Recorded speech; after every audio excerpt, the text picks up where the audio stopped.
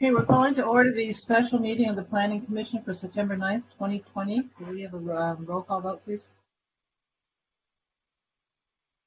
Commissioner Fonda Bernardi?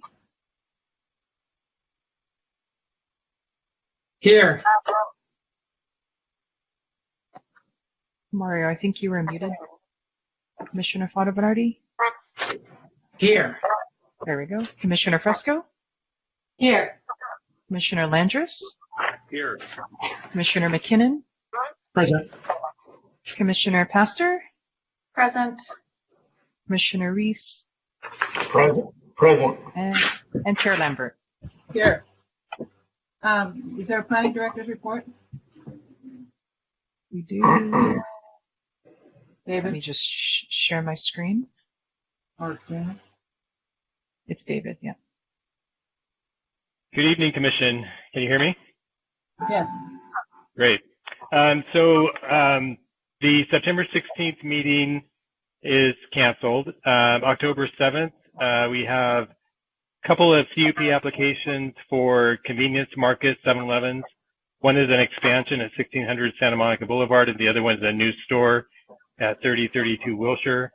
Same night, we also have 1448 7th Street, track map, 1408 3rd Street, development review permit, and minor mod. That's for a new building on the promenade. And then also we'll be talking about the promenade fast food ordinance resolution of intention. And then coming up at City Council on, actually it was last night at City Council, they approved some changes to the staff approval authority for the ARB design review, and then also for staff approval authority over signage. So it's changing some of the ARB rules and making a lot more things approvable at a staff level to try to make it easier to get through the process. So that's what's coming up at Planning Commission and Council. I wanted to take the opportunity to thank Richard McKinnon for his work on the commission, and I think this will be his last meeting tonight. So thank you, Richard, for everything you've done for staff. Did a great job working with us through the zoning ordinance and the DCP. A lot of great insight, and like I learned a lot from you. I think all of staff did, and we appreciate your all of your input over the years. So thank you very much for that. And that concludes my report. Do you know when the DA is going to City Council, assuming it gets out of us? I'm sorry, I didn't hear that, Leslie. Do you know when this DA will be going to City Council, assuming it gets to us? Yes, we have it scheduled for City Council on September 29th. Great, thank you. Commissioner Landris. Thank you, David. First, did council make any changes to the staff reports on the ARB or the signage rules, or did they approve as submitted? It's pretty much as submitted, but Jane could tell us if there were any detailed changes. I don't recall any. No, they adopted the staff recommendation, and the only additional direction was direct staff to amend the emergency orders to allow the ARB to have an opportunity to discuss any further restructuring of the design review process. So that will be going forward. Okay, thank you. And if it's appropriate, since we have no idea when we're going to end, perhaps this might be a moment to acknowledge and thank Commissioner McKinnon. I don't know if there's any other moment in the agenda since we didn't expect this change. Commissioner announcements would be the place to do it. Oh, okay. But we're rolling into that now, so go ahead. Okay, terrific. Well, then I'll kick it off to express my thanks to Richard for welcoming me on the commission when I joined a few years ago. We go back a few years, but I really want to express in particular my appreciation for his dedication on mobility. We have worked together to really advocate for a bike-friendly and pedestrian-friendly city, and I will miss that advocacy because we really need it, and I hope that it will not end just because his term as a commissioner has ended.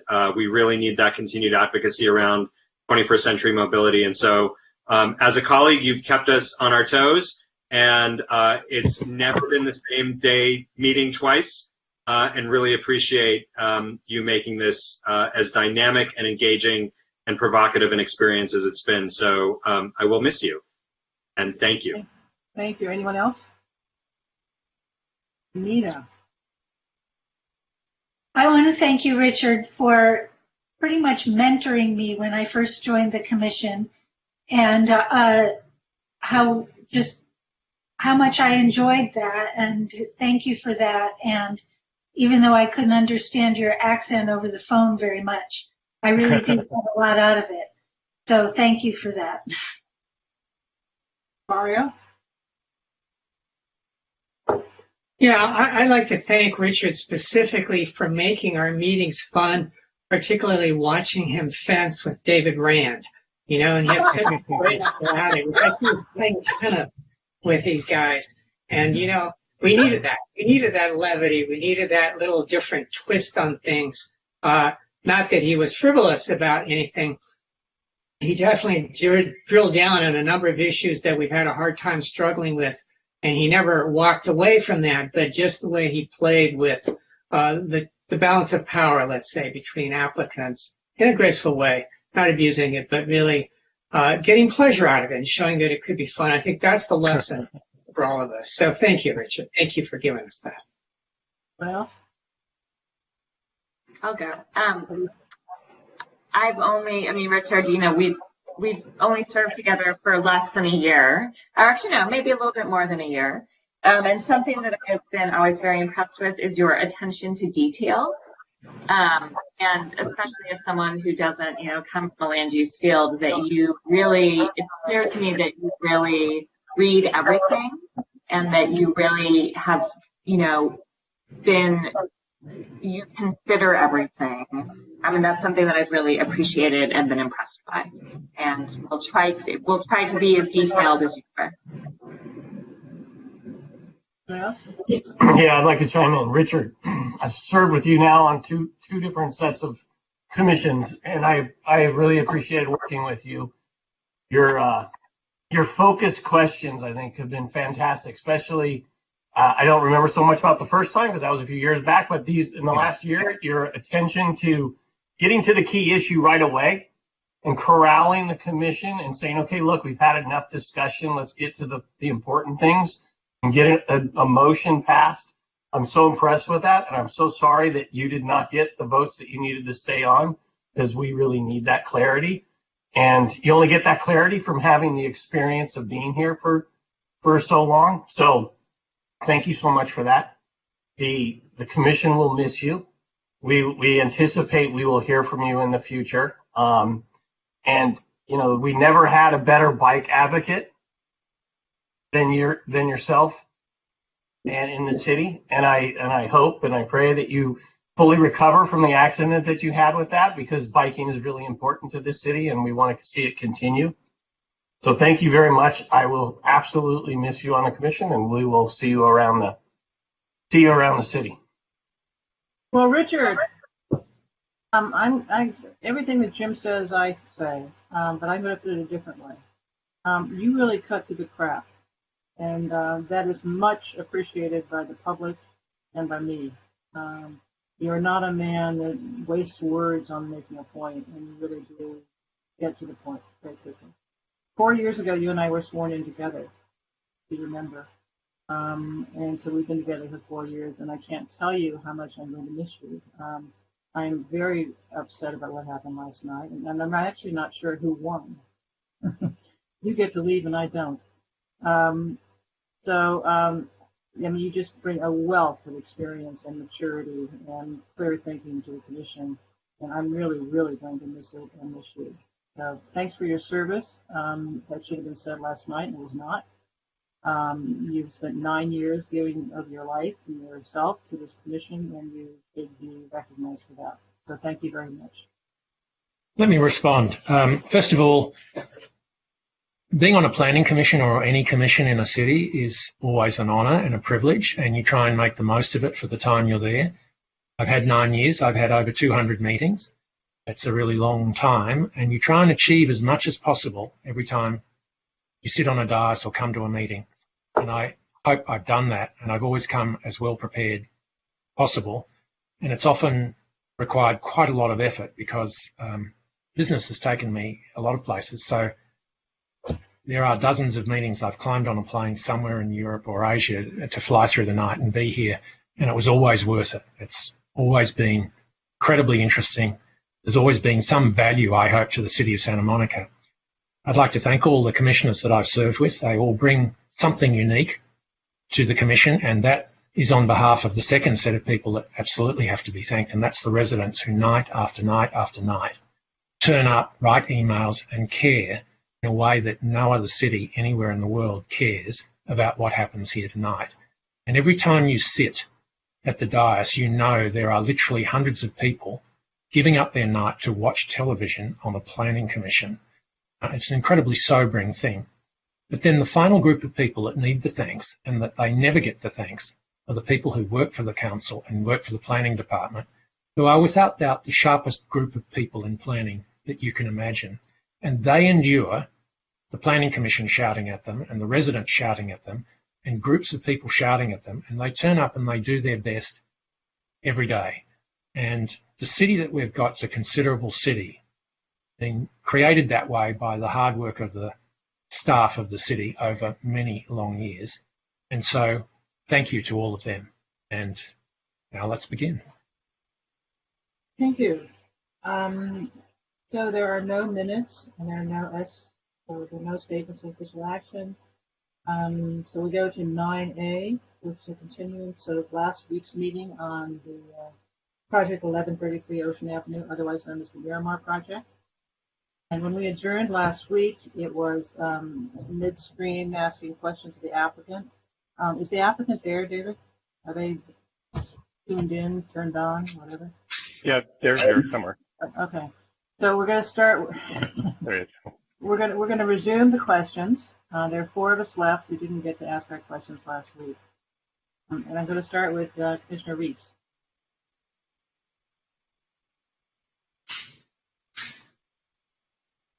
Microphone.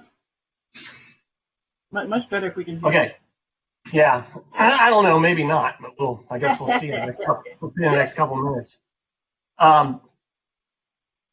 So a couple of questions that I have out there is, I was noticing, and not in any particular order, but I was noticing the 2 driveways on Ocean, Dustin, and I want to know if you could talk me through why you needed 2 driveways on Ocean for 60 units. Yeah, thanks, Jim. So essentially, we have a arrival experience at Ocean Avenue for the 60 residential units. And so it's a right turn in and a drop off because we have 2 options for the residents. They can either drop off at the valet or they can pull through, self-park, and take a right turn. So again, wanting to split the trips between the in and the out, we have an in that comes first on Ocean Avenue and then a separate exit coming out from the parking garage. It's a direct shot from the ramps coming up, which I can pull up if that's helpful.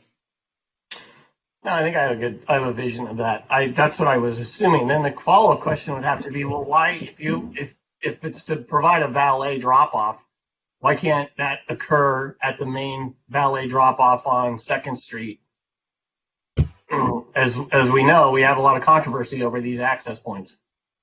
Yeah, so we actually have the option for the resident to valet there as well.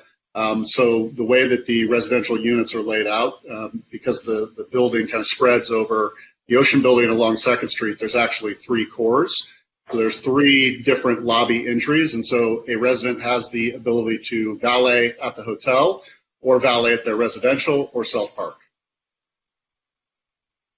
Okay. There's a lot of discussion over the condo units and being able to use some of those as hotel.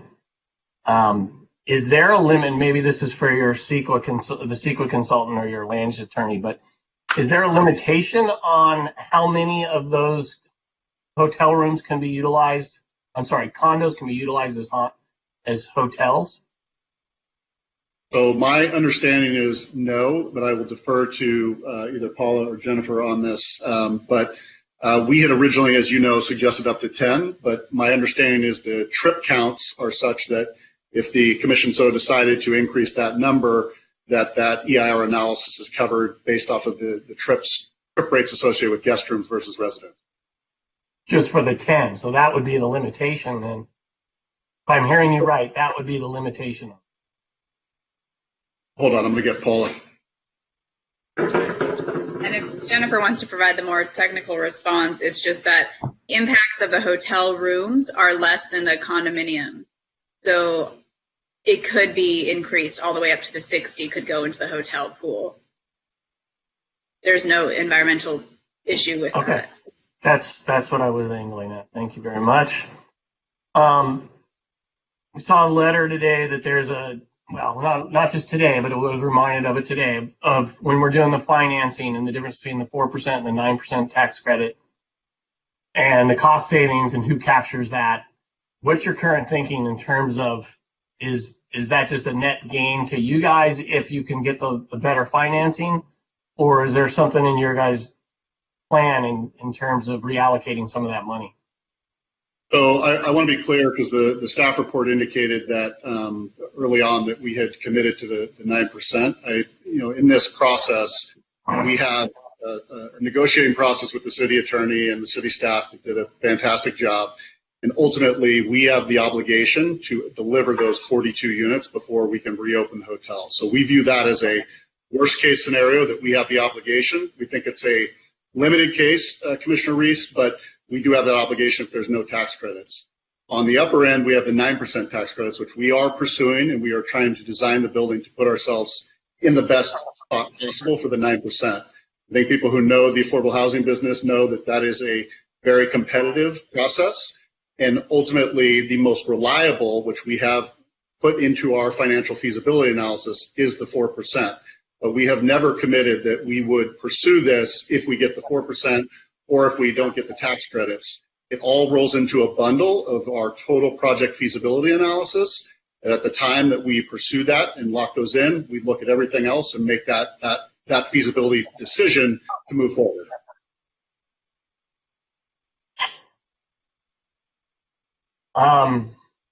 Okay. I'm contemplating another question, but I'm going to have to hold that for a second until I think it through a little bit. And then one of the things you're offering is free parking to the employees. And I wanted you to talk to me a little bit about that. Where did it come from? And because it's pretty counter to what we push for in the city. Very counter. And so I'd like to hear a little more from your standpoint of why that was put in there, where it came from. Yeah, so we think this is an absolutely critical element to the discussions that we've had with the immediate neighbors, because from the beginning we have said we want to solve our employee parking problem. And when we suggested we were going to move those folks on site, there was a lot of discussion early on in the process about, well, it doesn't make any sense to move those employees on site and then not offer them free parking. So if you're charging them for parking, they're just going to end up staying in our neighborhood streets. And so that has always been a point of contention in this process with city policy and direction. We think it is an absolute, and we've pushed for that in the discussions with city staff, that we have to have free parking, recognizing we still have a 2.2 AVR to meet. So it's going to be an obligation on us to ensure that we can meet that 2.25 AVR through other forms of alternative transportation, carpool, et cetera. Okay. Moving to another issue of the retail uses. I'm pretty concerned that retail is getting killed these days, and it was getting killed before the COVID crisis. And so activating those streets is going to be important. And we also talk about how this project has the potential to reinvigorate the north side of the promenade, which makes the uses that you have there all that more important. So what is your thinking currently on that in terms of, are you just looking at straight retail uses, and are there other things we should be considering to allow you the flexibility so those sites do not sit vacant? I see too many of my mixed-use projects I'm working on where the ground floor stays vacant, and it will not be very helpful to us. So I'd like to hear some thoughts on that. Yeah, I think like everyone else, we're concerned about the retail market. I will say it's a fairly small amount of retail. We're talking about the 5,500 square feet that we think potentially could be divided into several shops. But given where we are in this process, I think the main thing for us is to maintain as much flexibility as possible in terms of how that can be rented out and activated. Clearly for us, it's a critical component for that to activate that corner and make that connection to the 3rd Street Promenade. We have, Commissioner, as we have evaluated this in some discussion, suggested that it's probably a good idea for us to take advice from downtown Santa Monica or whoever the potential successor agency is to advise us on the leasing plan for that. We think that's a really good idea to ensure that we're balancing the needs both at the promenade and our corner. But ultimately, that corner is incredibly important to us as well, and the activation of that space is critical. Yeah, that worries me a little bit too, because I'm concerned just from the standpoint when I first got back on the commission, we were looking at a 3.0, Promenade 3.0, and trying to expand the uses to allow the flexibility there. I don't think we've gotten through that process yet. So, I think as a commissioners, we need to think, are there things now that are there things we can do today to help promote active uses of those, a variety of uses? And the problem is things today change so quickly, but I'm getting into commentary now. So I think I'm going to stop my question. Those are the key questions I had right now. And I appreciate your time. Thank you. Thank you.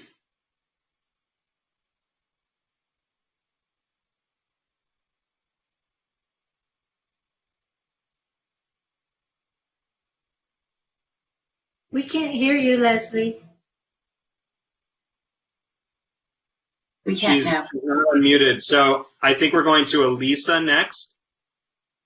Okay, thank you. Hi, Justin. Couple questions. Let's start with, so some of the things that we heard from folks in the letters was concern about cut-through traffic on California, particularly between 2nd Street and Lincoln on California. And so is there a possibility to do some kind of either traffic calming, or maybe Sean was the one who suggested a roundabout or right turn only, so that the folks who are leaving the Miramar from the employees don't just haul up California and go to Lincoln, but instead they take a right on 2nd Street? And then also we may have talked about this last time, can we do right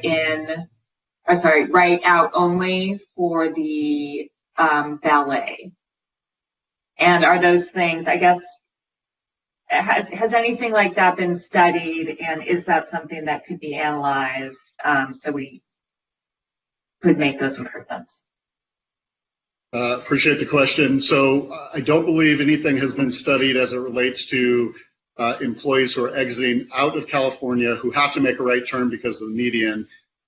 We obviously have studied some alternatives that we shared with you last week, and I'm happy to pull those up and walk through.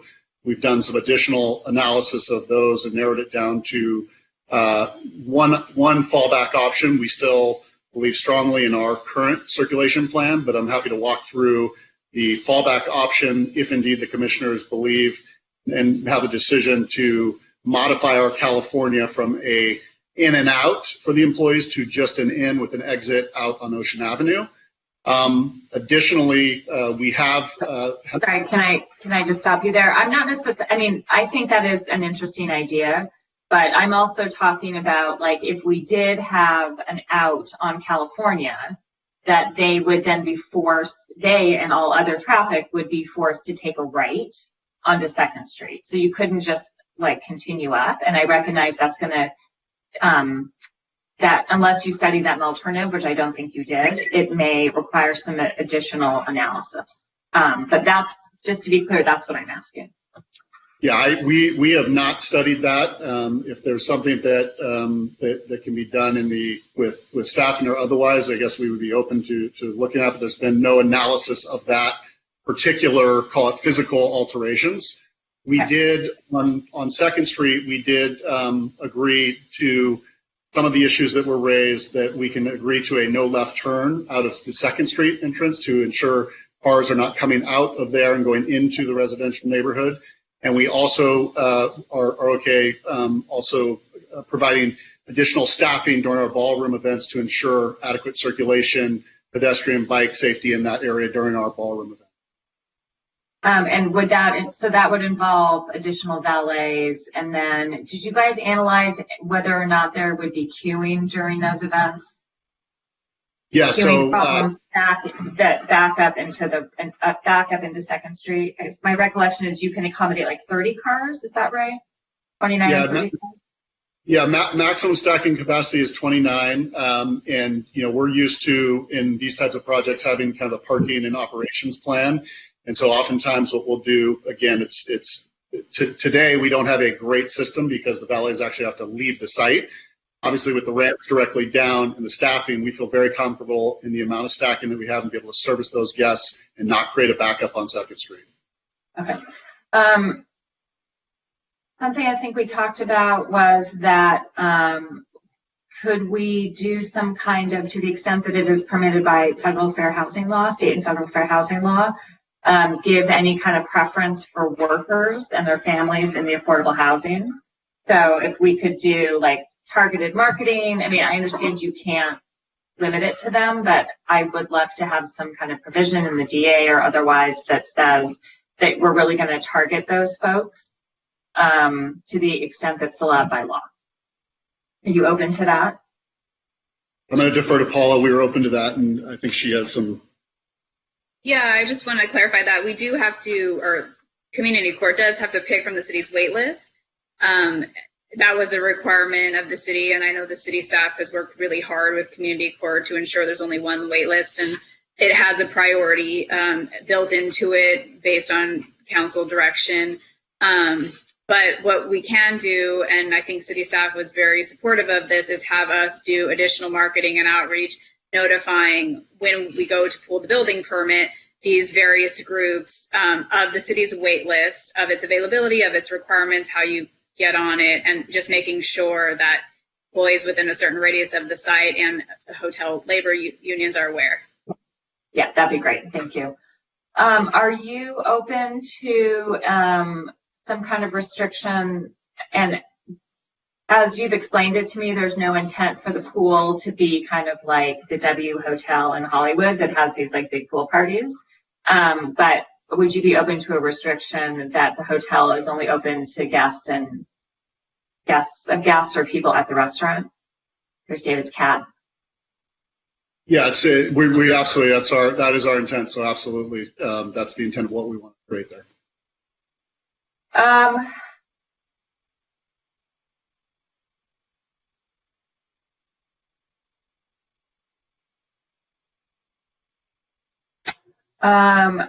I think it's really important that there be some kind of provision or something that the area around the fig tree and the area in that ground floor area be very much accessible to the public when it's not being used for private events. I'm not sure how we memorialize that, and I understand that that's something you guys want to use for weddings and for parties and all those things, but it is, I want to encourage the public to be able to use that space when it's open. Yeah, yeah, go ahead. I just was going to say that is absolutely our intent. Obviously, we need to have the flexibility to sell the spaces, but it is a 33,000 square foot area. The hotel motor court is always going to be open, the walkway leading to the hotel lobby, the lobby lounge, the cafe. So it's one of those things where it's a hotel, it's open, it's public, but we do need the flexibility to sell the spaces for events in that flexibility. Understood. So just like a little bit following up on Jim's comment about the retail and activating that space and making sure, I guess I have a question for Jennifer, which is, would additional analysis be necessary if we gave more flexibility to that space based on how the EIR reads? Basically, would that be a problem or not? The flexibility, I think, is pretty well built into the retail profile. So I think you've got quite a lot of flexibility already that's allowed in the EIR. Okay, thanks, Jennifer. I may have some questions on the pro forma and financials. I'm hoping Leslie is going to spearhead that because I think she's more qualified than I am to talk about that subject. So I'm going to stop there. But I may want to talk about the differences between your financial analysis and Mr. Silverman's. So I'd like to reserve that right. Thank you.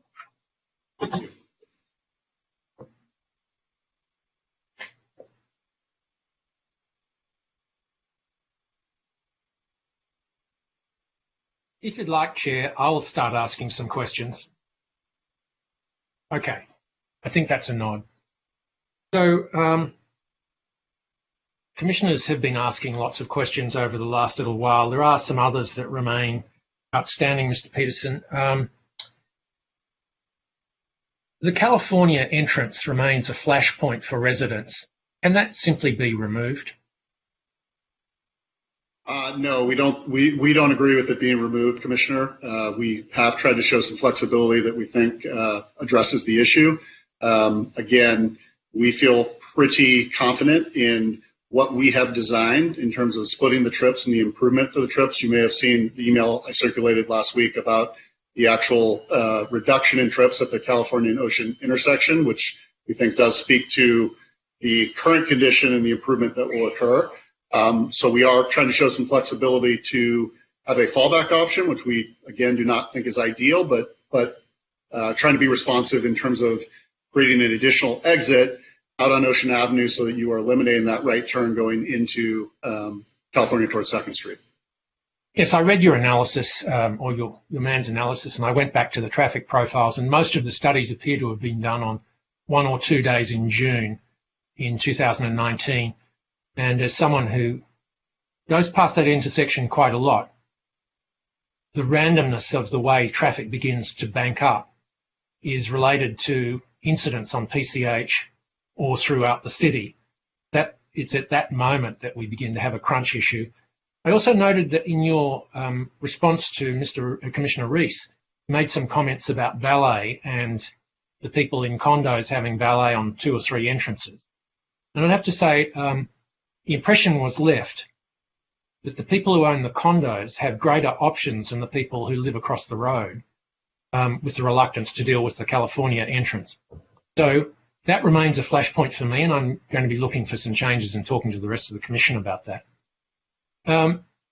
In terms of commencing building, if we put a timetable together which sees the city held to a timetable of 2 years in moving to plan check, ARB landmarks, what is the timetable that you as the applicant would hold yourself to in commencing building?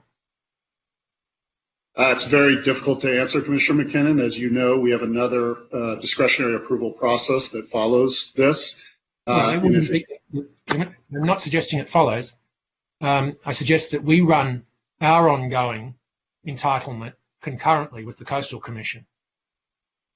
I'll defer to my legal counsel, but I don't believe that is feasible. There has been a movement that we can go to Coastal Commission first if Coastal Commission allows that. But as you are well aware, the Coastal Commission process is a long and arduous process. Only when we're through that would we then start our design review process, which, as you also are well aware of, we have a very complicated project. It requires both ARB input and Landmarks Commission approval and a certificate of appropriateness. So unfortunately, that process we can't control, and thus, if you look at historical timelines on those processes, they are extensive, and thus the reason where I think you're headed is for why we have the timetable that we have as it relates to our ability to pull our building permit. If you go back to 710 Wilshire, a project that has one landmark, not in the coastal zone, they had 7 years. So we have the additional complications of coastal zone and an additional landmark on our site. So we believe what we have in the DA is the appropriate timeline. I can tell you straight out, I don't. I think that's way too generous to you. And one of the major selling features of this at the moment is that you have investment for the city at a time we might need it, not that you get entitlements and come back in 10 years' time. So we'll get back to that. How many condos would you put into the pool of the hotel room if you had your choice? So we had originally proposed up to 10, Commissioner. We think that was the right amount to put in. We recognize that there's been some discussion about increasing that number. We are fine with the Commission increasing that number if that's their desire, particularly as it relates to trying to figure out if there's TOT that can be a benefit to the city in addition to the property tax, which again is why we originally proposed it. We think it's a win-win for the hotel operator and for the city. But I do know that staff feels pretty strongly in a different direction on this. So let's go back to the question. You proposed 10. Do you have any thought in your mind of an upper limit? Or are you willing to take what we give you or insist? I think we'd be willing to take what you insist on that. I see. Do you have any thoughts about what the room rate will be, given that the room rate is projected at about $800 or $900 for a single room? What would a condo be available for on a night on that projected amount? Hard to say. We have not done a really thorough analysis of what the condo market would be. We have done a significant analysis of our suites, and obviously those suites will drive a higher room rate, but oftentimes a lower occupancy. I will defer to Ellis if there's a specific number that you think. Well, it doesn't have to be specific, but a ballpark. You must have some idea what the 3,000 square foot condo would rent at. You must have had that discussion somewhere. Yes, Commissioner, we have had we've had those initial thoughts, and we're really basing it on suite demand. Sure. And obviously it depends on time of year, day of week, what's happening citywide wise, is there compression, how are other hotel rooms, how are other large suites being priced. But suffice to say, the rate of the condo would be north of our average rate, so probably $1,000 plus depending on the night. Could go as high as $5,000. It's depending what the market's willing to pay. So say between $3,000 and $5,000 a night would be a ballpark number. Depending, yes. I know, and you didn't put the phases of the moon in there to your analysis either, but I'm sure that comes into it. So that comes next. Yes. When do you expect, Mr. Peterson, a revaluation of the property and the condos or property tax to occur? As in terms of the reassessment occurs when the redevelopment begins. So basically that reassessment of the hotel will start, and then the reassessment of the condos will start when those are constructed. So as we have analyzed this, Commissioner, there's obviously a significant increase in the property tax valuation both on the hotel and the residential once the redevelopment project is completed. Wait, complete. The question is commence. So is commence when you start digging or when you pull the building permit? Yeah, commence is when you start digging there's a lag in terms of the valuation because the property tax valuation comes beyond that. So initially, when you're under construction, there'll be a schedule of values associated with the construction that gets played into that property tax valuation. But then once the hotel is opened, it's reassessed, and when the condos sell, those are assessed as well. And the reason for that is there's obvious community concern that when this hotel passed into the hands of the owners, it continued to maintain a property valuation of 1999 rather than 2008. So the city and the schools have simply missed out on revenue from the property tax because of a legal arrangement. And would that be around $3.6 million foregone? I don't have that number in front of me. $300,000 a year for the last 12 years. And I think we want to change that as rapidly as possible. So I noticed in your community benefits that you've included things like TDM, and the union agreement, neither of which it seems to me are community benefits. When we strip that out and sustainability, what's the actual base level of community benefits that as a city we will receive from this project? 40 million, 50 million? I guess I just fundamentally disagree with your assessment as it relates to what are the benefits of this project. I know from a legal definition perspective. Mr. Peterson, with respect, that's a different issue. The benefits, there may be many other benefits, but the actual community benefits as specified by the city are much narrower, and TDM surely is not a community benefit. It's a requirement that you have to undergo. Just like a union. The union agreement. Sorry, my apologies. Please go ahead. No, you go ahead. Again, as we look at a TDM, we have an existing hotel that has a TDM. We think it's a significant benefit to the community for an enhanced TDM to be implemented on this project, and thus we think there's significant value to that. You may or may not apply that same value, but we think there's significant value. We also think there's significant value in being a union hotel and taking care of our union employees during our construction closure. Again, I think we just simply disagree in terms of how those are calculated and valued. We think the decision makers need to take all of these things into consideration when they make this decision. Oh, I think there's immense value in having a union hotel and TDM and sustainability. I just don't think that you get to call that a community benefit on top of the fact that that's how you have to operate the hotel.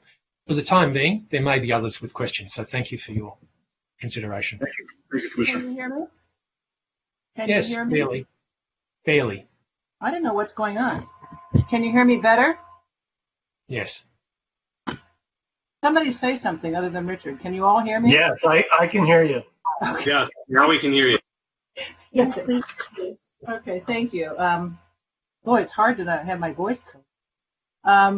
I have a couple questions to the developer, Dustin. What factors affect your start date that you have no control over? So as I mentioned to Commissioner McKinnon, obviously the discretionary approval process with the Coastal Commission, and then the discretionary design review process, or the design review process with Landmarks and ARB as the advisory. Those are, I think, the two key points that we need to get through that discretionary approval process. Obviously, if there's any legal challenges or anything that pursue that, that could extend, but we need to get through that discretionary review process before we would then start spending the money on our construction drawing process. We anticipate that process will take about a year to 15 months. And then at that point in time, we'd be ready to pull our building permit and move forward. Do you have total control over the financing for this project? Total control, I would say, is a difficult word. I would say we feel confident in what the assumptions that we have put forward, but obviously we're in a incredibly difficult market.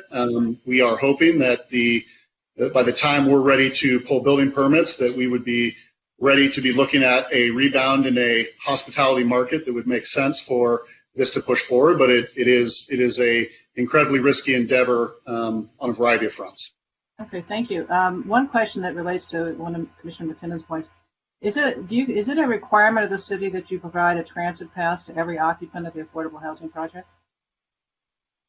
I've never seen that before. Yeah, so a couple of the things that were put in were obviously a transit pass for those who do not use parking. So that's a requirement for us that, again, I think many of the affordable housing projects that are standalone can't afford to pay that transit pass.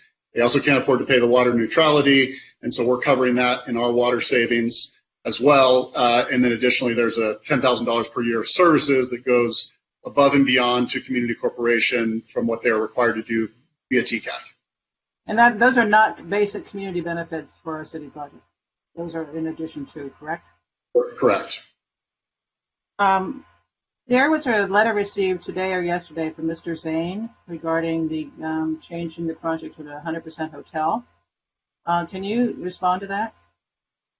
Yeah, I think I'm going to defer to Ellis, who's a 25 plus year hospitality expert, about what the ramifications are of converting to a 600 room convention style hotel. So I'm just going to defer to him on this response. Thank you, Commissioner. Just to kind of put it into context, luxury hotels that we're aiming to build are generally smaller hotels with modestly sized meeting space for social events and some high-end group meeting spaces. Our 312-room hotel that we're proposing is already at the upper end of our room count for a luxury hotel, as exhibited from our local competitive set that we have provided earlier. We did originally propose a hotel in 2011 of 265 keys, but at the city's request, we changed that to 312, which is the current count. And we believe that in order to achieve our levels of service, average daily rate and occupancy projections, that's about as high as we can take it. Luxury hotels need a lot more touch points. They need a greater sense of intimacy. In a much larger hotel, to be able to achieve that kind of experience is very, very difficult, in my opinion. A conversion of the proposed residential space to additional hotel rooms would result in building our hotel well over 600 rooms. And I say that because we would not be building average room sizes of 450 to 550 square feet because we're changing the business model.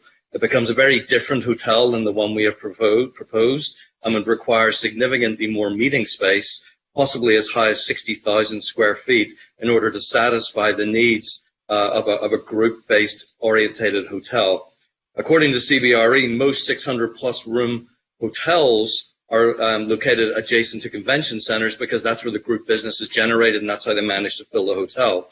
But however, by doing that, you're diluting the average daily rate because group rates in hotels, they can't afford to pay the same amount as the transient. So in our existing hotel, we are proposing about a 20% mix of group room nights, and then we manage to drive our average rate higher by transient payers, corporate rates that we agree. But we would have to change this on its head to be closer to a 40% group hotel, and that just lowers your average rates. And so therefore your rooms revenue comes down. You're starting to compete more with the other hotels locally, the other four-star Loews, Viceroys, the New Proper. You're also adding another 300-plus rooms into a market in a gap in the market that's already saturated. And our goal was always to try and take advantage of a niche in the market, which is the high-end 5-star that currently is not being satisfied. And so whenever we ran our numbers, we think that a larger 600-room hotel would actually generate 10 to 15% less TOT than the project that we have proposed. And so therefore you take that all into context and add a 600-room hotel into a neighborhood that's used to a 300-room hotel, we think is just way out of scale for this part of Santa Monica. Wouldn't the building be bigger? Would the building be bigger? It seems like that would follow. Well, I think that the challenge is the meeting space, Commissioner Lambert, is that trying to get, because according to CBRE, you got to have about 100 square feet of meeting space per room if you're at that level. And so about 60,000 square feet of meeting space, we would have a significant amount of trouble trying to figure that out with 50% open space on the site. But I think the main thing for us has always been balancing the mix of hotel rooms, residential that optimize the revenue for the city, as well as minimize the traffic and parking impact. And I think that's really the key component here is when you talk about a 600-room hotel and 60,000 square feet of meeting space, I would defer to Fair and Peers or others, but I think you're going to have something that is really not palatable to the neighborhood.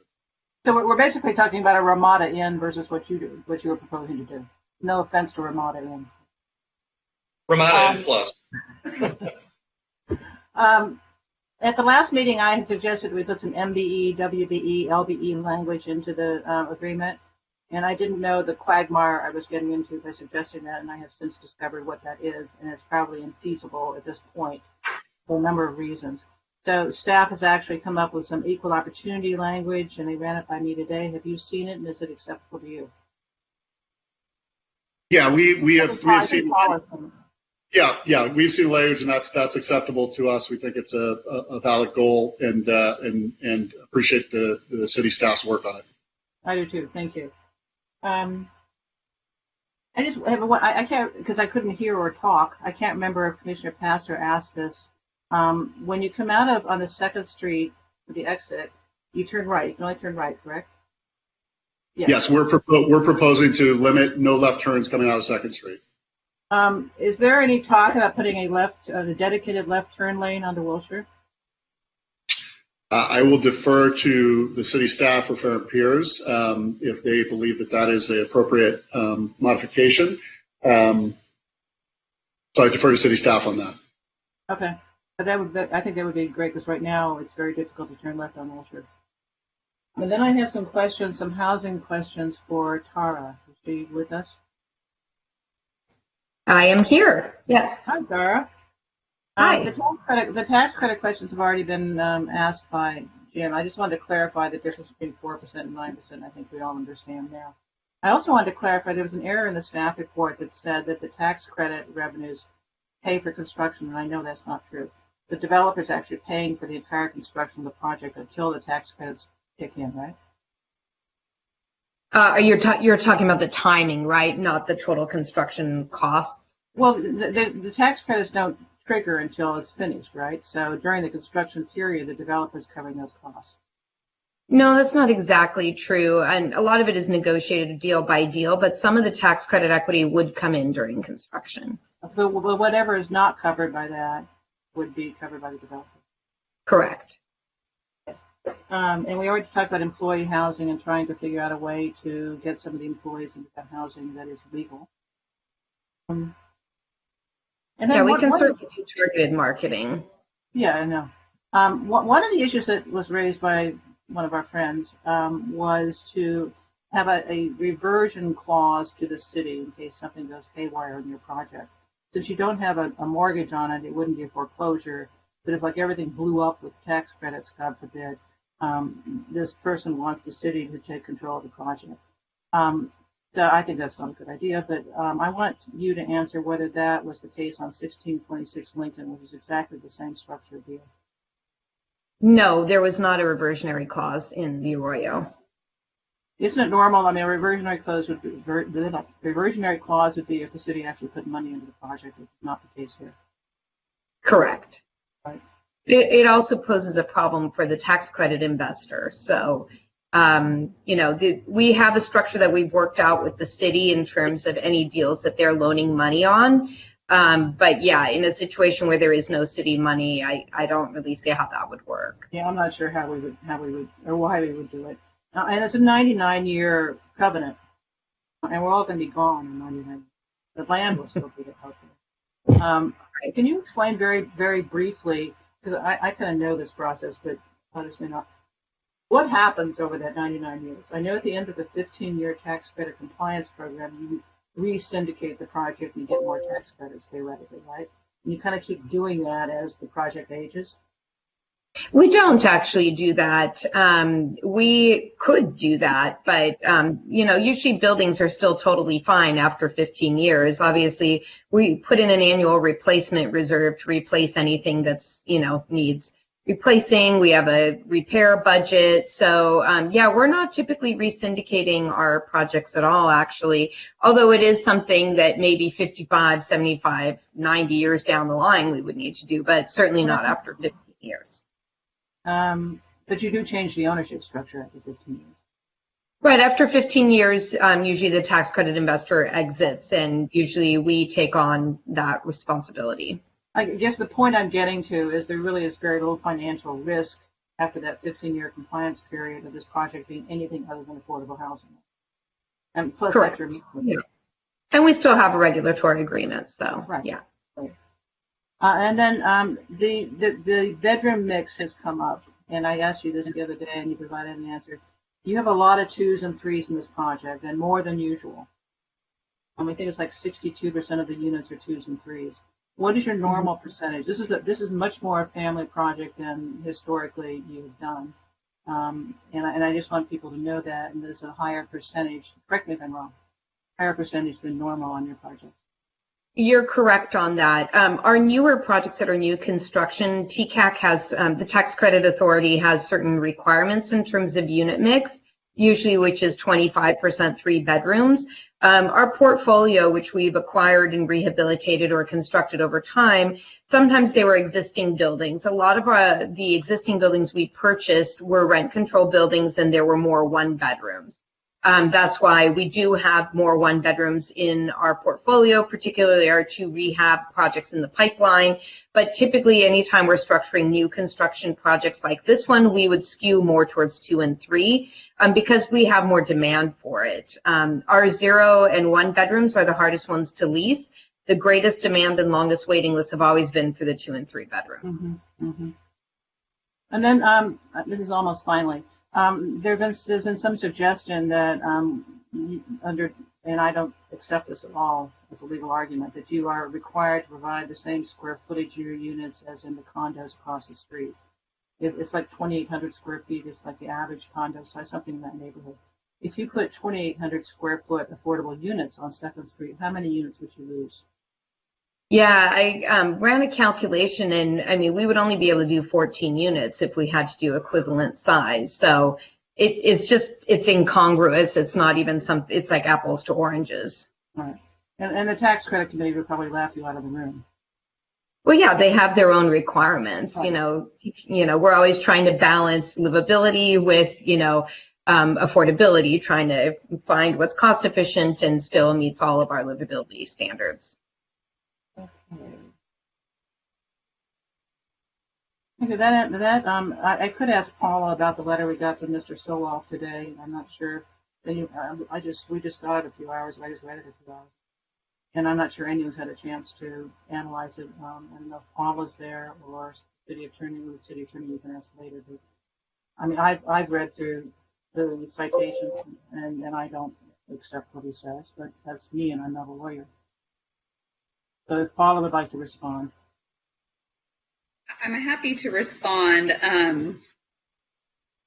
There were 2 letters, so I think I'll probably just go all the way back up.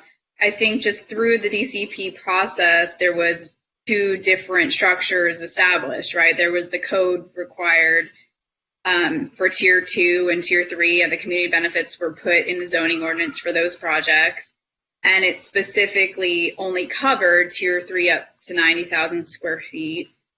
So council's amending that to expand it, but still those projects. And then it also, the applicability explicitly excluded 100% affordable projects.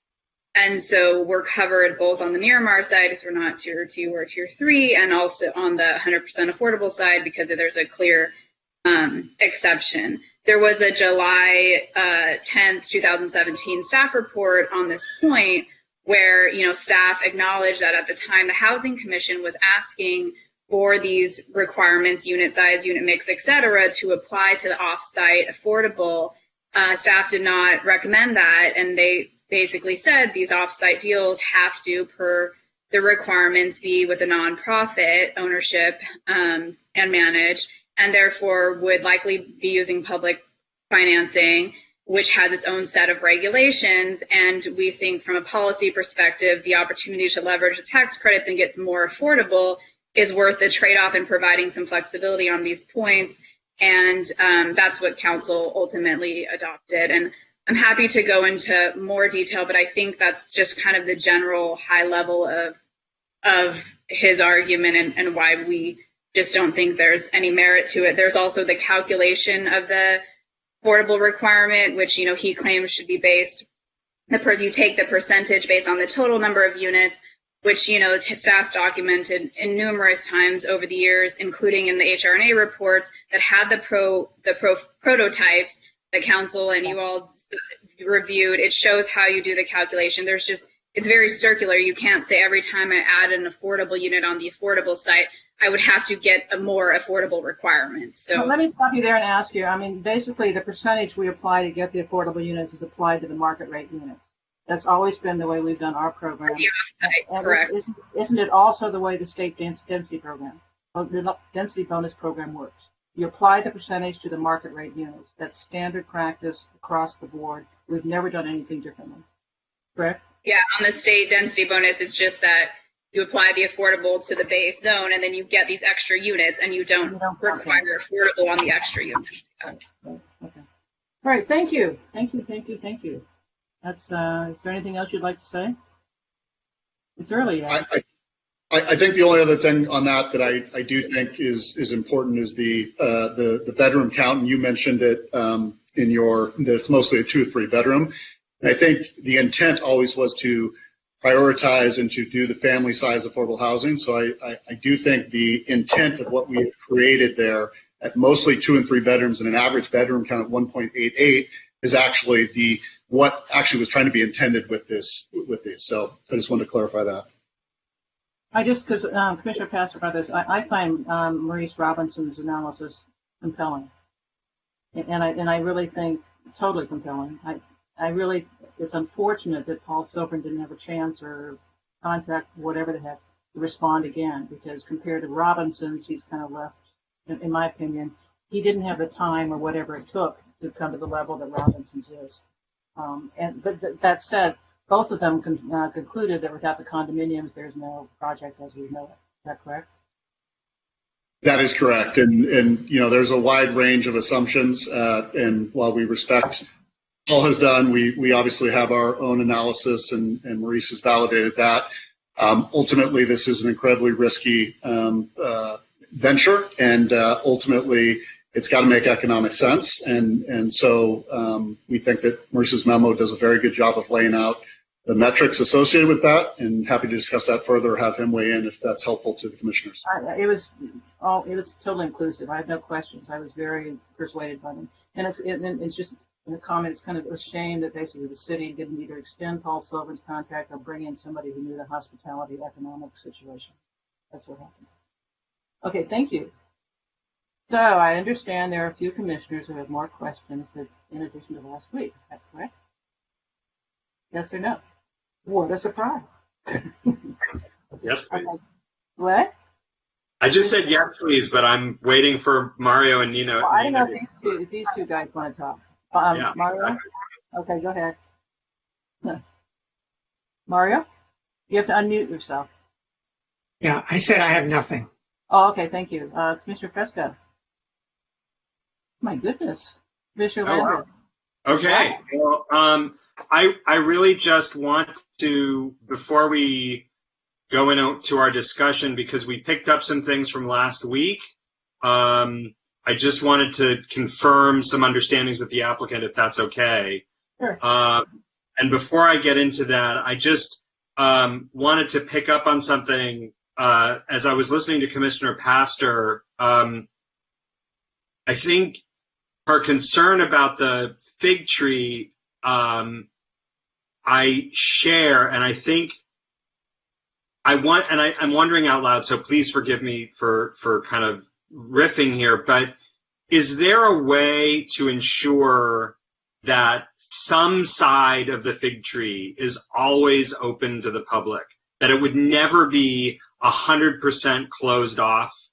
I think there's nothing more upsetting than to watch people, and I've seen it happen, people show up for a thing that they've come across town or across the state to see, and they want to see it, and then they can't because it happened to be closed that day.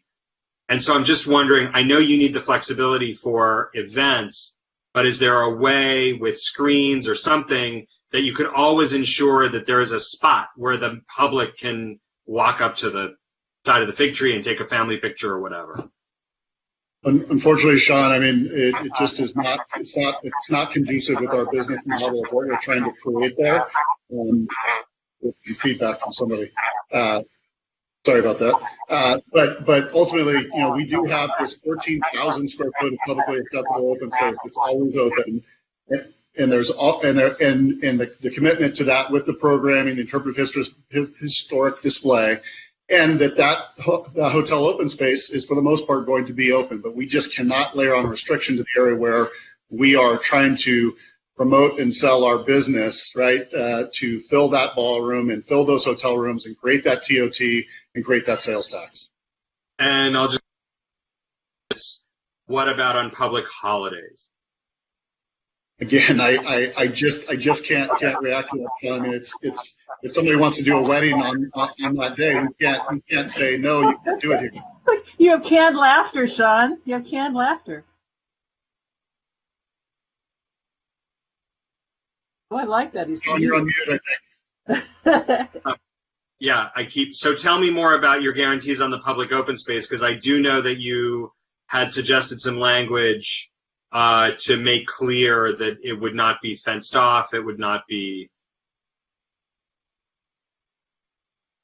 Yeah, so essentially, there were some questions about it. Obviously, it's open 365 days a year, but we are promoting some language that basically say we shall be prohibited from placing a fence, gate, separating the publicly accessible open space from Ocean Avenue and Wilshire Boulevard at any time during the publicly accessible open space is open to the public.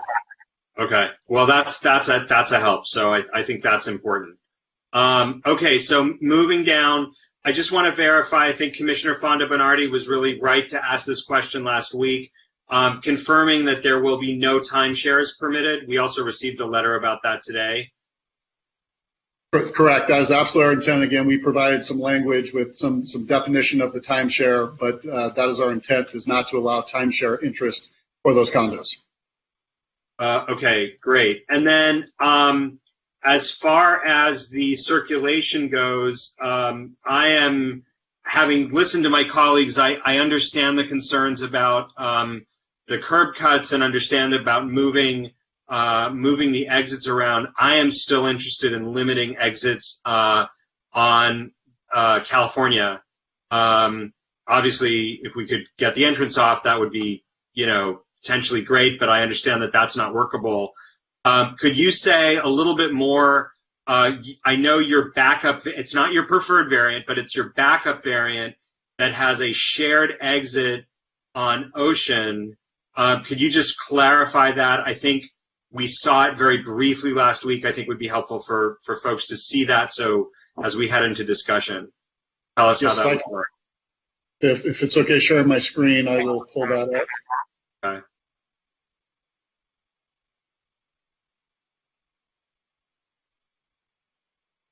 Can you guys see my screen? Yeah. Okay. So essentially, again, to be clear, we still believe the current circulation approach that has the in and out on California for the employees and splits the trips with the residences on Ocean, the hotel on Second, is the appropriate approach. And from a circulation and traffic standpoint, this just shows the below grade space below. We did pursue a couple of different options. I'm going to show you the option that we can live with first, though not ideal. The idea is that you would have an entry on California Avenue for the employees, and the exit would come on Ocean Avenue. And we were a little concerned at first about the mix of traffic here in this intent, but we wanted to ensure that we didn't create another curb cut on Ocean Avenue. And so what the traffic and parking guys had come up with is actually a gate and lighted system at this ramp, so that anytime there is a car coming in this space, that gate would be closed with the red light and would not clear until this space is clear. So you eliminate the conflict here that occurs with two different types of users and traffic, which was always kind of one of our big concerns on this approach. We do think, again, this is not ideal, but we think we can live with this. Down below grade, we do have to slightly modify some of the parking, but we were able to figure out how to accommodate it without losing any parking and providing the up ramp in this location and the down ramp in this location, still with access to our bike parking area. And we've worked through the sections of this we're able to make it work. We've got some further work we'll have to do with our landscape designer to really make all this work, but we have at least done through that study. The second alternative that we showed you last week, we also studied. Interrupt you there, Justin, if I can. Can you say a word about the gate system that you have in mind for this to avoid conflicts between cars exiting? Yeah, look, for us, the employees are in a ramp, and so our intent here is a sensor system that has a red light and a gate. So you really have a fail-safe that if there's another car coming through up on the residential ramp, that gate will not open and the red light will not turn green until that area is clear. So it's a system that our traffic and parking guys came up with. They think it'll work operationally and will mitigate the issues of the cars, the cross flow of traffic that between the two different users. Okay. And it works because it's inside of a ramp, so it's hidden from kind of the public walkway view. I don't think you'd want to do that out where the curb cuts are, but it works within that location. And I just want to stay on this because if other folks want to see your other options, I understand that this is the only option that you think is viable. So I just want to stay on this for a moment.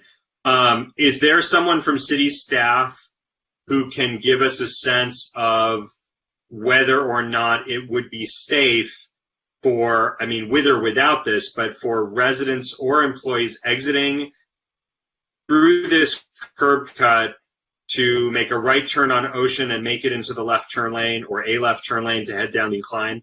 Can we just confirm that that's a safe, it's enough distance to do it?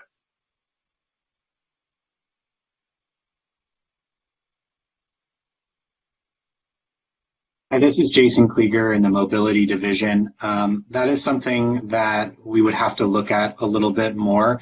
We would not want people to be making hairy maneuvers on Ocean Avenue, especially with the potential for an enhanced bicycle facility on that corridor, as we are currently working on per council direction.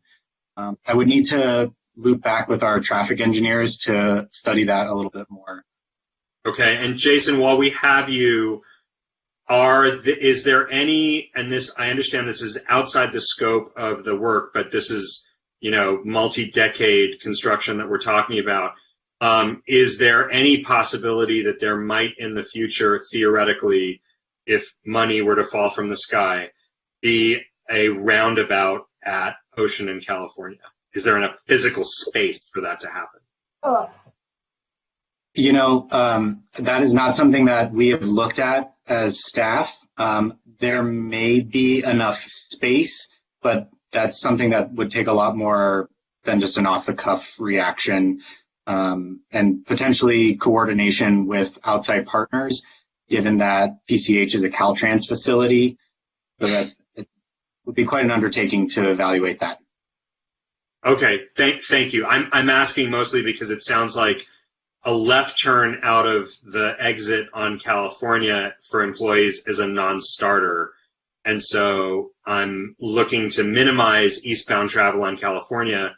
If they can get across Ocean safely to make the left turn down the incline, that's great. But if they can't, we should probably know that sooner rather than later, or potentially. So that I'll bring this back up in discussion. But this is helpful. This is helpful to see. Okay, so let me then get to the last two items that I have, if that's okay.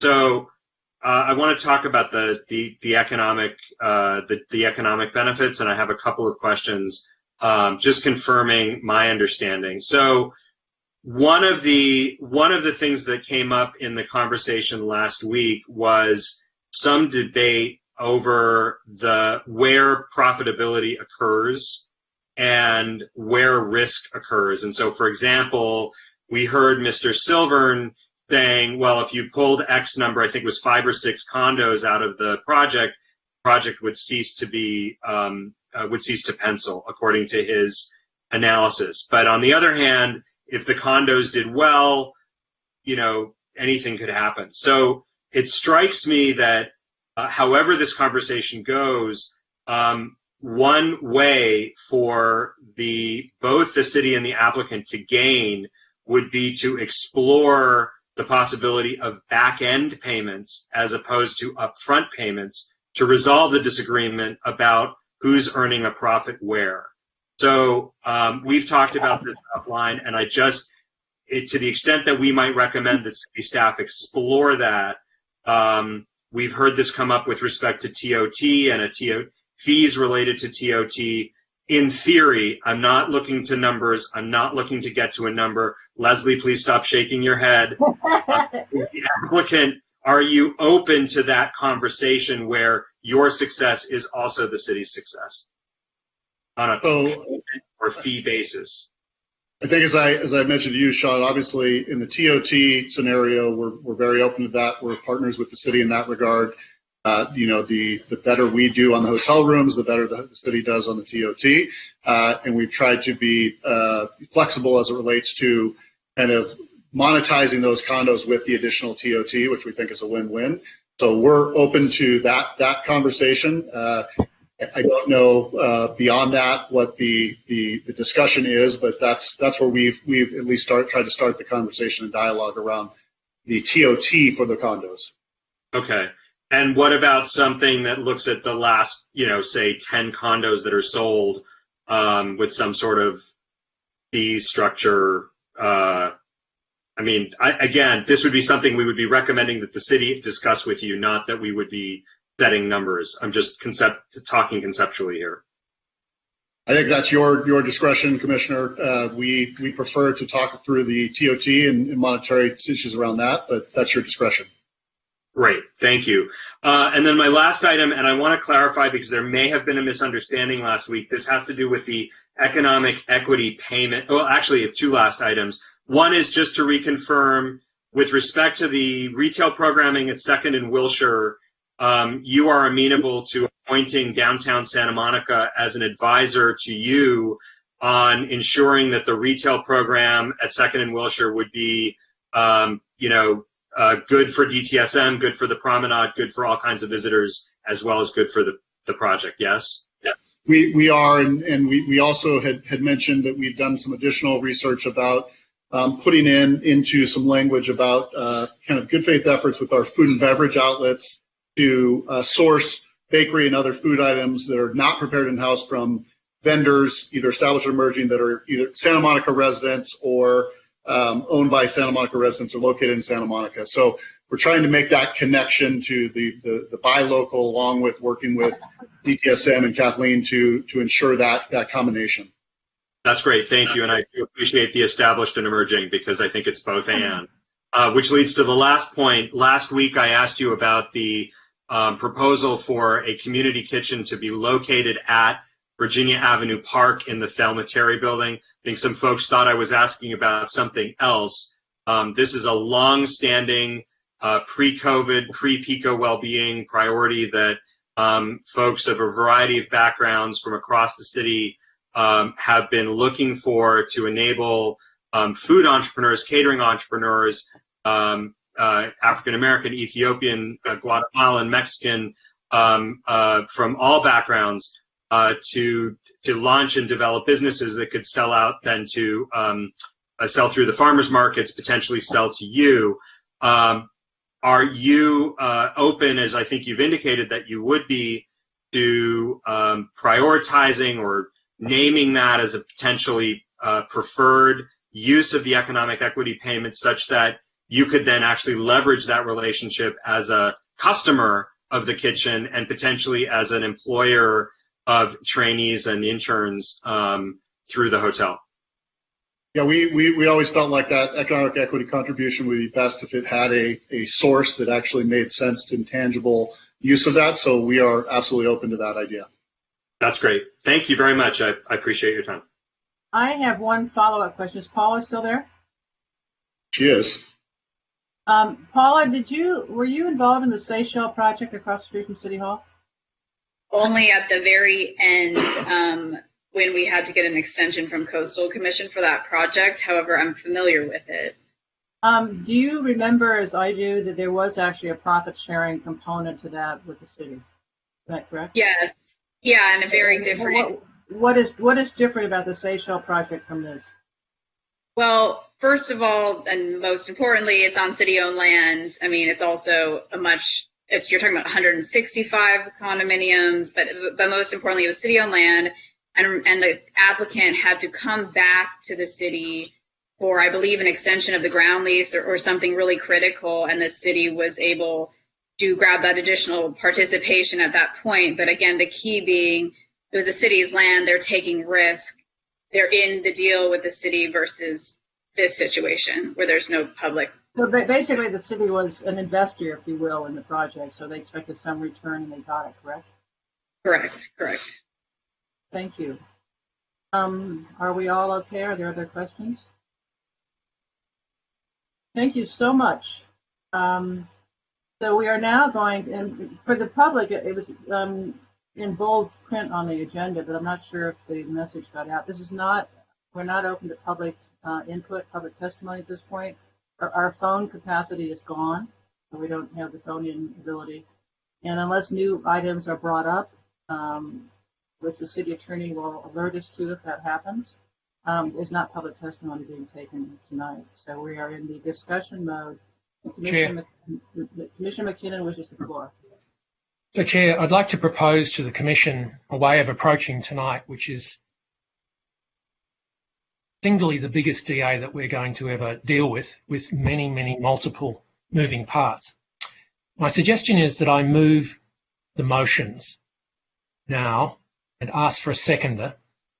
Taken a list through last week and this week of the issues that have been raised, and that once the motion is moved on the DA, we begin to work our way through that list, that I accept new elements from commissioners go into the list, and that thoroughly we explore all of the issues commissioners have raised individually, and we might conduct straw votes on them as we work our way through, so that we are compiling a motion that can be put at the end of the evening.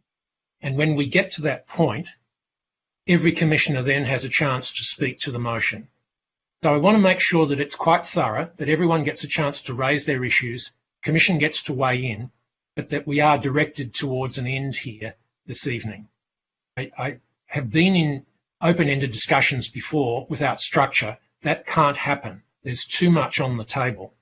So if that meets with the approval of the Commission, I'll start to move the motions. I just want to assure everyone here, there is no point too big or too large. We will discuss all of them. But if we could just be really expeditious about what is it you want, what is it you want to put into the motion, let's discuss it, think about it, vote on it, move on. That sounds like a great. That's a great idea, Richard. And Yeah, I'd be happy to second. Yeah. Discussion, either of us. You can both second.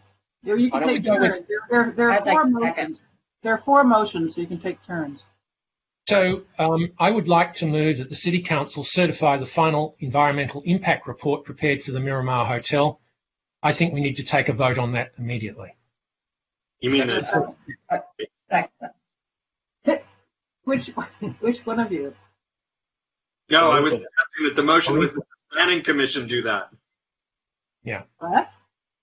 So who seconded Richard's motion? I will second that. I will second the certification. Is there any discussion? Commissioner Fresco. You have to unmute. You have to unmute. Okay. Yes, you got it. Yes. Takes a while for my mouse to get there. I just wanted to speak a little bit to the EIR just in regards to historic preservation, because the things that I'm going to bring up later control your face, Leslie. No, it's my husband. I was making a face at my husband. Okay. Just, It wasn't you. All right. I just wanted to clarify things that happened in the EIR. Basically, the EIR studied a preliminary preservation plan that had a period of significance that was not based on the period of significance that was identified in the STOA for the designation of the Palisades building. It described it as a rare example of a Renaissance Revival apartment hotel of a type and style associated with its 1924 construction date. So but that was not the period of significance that the applicant chose to have studied. And they picked a different one, which included alterations to the original building. And they didn't provide a rationale for choosing the different one, but they did, and that's what was studied in the EIR. The changes proposed for the structure in particular were the painting of the historic brick, which is basically the #1 no-no in most treatment manuals for historic materials. But the EIR did not question the period of significance, but did its due diligence in studying this preliminary preservation plan.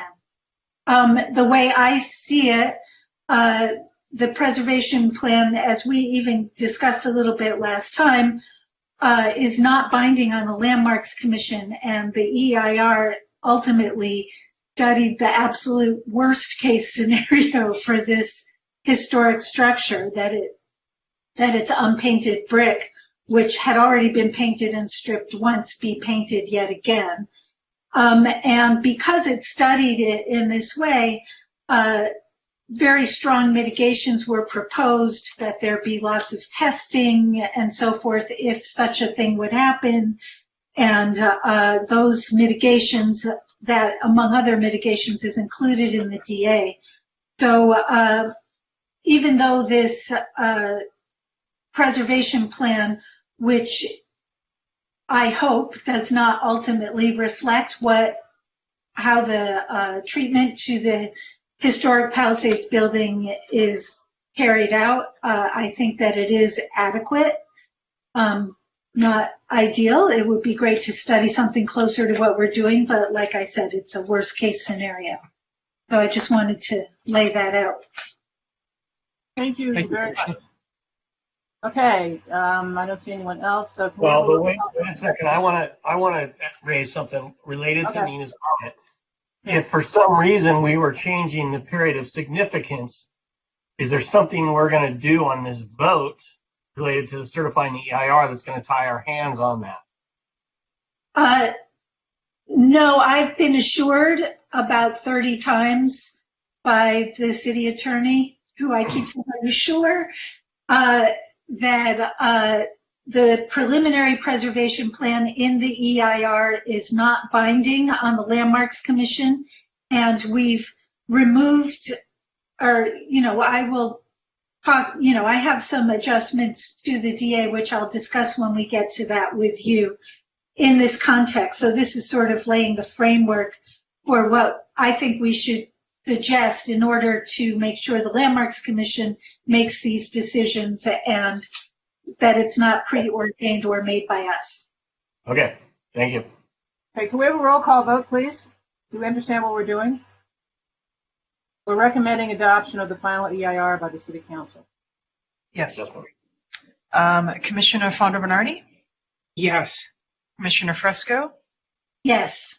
Commissioner Landris? Yes. Commissioner McKinnon? Yes. Commissioner Pastor? Yes. Commissioner Reese? Yes. And Chair Lambert? Yes. So do we have another motion, Richard? Chair, I'll move the second motion, which in essence recommends the City Council approve an amendment to the 1992 local coastal land use plan. And as we understand from our report, this is really a fallback position if the local coastal plan that we've proposed doesn't go ahead, but it ensures both the development on the main site and the affordable housing site. So it's a precursor to what we have to do in the third motion. So I'll move that motion formally. I'll second it, but I'm going to ask you for a friendly amendment. Go ahead. Which is, that is the one that's, if I understand, if I remember this correctly, that's the one that specifically calls out the site across the street where the affordable housing is going for exceptions to the zoning code to get increased density. I suggest that we expand that to just say to any 100% affordable project, so that every 100% affordable project does not have to come back and go through a local coastal plan update. It just, if we really want to build affordable housing, that seems that we should take care of that now. I'm prepared to accept that as friendly. I don't think it alters the major thrust of what we're doing. Therefore, yes, it keeps us moving forward. Thank you. I think we need to consult with the city attorney about that one, because it changes the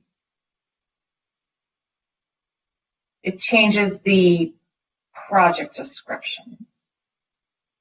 Yes, I think the problem is that it would require us to go back to the city council to open up the LUP again, which is not to say that what Commissioner Reese is suggesting shouldn't be done or couldn't be done, but for purposes of getting this project through and also purposes of getting the 2018 LUP through, because I have to say it was an enormous task getting it to where it is, and there are still a few points in dispute even as we speak now.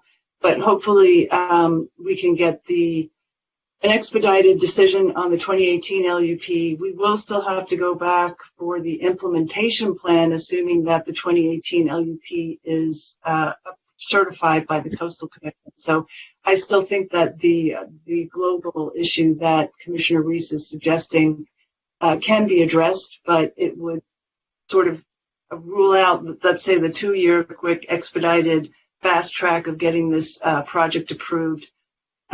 So that's another consideration for you to think about. Yeah, I mean, I support the concept, absolutely. I just think we may have a bit of an issue with implementation. Yeah, I mean, if it's going to delay 2 years, I will retract that. Well, I have a question of the city attorney. As you know, state law was passed last year that allows ministerially 3 extra stories on top of affordable housing projects. Would that supersede the local plan, the local coastal plan? It's by right. I would ask somebody from staff to weigh in on whether the 2018 LUP amendments address that specifically, because I don't recall. It's now state law, so the question is whether that supersedes whatever it is we're doing at the Coastal Commission. Well, except that there's case law which basically says if there are 2 separate laws, it's the Coastal Act that will prevail. So I don't necessarily think that it's a clean answer to give you off the cuff. Okay, thank you. So I think we're back to the original motion to govern the project. Commissioner Reese, you agree with that? Yeah, I'll second your motion. So I think we're at the point of taking a vote, Chair. Mario, did you have a comment? Mario. Nope. No, it's been cleared up in the discussion. Okay, thanks. Can we have a roll call vote, please? Yeah, Commissioner Fonda Bernardi, Yes. Commissioner Fresco, Yes. Commissioner Landris, Yes. Commissioner McKinnon, Yes. Commissioner Pastor, Yes. Commissioner Reese, Yes. and Chair Lambert. Yes. Chair, I'll move the third motion that we recommend the City Council approve Development Agreement 11 DED. Is the track map 004. the track map comes after that? I'm sorry, go ahead. I'm sorry. Well, we can either do this or the track map, but the track map fails unless we approve the DA. Okay, gotcha. I'm sorry, go ahead. And so, Commissioners, over the last couple of weeks, I've got a list here of 9 things grouped: landmarks, circulation, affordable housing, condos and the hotel pool, design review, the timetable, some clarifications on meanings, the minority hiring, community benefits, and I've added another 12 items today, which includes restrictions on the swimming pool, circulation, diverters, and so on.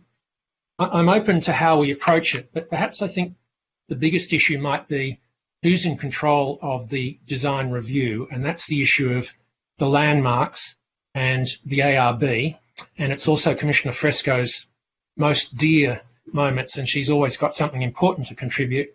Preservation of these 2 landmarks is important. Ask a process question, Commissioner Chair.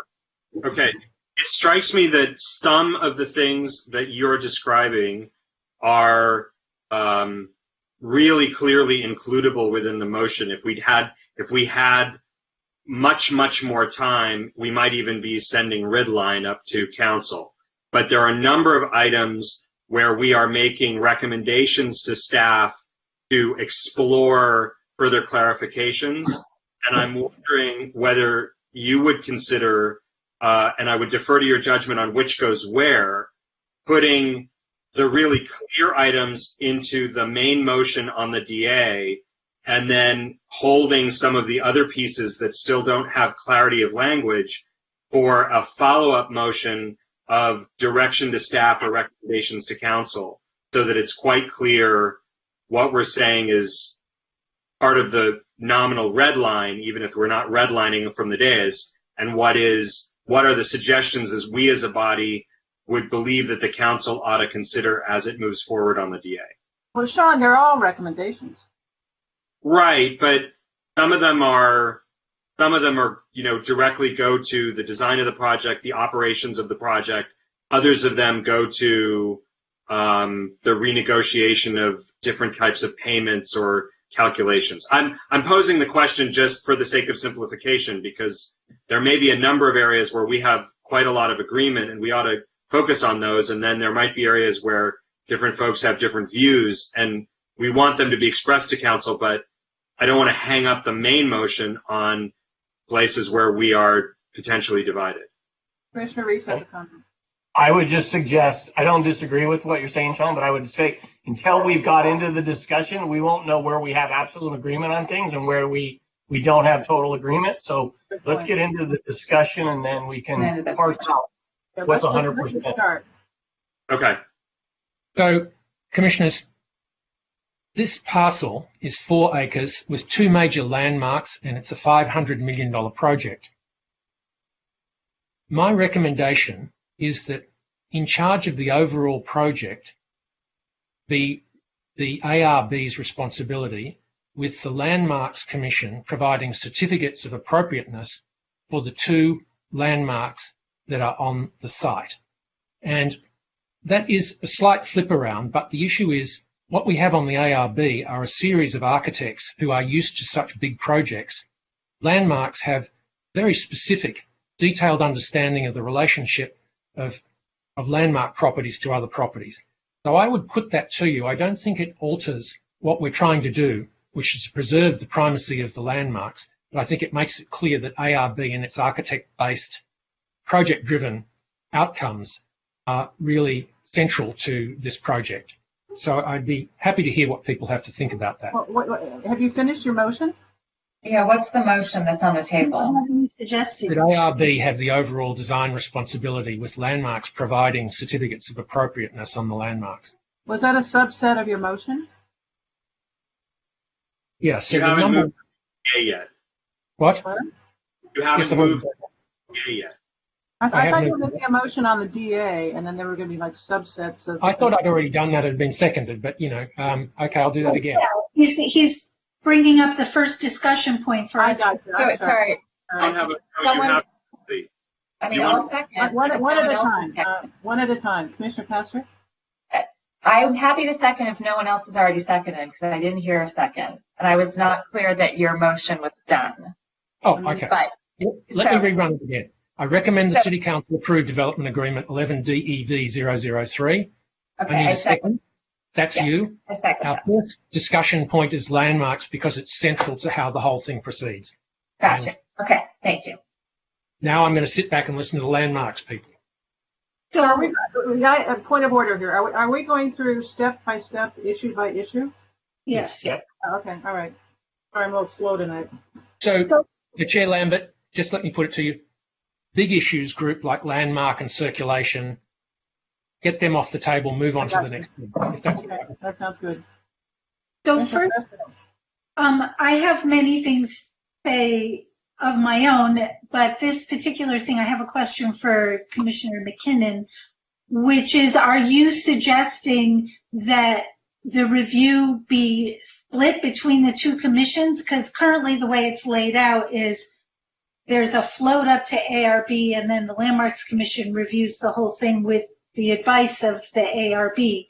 And it sounds like what you're suggesting is they have to get an ARB approval on the new construction and a Landmarks Commission approval on the 2 historic resources within the project. Is that what you're suggesting?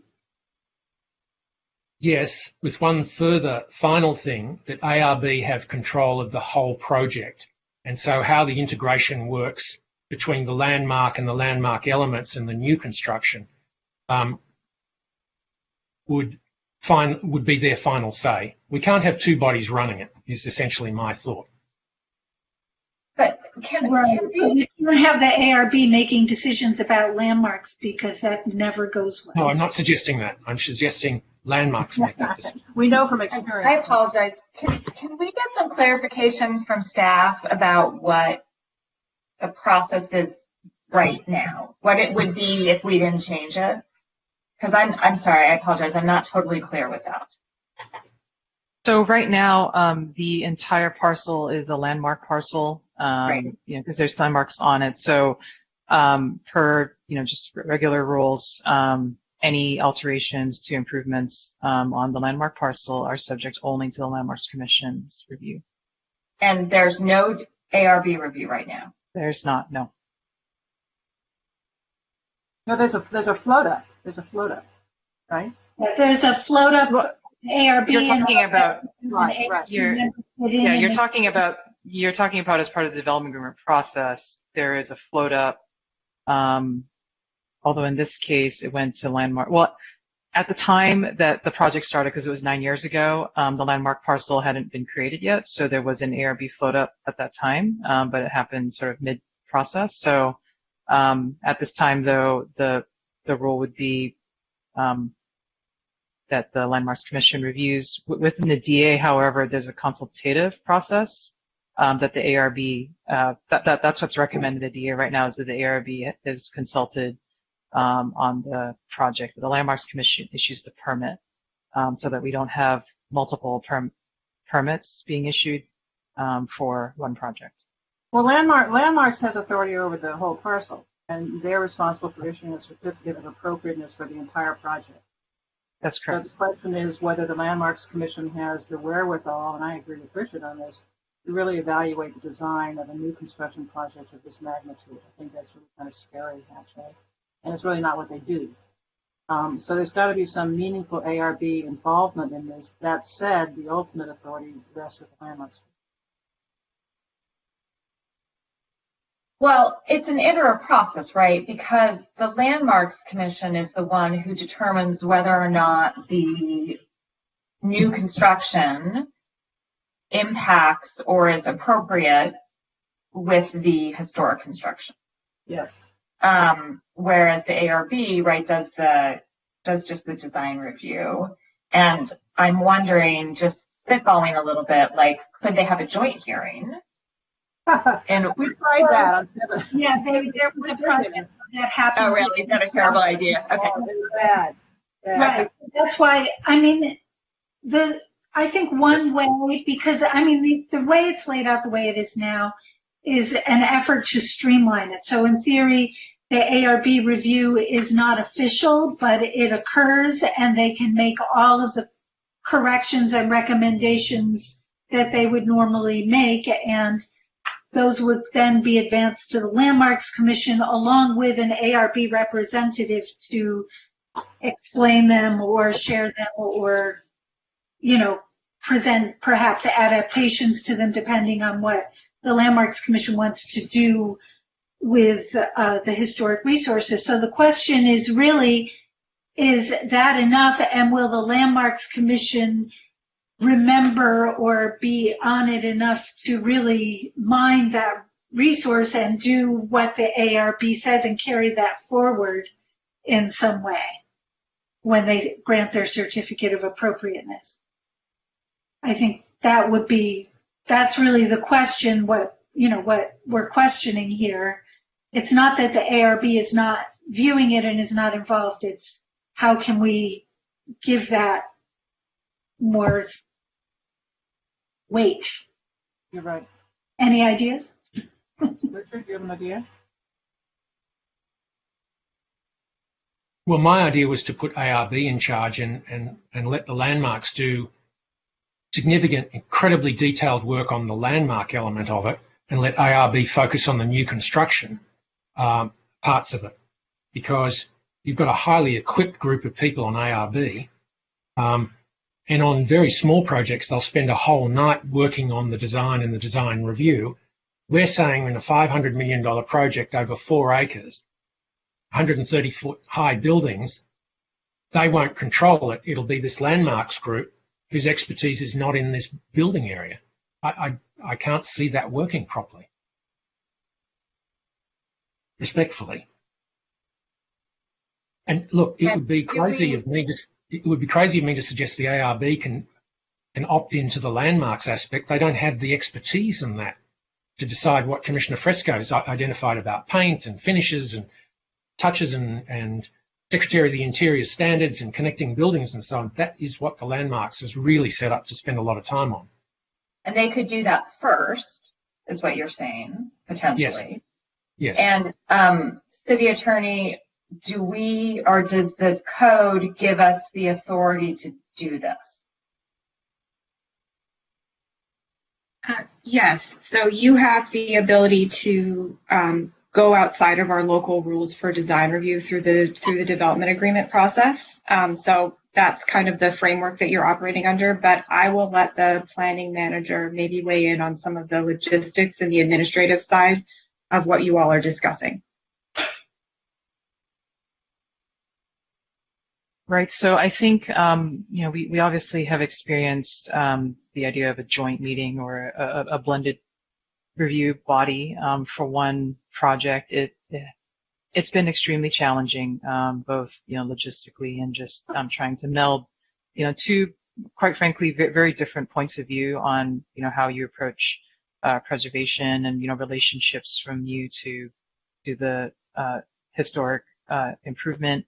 So I would say from a staff perspective, we would have concerns about the issuance of two permits or, two design review or, whatever we call it, approvals for a project. I think it will be challenging. It's certainly something we can give more thought to. I think it may be challenging to, figure out where the invisible lines occur in a project as to who has purview over what, because when it comes to something like just the two resources on site, the Palisades building and the fig tree, that's obvious, right? Those are the improvements. However, it's more than just those specific improvements. It's also about the relationship of the new stuff that's being built around it. And that's where it's not clear to me yet, how we would tell one board or one commission, this is already approved. You have nothing to say about that or have input in that, and it's just a challenge in merging that together. I think our preference would be that if there is discomfort about the Landmarks Commission being able to review a project of this size, that that it probably be an either or, like you flip the roles or something. I think it could be very confusing to have two permits, two separate sets of authority, two different ways of looking at a project. So that's just a perspective to offer for your conversation. Sorry, and I apologize, I'm not as well versed on the process as everybody else, but it seems to me like if the process today is that you have this float up and they give the advice. Oh, I see what you're saying, because the Landmarks Commission actually has to give a certificate of compliance.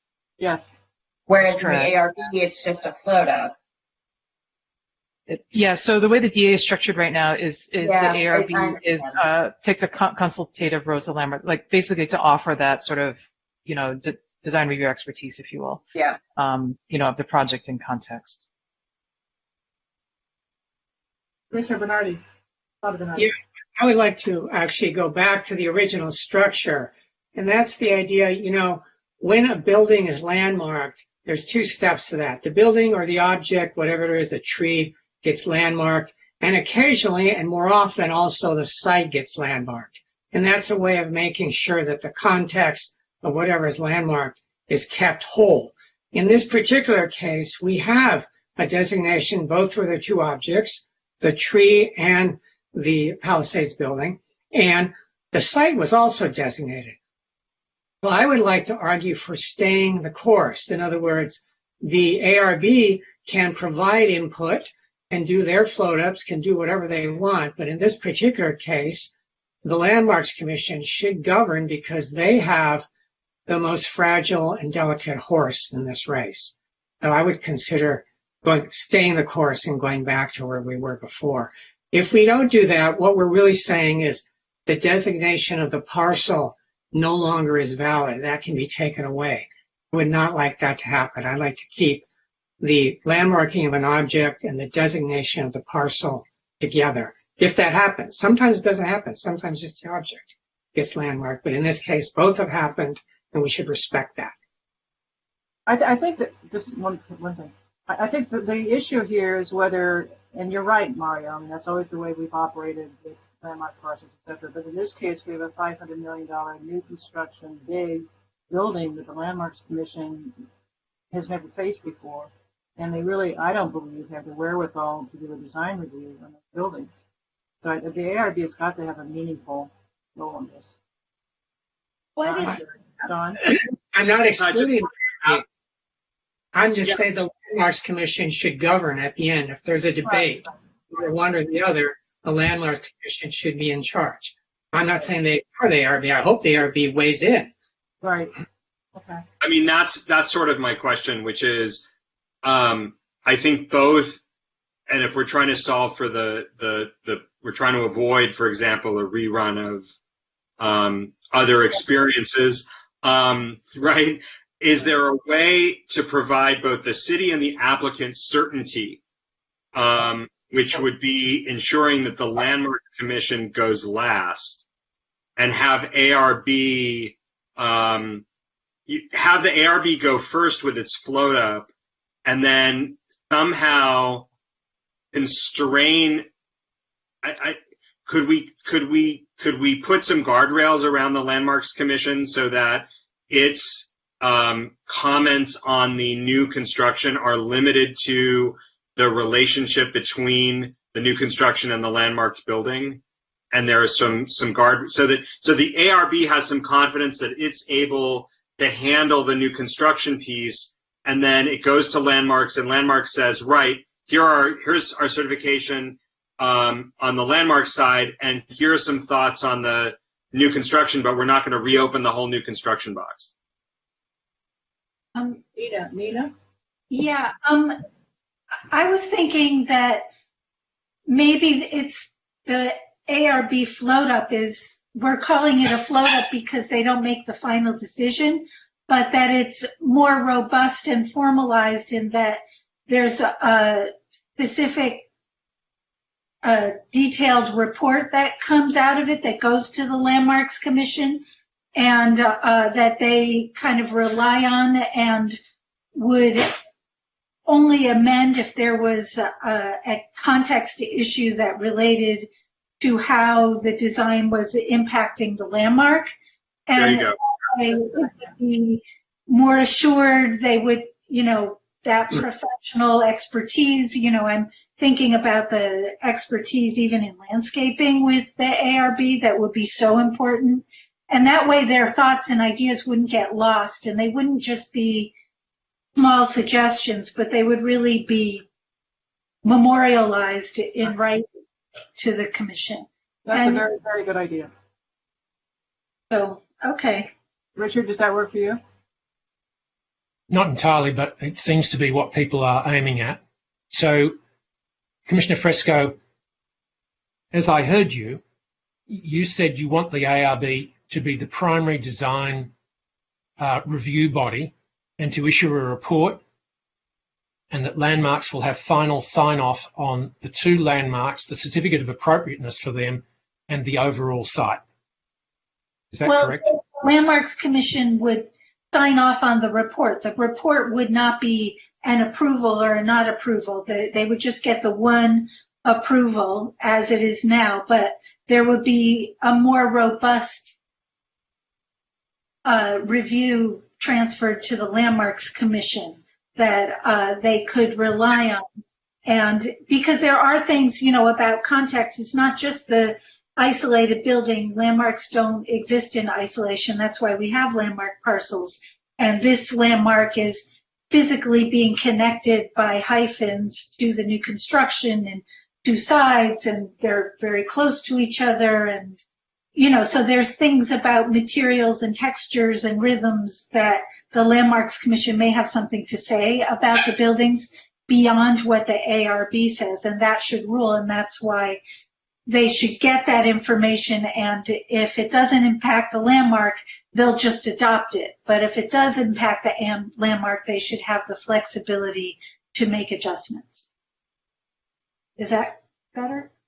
So I hear that. I have concern with it. I think it's unworkable, but I think for the purpose of tonight, we should adopt that. And it's a slight change to what's in the DA.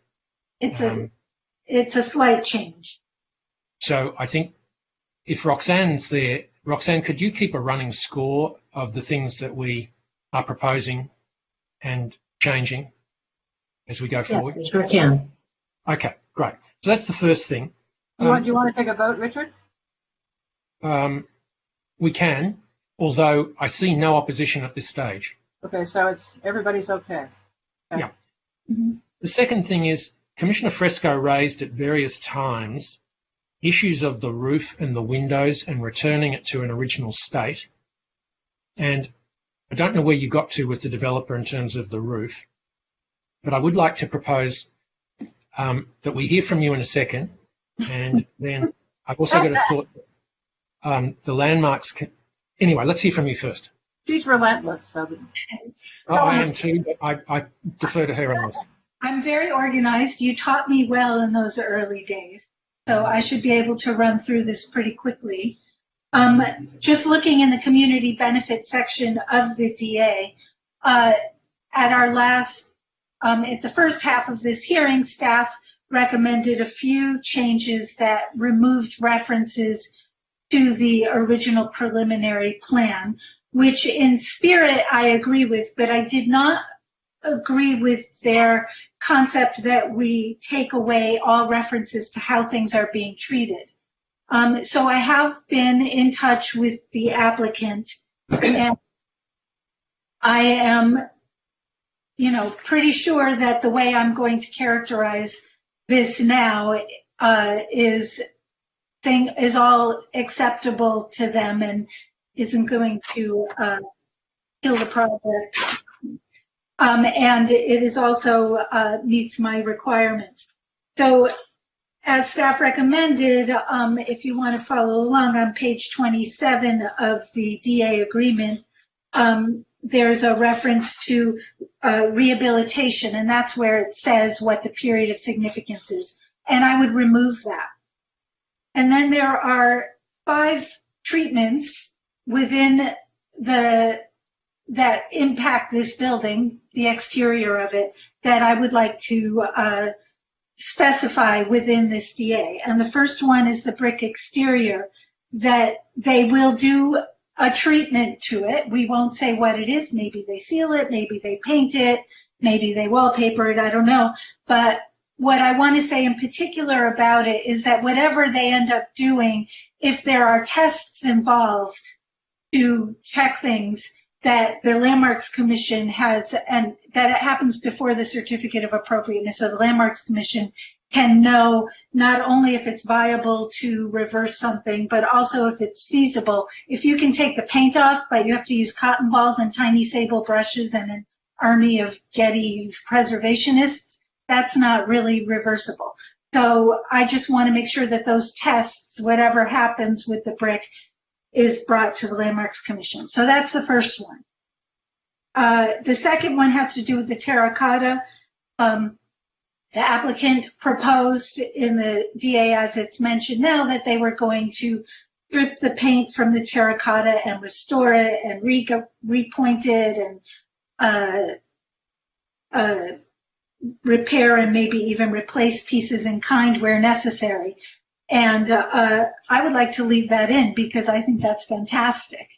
And I would take out the part that it may include repainting and just leave that open-ended. I'm not going to say it may not include repainting, but that if they're going to do that, again, they have to do tests to make sure it's reversible after they've stripped the paint off once and that it doesn't involve cotton balls. Then we get to the roof.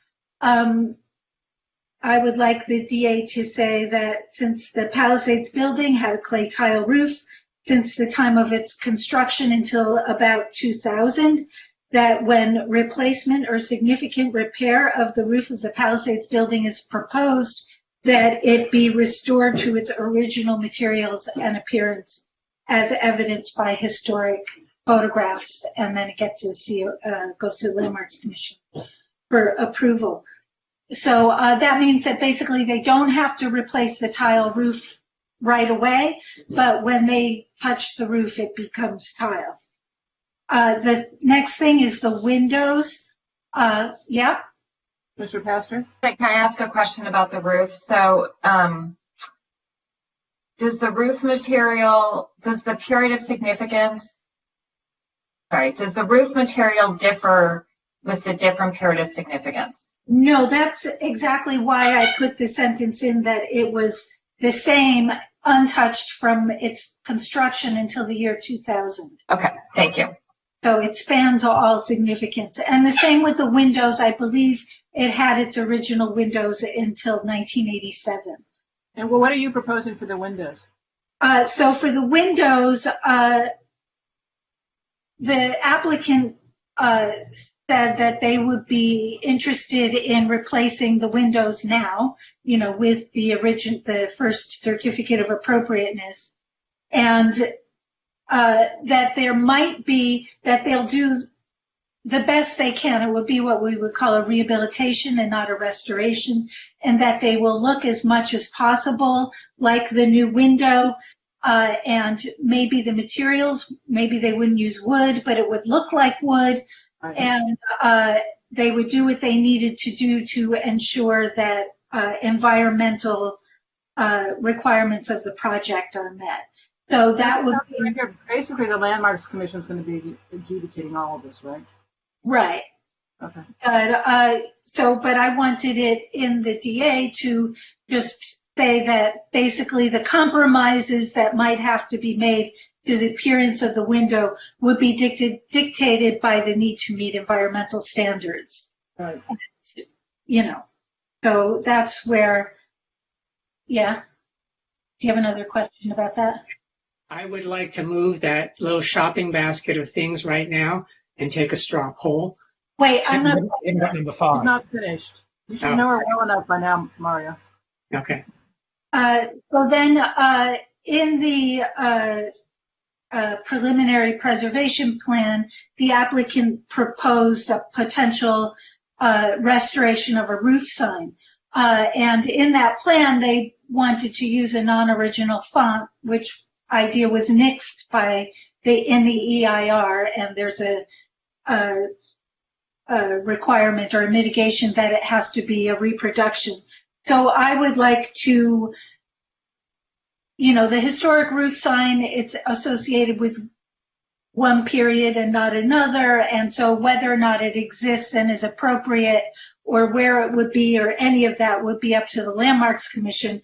But I just wanted to, and it would also require a sign adjustment, and it's a pretty high bar for them to get a roof sign, but I don't even want to think that it would be proposed unless it was a replica of a historic roof sign in So document. let me sum up before Commissioner Fonda Bernardi moves his straw vote. Treatments, terracotta, roof, windows, and sign preservation all have to be signed off by Landmarks before they move ahead completely. And I think under that, I'm okay with that. Commissioner Fonda Bernardi, you've moved it. Yes. I'll second that. But are you, there were more specifications, not just that it goes to Landmarks, but there are certain commitments that they will make according to the language I proposed. Right, they've pretty much already done that, haven't they, Nina? Yeah, but I wanted the language to be. I understand. But ultimately, I think the point I'd make is that Landmarks is completely in control of that, right, on top of your language, so that they are the ruling authority, because we won't be here in 15 years and it'll be, well, what can happen? Landmarks will make the decision. Right. So I'm ready to vote. Me too. Just a point of process here, so I understand. It sounds like what is proposed is friendly to the maker and to the seconder, and there's no controversy. So in the absence of controversy, can't we fold it in or no? Yes. Yes. Keep going. Great. Let's keep going. Would you guys be okay if I submitted language to staff? As long as That'd it's be great. consistent with what you said. I pretty much read what. All right. Okay. Great. Yeah, because if it's Don, I'm going to take off for a minute, okay? Don. Okay. Yes. So, Commissioner Fresco, at one stage, the suggestion was made of restoration in Palisades Park of a historic element. Oh my God, I almost forgot.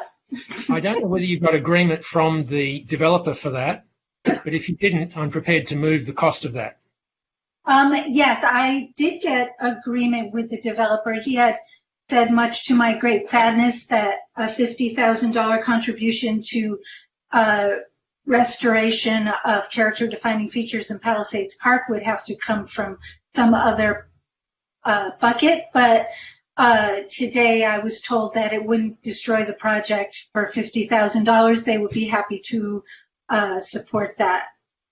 So my suggestion is I'm going to incorporate that there be a contribution of $50,000 from the DA to historic restoration of an element in Palisades Park. And so that then becomes accommodated in the motion unless someone's in violent disagreement. Well, I have a quick question. I love the idea, but I've heard two different things.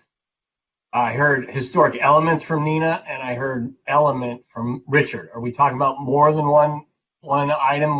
Let's get it out on the table. Well, what I would like to suggest, there are lots of character-defining features, which is, objects noted in the designation of Palisades Park that are in need of repair and maintenance that goes way beyond the typical repair and maintenance that the city does in the park, and have been in need for many years and need budgeting and have been just awaiting money. So there are several things that are noted in various reports about Palisades Park, and the city can choose to allocate this money to whichever monument or feature they feel is necessary. Again, I guess under the guidance of the Landmarks Commission. Right. Well, it would be a character-defining feature of the park, so the project would definitely go before the landmark. Okay. And I did have one other thing. Be specific and go now. Right. And this is unrelated to that, which is just in terms of interpretive features we had already discussed with staff. Wait, I'm sorry. If you're doing a different thing, I just want us to be absolutely clear. This is friendly to the maker and the seconder. We're incorporating it by reference to the work, by reference to the amount of money, or both? Both. Okay, so $50,000 contribution toward the restoration of the historic elements. Okay. Yeah. I just want to be clear for the record. Thank you. Okay. And what's the next one? And then the last thing on my list is there is a requirement for interpretive elements within the park. And currently it refers mostly to the tree, and it's kind of assumed that it would be near the tree, and we talk about the aspects of Miramar's history. I just wanted to expand it a little so that it's about Miramar's history and its significance to the history of the city as a whole. It's because that's really why it's important as a landmark, not just in itself. And I would also like to add a suggestion so that it's a may or a suggestion, but it's in there in case we're all dead before it happens, that a second or even the original historic preservation interpretive feature be placed on Ocean Avenue in the landscaped area created by the grade change north of the big open part of the parcel, because actually only half the parcel is open to Ocean Avenue, and the other half is buildings and this step up to the grade, the new grade that will be landscaped. So it's kind of not a pedestrian friendly event on that north half of the block. So I would like to suggest that an interpretive feature be incorporated into that area as well for pedestrian interest. What's an interpretive feature? It's a plaque, a statue, something or other that that would be friendly to the mover. Beckender? Yes. Okay. Great. I would like to ask a question about that, just with respect to the interpretive treatment of the site, and it's not even I want to name it so that we can move on, and Commissioner Fresco, you and I have discussed this. Senator Jones, in his later life, was associated with some fairly virulent, although standard for the age, anti-immigrant views and other views that, in light of conversations that have been happening in the city, we may want to take note of. And so I would simply urge that the interpretive materials that are placed around the site not in any way appear to hide those views. We have history that we need to acknowledge. He's still the founder of Santa Monica, and he still, said some things and did some things as a senator. I just don't want it to go without remarking that we are aware as a commission of the fairly variegated history of this individual and his in his career, and that it is not all yay. We have this wonderful human being who was the founder of Santa Monica and built his wife a house.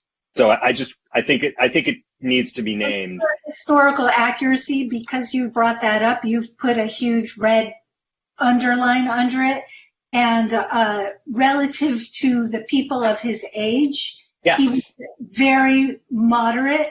He was an abolitionist, and he did not make his millions by cheating or stealing or robbing people. It was actually dumb luck. So, okay. Really, this is an excellent discussion, and I think we'll keep going. We've noted it, and we're moving on. I just wanted it noted for the record. So I think we've incorporated some changes into landmarks. I'd like to move to the circulation element, if that's possible, and then we can talk about community benefits, money running out of it. So with the circulation, may I just speak one moment about process? I'm sorry to interrupt. Yeah. Just in terms of language. So as I understand it, essentially what is happening this evening, as Commissioner McKinnon explained, staff is gathering up concepts and recommendations from the Planning Commission at this point, and then we'll actually be putting all of that together in the package for the City Council. So in terms of language for the DA, that's probably going to be happening in between this as part of ongoing discussions with the applicant. So I don't think we're going to be talking about actual red lines at this point or anything like that. So basically what's on the record this evening is going to be your recommendation that you're voting on, and then staff will work with the applicant to move this to the next stage. So I just want to make that clear for how the process is working this evening. So I have, I guess, a slightly different interpretation, which is tonight the Planning Commission will make a series of recommendations about the DA that's being presented to it by the Planning Department. And we would recommend that go to the City Council as a red line or something else. In the meantime, you as a Planning Department should talk to the applicant about what they can accept, want to fight about, whatever else. But at the end of tonight, we have a package that relates to this development agreement that goes to the City Council, and they could accept or not accept or do whatever. Some of the language will need to be tightened up from what we're talking about and put into kind of DAE type language. I get that. But Commissioner Fresco's been quite specific about a number of things in landmarks, and we will with other things. My one question is, things that we proposed during your list of 21 items that the applicant is accepting of, shouldn't they be presented to council a little differently than the things that need to be negotiated further? Yes. I don't think that they should be lumped together. Okay, I just wanted to. I think that's absolutely correct. Okay. Could we move to circulation? And Yes. The circulation issue that keeps coming back is, if it was me, I'd close the California access point to this site. We've heard from the applicant they'd like an in and out arrangement, and probably a hamburger stand too. And others have different points of view. I think we should hear from the Commission what individually you think, and we'll get a sense of it. Commissioner Fonda Bernardi. Yeah, I would like to suggest that the circulation is not ready for prime time at this moment. There are too many built-in problems. And for example, the California entrance and exit is a very substantial problem. There's been continuous reference to the bicycle and the pedestrians and the neighbors about that issue. And I really appreciate that the developer has gone and studied different alternatives, but not all alternatives are the same. For instance, the one we saw this evening, which showed an exit onto Ocean Avenue, doesn't really solve the problem, because the workers who are exiting on Ocean Avenue are going to make a right turn on Ocean They're going to go north. They're not going to go to their mansion in Malibu down the California incline. They're going to turn again down California, and we'll be right where we were before with all this traffic going on. So what I'm saying, circulation needs some work. But what I would like to propose is that we set a standard of no more than 2 entrances and exits, meaning they now have 3 in effect. We would say, can you take out 1? But I don't think we should tell them where or how to take out that 1. They should work it out in the way they feel is most effective, given all the other moving parts that they're dealing with. And I'm throwing it out for discussion. Commissioner Landris, would you like to say something? Yeah, I mean, I think I hear what Commissioner Fondo Bernardi is saying, and I appreciate the tendency toward flexibility. I will say, and I want to say, I appreciate the applicant going right away to look at different entrances and exits. I will say that given the amount of time that was spent on the project, I was a little bit surprised that the notion of different entrances and exits and use of common space underground was being surfaced so for the first time so close to the hearing. And so while I'm inclined to want to like the suggestion that I got them to dig up, literally, I'm also open to this notion that the circulation hasn't fully been resolved, and that but we should be looking at California. I think we should be looking at Second Ocean and California kind of in that order. And we should be encouraging creative thinking as to who's going in how, and then who's coming out where. And so, yeah, I think we could find some common ground there in terms of a recommendation, because it sounds like nobody's happy. I don't want to, I'm a little concerned. We've certified the EIR, and the EIR actually had some specifications related to circulation. So I don't, or at least we've recommended certification. So I don't want to undo that by punting on circulation. I do think we are somewhat constrained. So I'll stop there. Commissioner Reese? Could I just interject for a second? We need to make some decisions here tonight. That's our job. It's not to keep studying it. We actually have to harden up to something that we don't even like, or not fully aware of, or not 100% across. Our job is to make a recommendation, not to. Well, then I would recommend. I would move the California entrance and the Ocean Avenue exit, because I think in the long run that's going to be the one that offers the most flexibility. Commissioner Reese had his hand up. Great, thank you. So yeah, I do have a little concern with the circulation. In my druthers, I'm very bothered by the California access. I think that should go away. I do not like 2 driveways on Ocean. I understand why they wanted the 2 driveways on Ocean. One is for a valet drop off for those residents, but if they have a valet on the other side of the street, I don't understand why they need 2 valets. Probably is an operational cost savings for them to only have 1 valet. So in my suggestion is get rid of California, consolidate the access on Ocean, and let's move the project access forward. Lena, did you have a comment? Well, I was going to say what Jim said, which is I feel that, there's a lot going on in this project. There's a lot of benefits for the applicant and a lot of great hotel rooms, but we really need to focus on the community here.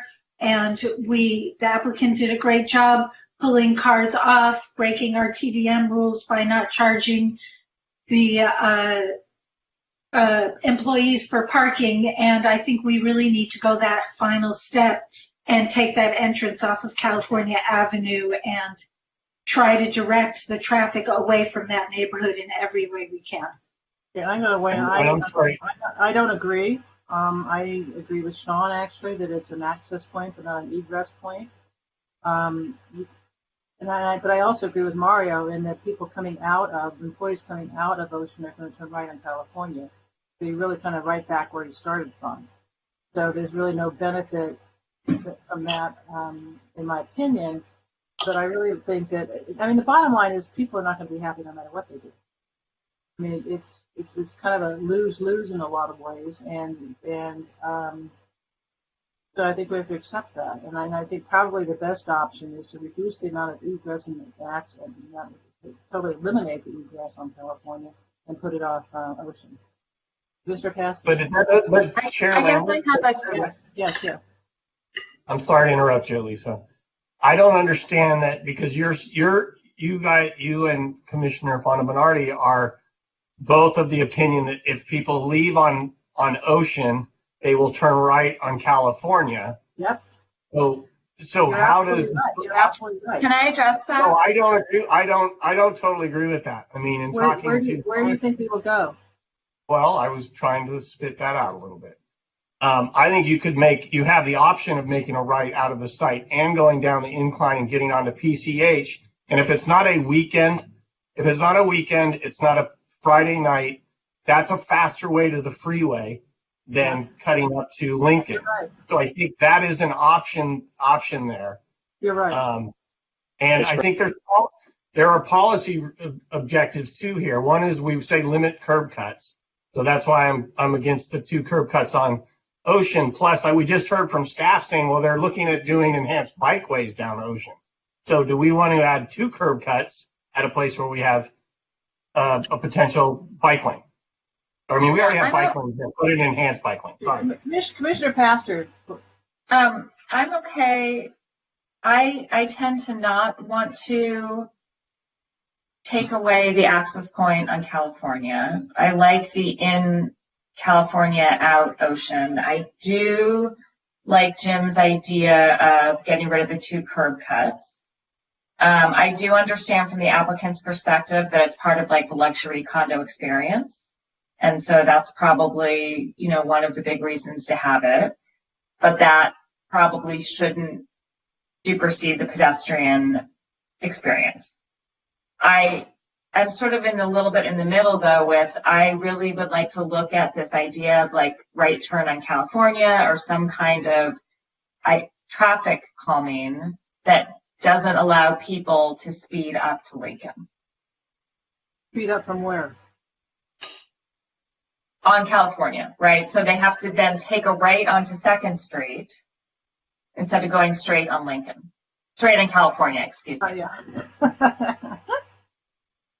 Let me just comment also. Sean has brought up the idea of a turnaround or roundabout or whatever it's called at California and Ocean. I just can't see how that would work at a Category F intersection. That's just my thought. Commissioner Fonda Bernardi, did you have something to say? Yeah, I would like to really zero in on, the downtown specific plan extended into this part of what used to be Wilmot. And so we have a higher obligation to protect the residents and the adjacent buildings from the impacts of this project. And anything we can do to mitigate that would be a very desirable thing. So again, I'd like to open up the idea that we don't have agreement on California entrance exit, but that is probably one of the most important issues for the neighborhood. So I'm inclined to give that extra weight, if you will. And then if Commissioner Reese's idea is put everything on 2nd Street, I would be very comfortable with that. And I haven't actually taken off Wilshire off the table, particularly if the Esplanade goes down the south side of Wilshire that's coming in the future. So, and there's also situations where you could go in on Wilshire and go out on 2nd. There's other possibilities that I don't think we need to define. We should just ask for a performance. Nothing on California, no more than 2 entrances, exits, no more than 2 pairs of entrances and exits. I'm asking that for your straw vote, for your consideration. Yeah, I was thinking about this question of the bikeway on Ocean. Can you hear me? Sorry, yeah. Okay. I was thinking about the issue of the bikeway on Ocean and the question of the curb cuts. I would note that when Coast took place, back if we all remember what life was like when we could go outside and be together, the bikeway that was constructed as a temporary bikeway was actually a 2-way bikeway on the west side of Ocean. There was room over there, and it was a protected bikeway. As much as I want to try to reduce the number of curb cuts, I think we have to be a little bit flexible and a little bit pragmatic. This is a huge parcel taking up an entire city block. I really like Commissioner Pastor's idea of kind of forcing a right turn onto 2nd Street, maybe at certain hours of the day, or something that prohibits sort of access to the neighborhood in that way. I think we should probably take a straw vote on the question of the entrance and egress, because I think we may be divided, but we may not be divided. And I would suggest that we do that and then proceed based on where we land. I'm not comfortable eliminating the second curb cut on the east side of Ocean, because I think we can provide the protected bikeway on the west side of Ocean. That's my view. How do you feel about California? Just access only? Access only on California. Let me just say something too. When you look at the traffic pattern going into that California structure, the peak hours at the hotel are very different from the peak hours of the rest of the world.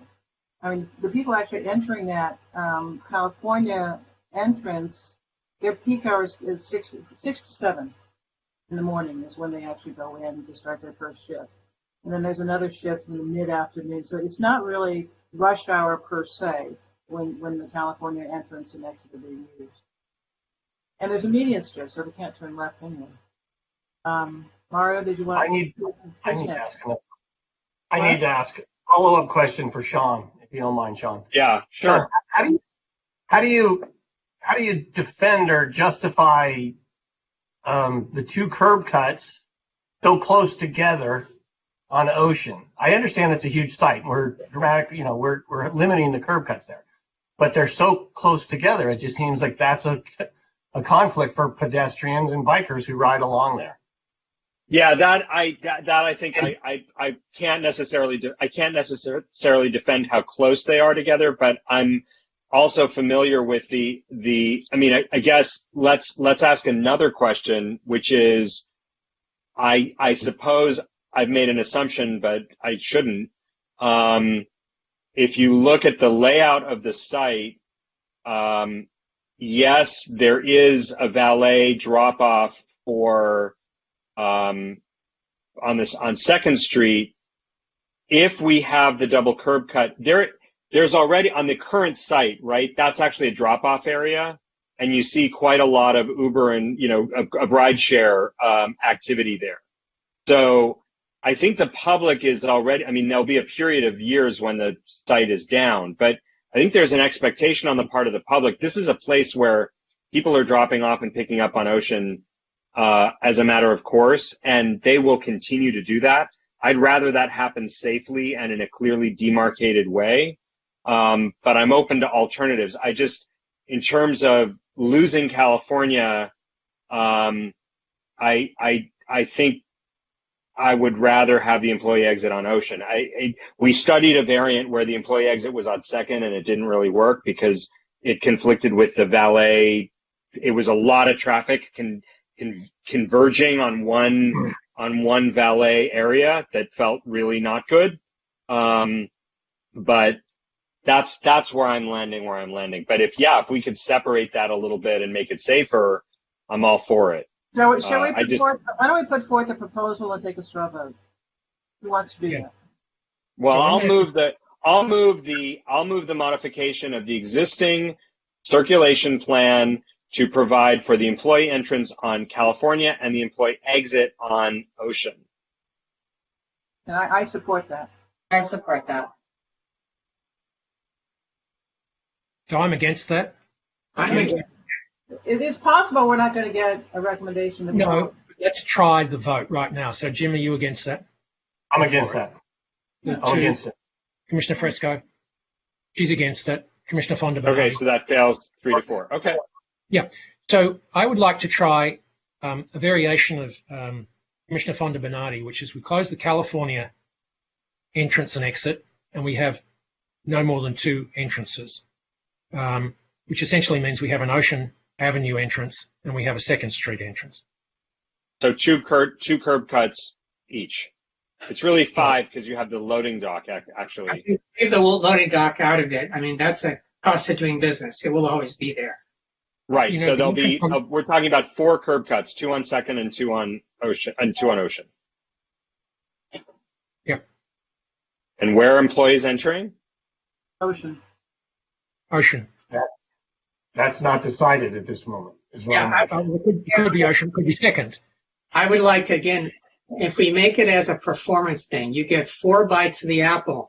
You decide where those bites are and where they go. They just can't be on California. And then I don't support that. they'll work it I out. don't support that either. They'll give a mix for what they want to do. I don't support it either. I don't support that. Okay, so Well, that's let's have a 3. vote. Let's have the Well, vote. but do the rest of you support that? Yeah. So let's have the vote. So there's nothing on California is what you're saying. Right. Right? And California is I sacred. got it. That's what I asked. Okay. I'm not sure why it's sacred when it's surrounded by very tall buildings with lots of people. Well, let's just have the vote. So you're saying, I just want it for clarity, Mario. You're saying 4 curb cuts on Ocean and Second. Yeah, however you want. No more than 4 curb cuts. No more than 4. No more than 4 curb cuts on Ocean and or Second. Yeah. And you want to throw Wilshire in there too, but I don't think it'll happen. Wilshire's a dead on arrival. Tree. Okay. But Okay. So Commissioner Fonda Bernardi suggested that and moved it. I'm in favour of that. Commissioner So let's have Fresco. the vote. Commissioner Fresco's in favour. So Commissioner that's Pastor? yeah. No. Commissioner Reese? I'll support that. And that's Commissioner fairly Amanda? So we have a consensus. So that's 4-3. I'm opposed. May I make a suggestion for the sake of reporting to the council? The commission is pretty divided on this one. Although a majority favored the latter motion, I'd like to make sure that the view expressed by the minority is forwarded as a minority view to council. Absolutely. Yeah, only if that goes for every decision we make Right. tonight. Has to go for every Yes, and I think it should. I think it should. Okay, fine. We haven't had a minority view on anything else. I want to preserve the right of the minority to have its views recorded and sent to council on any issue. Let's keep going. No. Can we define what the minority is? So if one person There is votes against precedent for that. The minority view is the one that failed, which was a recommendation that the employee entrance be on California and exit on Ocean. That is the minority view that failed. Wait, but you can't do this because it's got to be what, 3 people at least? Because you could lose 1 to 6 here, and your opinion is going to get pushed up there. No, it is standard practice now to put a minority position in the staff report. So on every vote that somebody loses, there's going to be I don't think we have any minority positions so far. This is the first one. We don't. But the staff has been really good about saying 1 commissioner or 2 commissioners express concern about X. So if it's 3 of us, experience. Yeah. Okay. Yeah. I'd like to move us to a discussion now of the condo element, which is being. Oh, wait, I'm sorry, Commissioner McKinnon. Before you go to condos, can we agree there was a no preferential parking for residents, guests, as long as we're on circulation? Just to stay on circulation, I had worked out with the applicant, no preferential parking permits available for residents or visitors. And that's acceptable as a friendly amendment to the motion. Is that acceptable? Well, we just lost Elisa, but I'm assuming it's friendly. Sure, she's fine. Okay. Yes, I can see she's signaling. Does anyone have anything else on circulation? No. Okay. So, Is there a helipad? I beg your pardon? Is there a helipad? I'd like to suggest we have a discussion about the condos and the relationship of the condos to the hotel. That's been a very vexed issue. And is there a pool of condos that can go into the hotel arrangement? Should there be condos in this overall project? And I think it's very clear we make the will of the Commission clear as we move forward. So,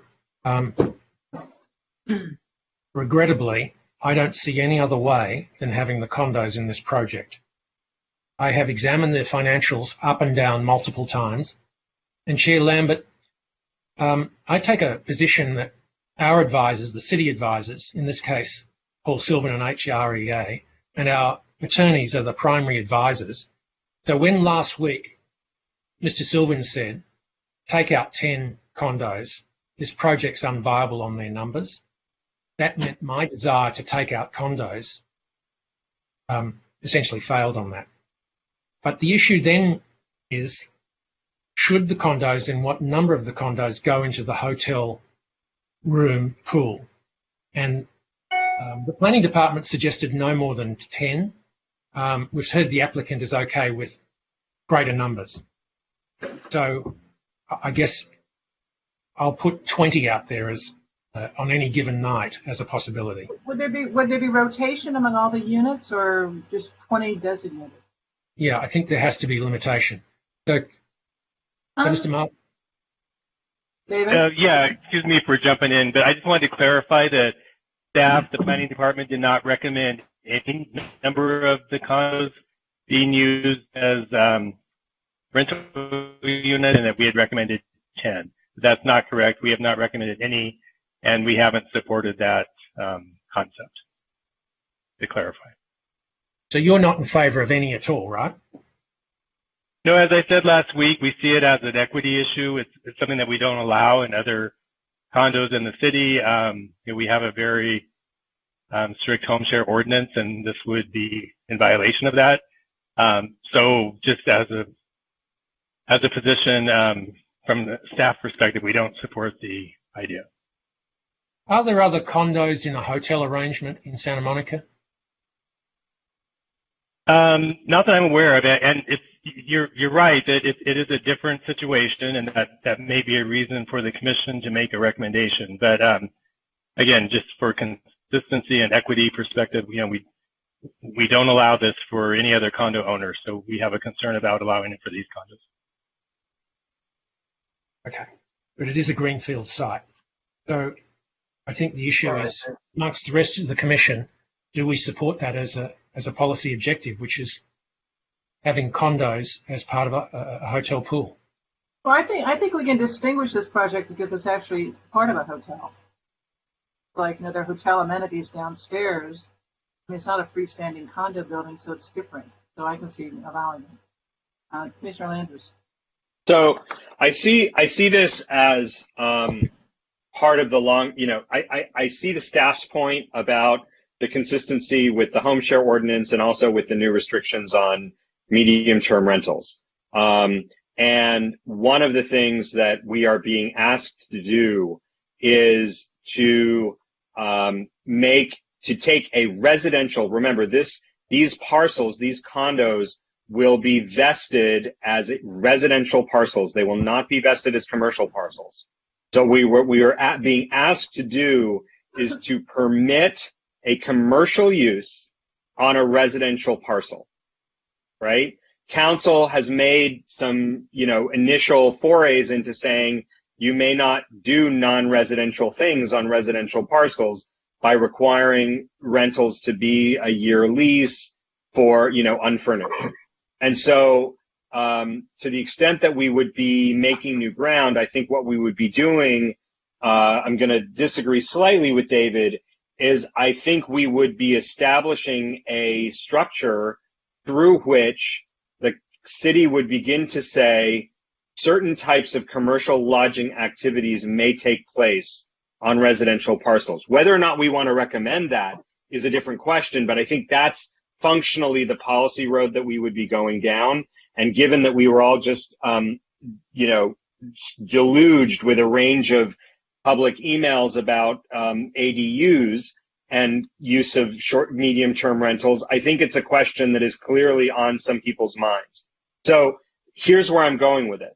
Number one, when you have a commercial parcel, right, your potential, we have a whether or not it passes, we have a measure on the ballot. There's been discussion about the reassessment of commercial parcels separately from the reassessment of residential ones.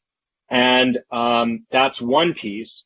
And the other piece is, how would we compensate the city for the permission that's being given to the owner of the condo or the owner of the property for putting a residential parcel into commercial use? So where I land is, I am certainly open to the conversation, knowing that we are opening a policy box about commercial lodging on residential parcels, but I want to make sure that the people of Santa Monica are appropriately compensated for that, allowing that type of business to take place. And that's why I raised the question about back-end payments. That's why I raised the question about, Richard talked about TOT. I had some ideas about fees where TOT would be guaranteed as part of the fee. I think there are some opportunities for that. I don't think we want to work out what that looks like on the dais. I think we should give a policy recommendation to council and leave it at that. Commissioner Reese. Yeah, I guess in general, I would prefer the project that didn't have condos on it. I don't think that's a realistic thing, so I'm kind of, I had to get past that. So now I'm looking at this, and I think that there is logic to allowing some of these to be hotels. I do think it's very unique compared to every other situation in the city, that it's on top of a hotel. There's union jobs we get out of that.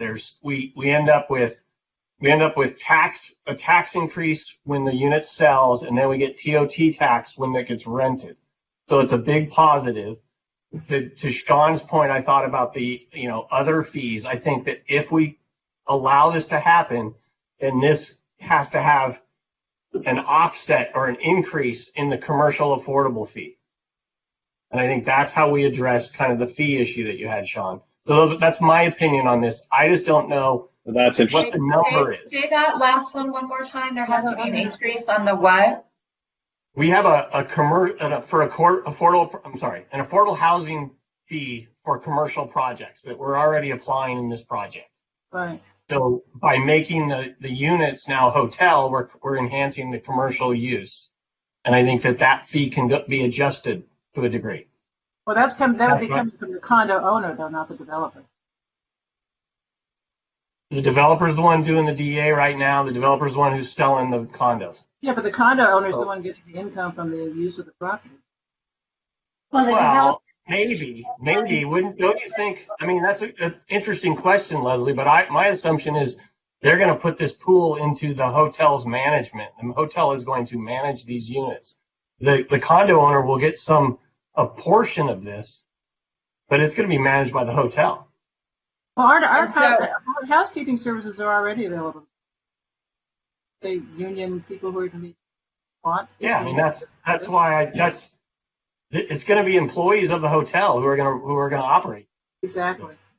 So can I cut through? If condos are going into this project, then the tax that's being proposed on the ballot, the transfer tax, would take a portion of it because they'll clearly be above $3 or $5 million.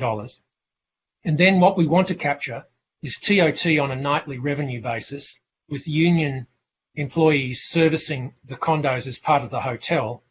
And from what I just heard Jim Reese say, and I think it's a very sensible idea, current $720,000 fee that goes into linkage be put to, say, $2.7 million or $3 million, which would, to your point, Commissioner Landis, be a compensation to the city. So what we would then get is a fee up front, would get the transfer fees on the property, and would get the TOT. And to be creative with that TOT, you could also propose that there be a fund specifically from the condos that the TOT from the condos go into, as has been proposed to us by a couple of people, that looks at economic justice or whatever else you want. That would be a total robbing, Paul and Peter and so on. But it would be a very clear outcome. Get the condos, but the condos are paying for some justice here. So that's what I would be putting to you. I just have a point of clarification that goes back to my other point, Richard. Yeah. The income from using these condos as hotel rooms is going to the condo owner. Not necessarily. We know. What? Some portion of Some portion of it is, yeah. How do you know that? Well, if the hotel is being an agent basically for the rental, they're getting something. I don't see the correlation between the linkage fee and by the way, Sean, lots of commercial uses are allowed on residential private property. I know that. I want to go to Commissioner McKinnon's point. I think there's another issue, which is And I raised this last week, which is, a family of 4 that comes in and suddenly the rate of the condo is negotiated down to 25% of the rack rate, and so we end up collecting a fraction of the TOT that we're expecting, because Mr. Jones is the hotel guest for the first 29 days, and then Mrs. Jones for the next 29 days, and then Jones Jr. for the next 29 days, and young Miss Jones for the 29 days after that. So I would propose, I like the commercial linkage fee idea that Commissioner Reese has mentioned, but I'd like to make sure that there are some TOT guarantees. And the way that I would structure that is, we know that there's going to be there's a presidential suite in this hotel. If you look at the plans, I think it's page 826, there are a couple of hotel rooms that are clearly enormous and clearly going to have different rates attached to them. So we can establish what is the most expensive hotel room on this property. And we find out what is the applicable undiscounted daily rate for that room. And then we take that number and we multiply it by some multiple, 150%, 200%. And we say, that's the daily fee. Whatever else you charge for that condo, this is the daily fee. And if your TOT comes up to that, your TOT would be credited against that, but we know that the city's going to get that fee. So, because otherwise you're going to have this very variable TOT, because the hotel will be free to negotiate these somewhat lower rates. And my concern is that if we're going to put these condos onto the hotel market, we want to make sure that the city is guaranteed a floor per night in fees for that rental. Irrespective of what the consumer actually pays, the city needs a floor guarantee of what it's going to get for that transaction. How do you know what nights it sits vacant? Well, no, right. I'm not going to negotiate you figure this out. You figure out what your applicable daily rate is. That's a negotiation. You set it once a year, once a quarter. I don't know. That's for the city and the hotel to work out. But we have a reference rate and we have a TOT that can be based on that reference rate, and we can collect a minimum. And if we end up collecting more, so much the better. But the city would be guaranteed a minimum dollar amount for every night that condo is sold as a hotel night. Got it. Is that how? That's what I'm getting at. Is that how other hotels are dealt with? Well, I don't know how other condos in hotels are dealt with. I'm looking for compensation to the city for the fact that we are allowing a residential property to be placed in commercial use for commercial lodging. Commissioner Reese, may I suggest that really, so Chair, what I suggest, I think what Commissioner Landis is suggesting, that there is a floor on the TOT or fee payable per night, right? So there's a guaranteed fee, and we will put that as part of the recommendation, and then planning department can work out how that would be. Okay. Yes, collected. I agree with that. It's not specifics. No, because we could spend a lot of time on that, but I'm getting the feeling that condos going into the hotel pool is acceptable. The question then becomes, how many? Is it 10, 20, up to 30? That's a discussable point. Second is that there be this floor fee or TOT per night on each of the condos. Again, the two other bits that I put was that the affordable linkage fee go up by $2 million. Third thing was the TOT, or the fourth thing, the TOT that's collected, or the fee, go into an economic justice fund as our recommendation. So let's talk to that. Do we have control over how TOT money is spent? Is that our jurisdiction? Well, because we're calling it a fee, we do have control over it. The TOT money might legally go into a general fund, but the excess, because we're setting a floor fee, the difference between the TOT and that fee, that the increment, we could direct however we want. We can make. I'm good with Commissioner McKinnon's suggestion. There's an economic equity fund that is already established in the DA. Can we put it there? Okay, I'm opposed to the $2 million, whatever it is we're talking about, commercial. Well, let's take a vote on those pieces. Why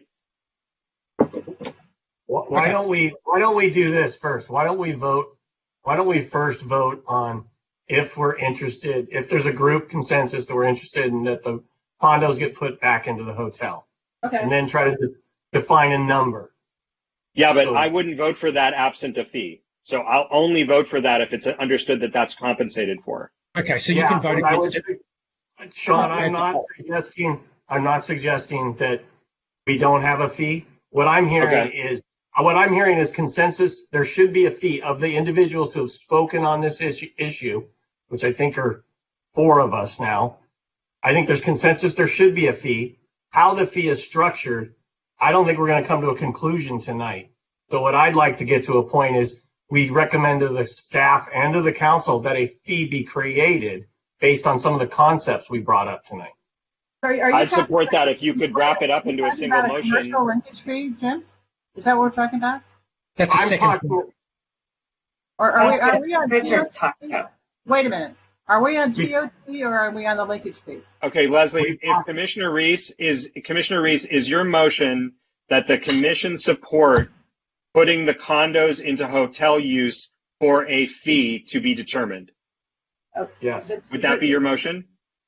Because that I could Yes. vote for. Yeah, great. I'll second that. And then just to put a little discussion into that, Leslie, to answer your question, I think all of those discussions we've had tonight of the linkage fee, the TOT tax, are on the table. But I don't think we're going to come to a conclusion tonight on what it's going to be. And it doesn't have to be all of them. But what we're saying very loud and clear is we think there should be some increased revenue to the city from this use. Okay. So let me get this clear. The fee we're talking about, we're really talking about a TOT, but we're not calling it that. Is that correct? The Well, hotel- it could be TOT. That's one of the most logical ones, Right, yes. but It now- would be so- but there's also a potential that there's a linkage fee. So we have one person at a PD, time? like, look, we're not going to be able to get into the weeds of figuring out what it is tonight. All right. So Exactly. just like let it. Okay. I think I can see that. Can we vote on Jim's motion, which is the concept of condos for a fee?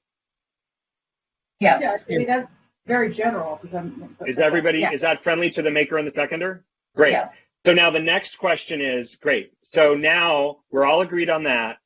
The next question, I think, is let's ask whether the commission is interested that in a nightly fee of some kind, not defining it, but on a per night fee. Is that of interest to the commission? I thought that's just what we were talking about. That's just Wait, Right. I just don't stay with understand me. how that's Hang on. different. Just No, Jim, I that's don't what bear we with me, because nightly fee, are people comfortable with every night that the condo is sold as a hotel room, the city would Yes, be that's what we're compensated saying. in some way? How is Yes? that different? How is Wait, that Leslie. different than what we can How is talk? that different from the last thing you just did, Jim?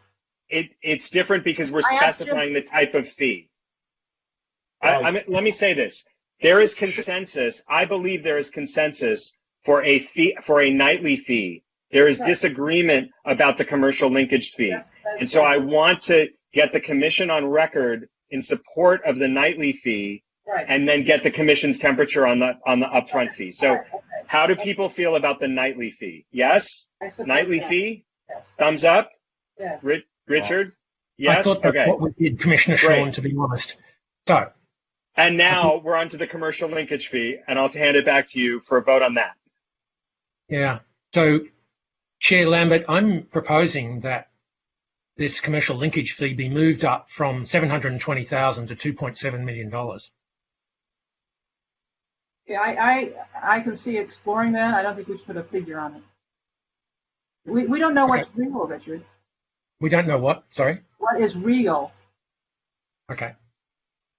I agree. I tend to have a little problem with I mean, we are supposed to put out numbers, so you're right to do that, Richard. But I'm not comfortable that that's the right number. I think we need to have a fee, but I don't know that that's the right number. And just for the record, if somebody asks me a question, please let me answer the question.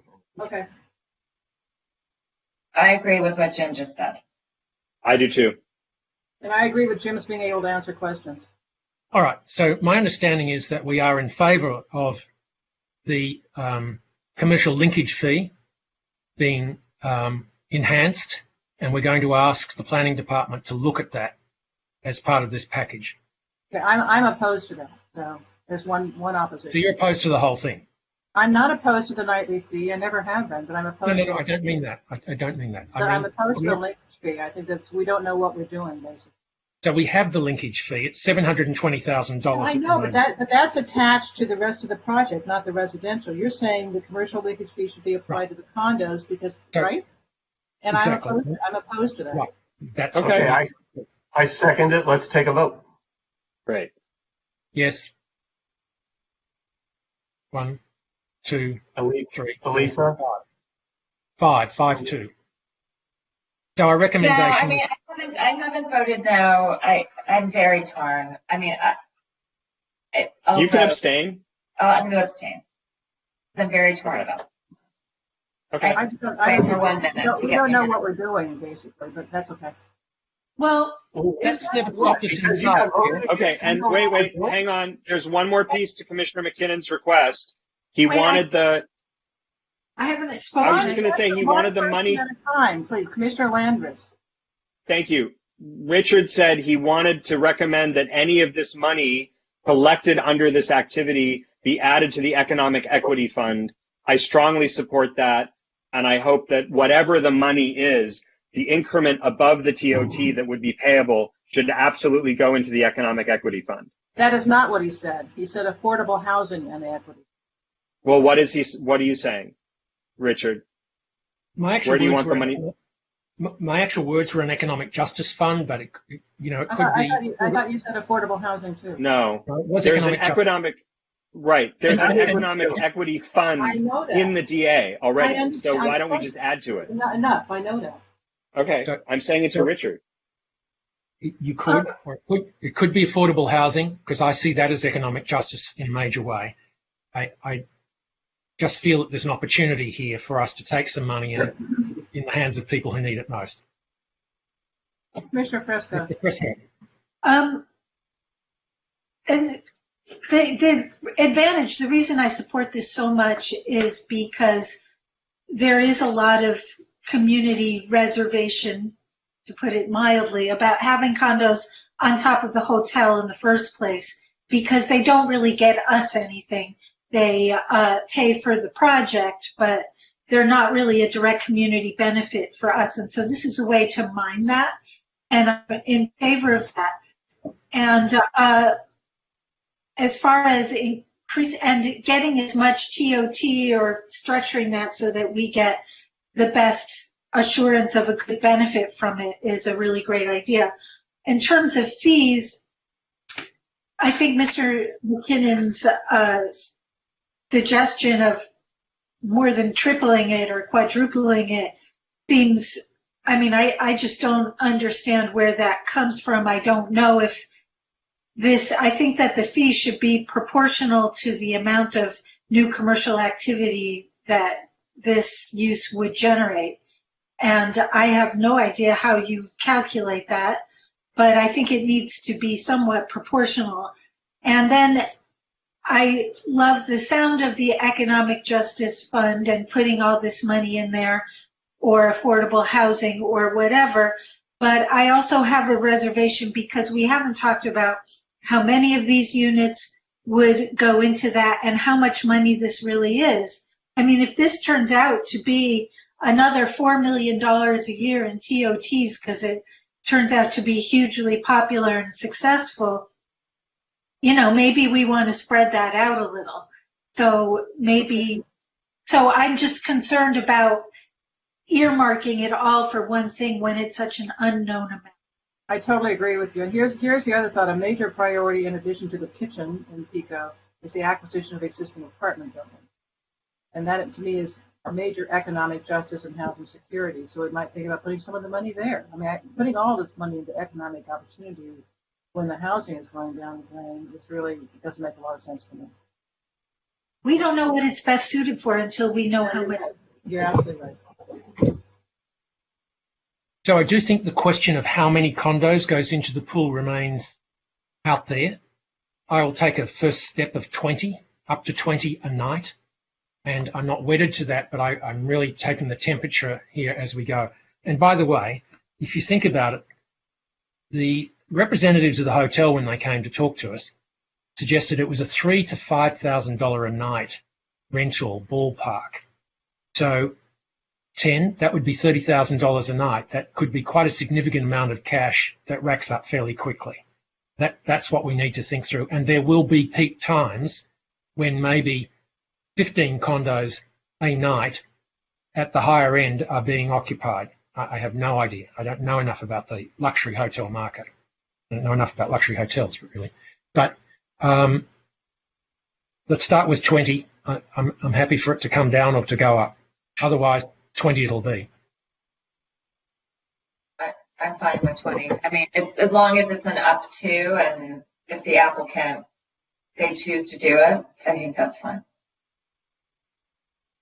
Okay. No, I'm okay with 20. That's fine. So let's put 20 in there then. Okay. Are we basically finished with the condo section then? In terms of up to 20 condos can go into the hotel pool. That we've recommended that there be a fee, stroke TOT, that be charged.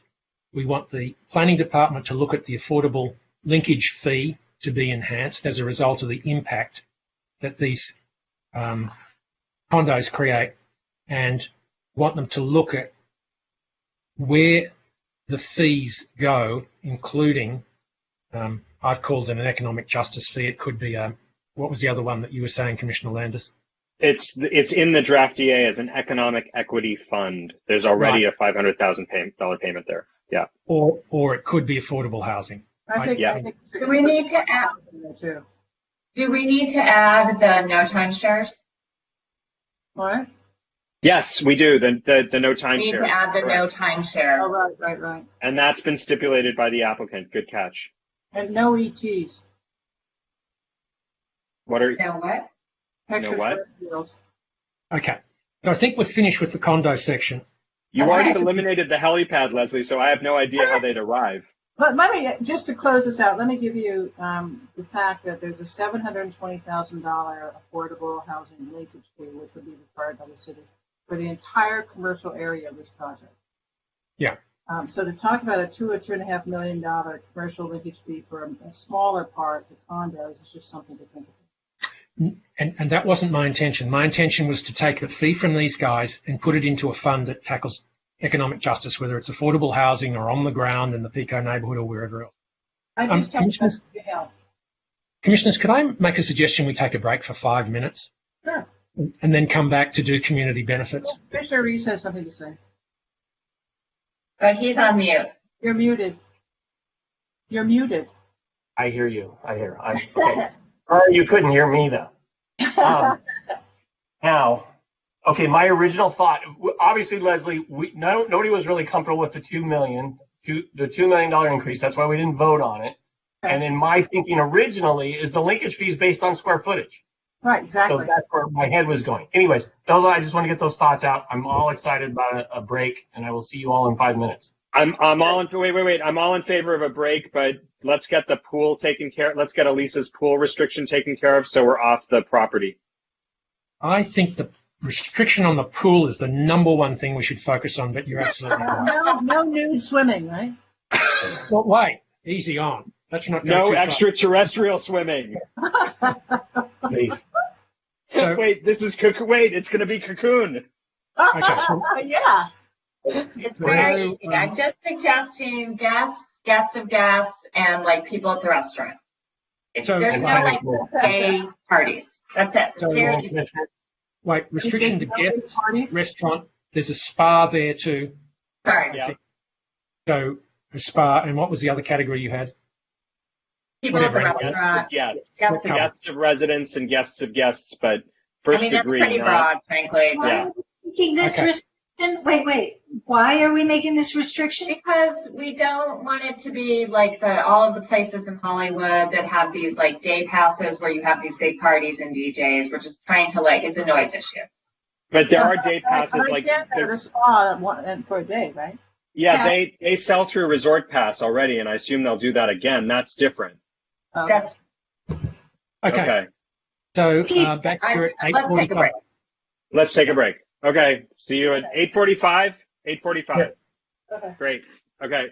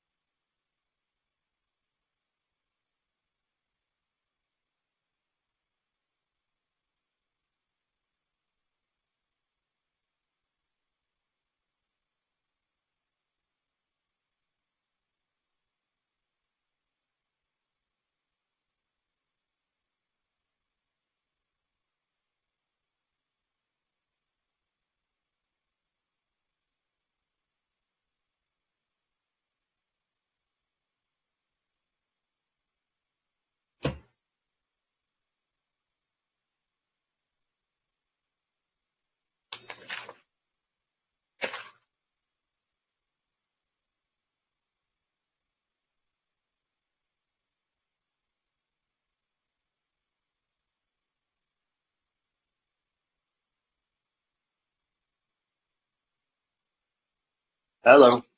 Yeah.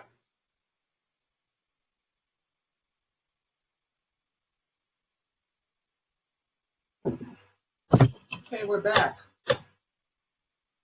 So I'm going to propose that we talk about community benefits and affordable housing together as a package. The real issue that's being put to us is that, as it stands, the DA hasn't created enough community benefit. Others say it's entirely appropriate. Is it in the right area? I think that's an open question. I think I should hear from other commissioners at this stage whether or not we've struck the right moment in the DA. Commissioner Fresco, why don't you start? I'm not ready to start. I'm checking Okay. things. Why don't I call on people, Richard? Yep, okay. Commissioner Landris. Sure. Look, I think that there is very likely room for higher payments, but I have two specific proposals that I would like the commission to consider. The first is, and this is based on consultation with the applicant, consultation with staff. The applicant has stipulated that it would be working with first of all, DTSM, Downtown Santa Monica, would be appointed as an advisor on the Second and Wilshire program, but also that the applicant would be committing to working with emerging and established vendors, local Santa Monica residents, Santa Monica owned businesses, for its supply of food and retail services. This wouldn't be it wouldn't be a lock. It wouldn't be everything is local, but they would be committing to it. But I think we should endorse their language that they've proposed and make sure that it refers to emerging and established vendors who are Santa Monica locals. I would also, in view of the vagueness of the economic equity fund that has been described, request that a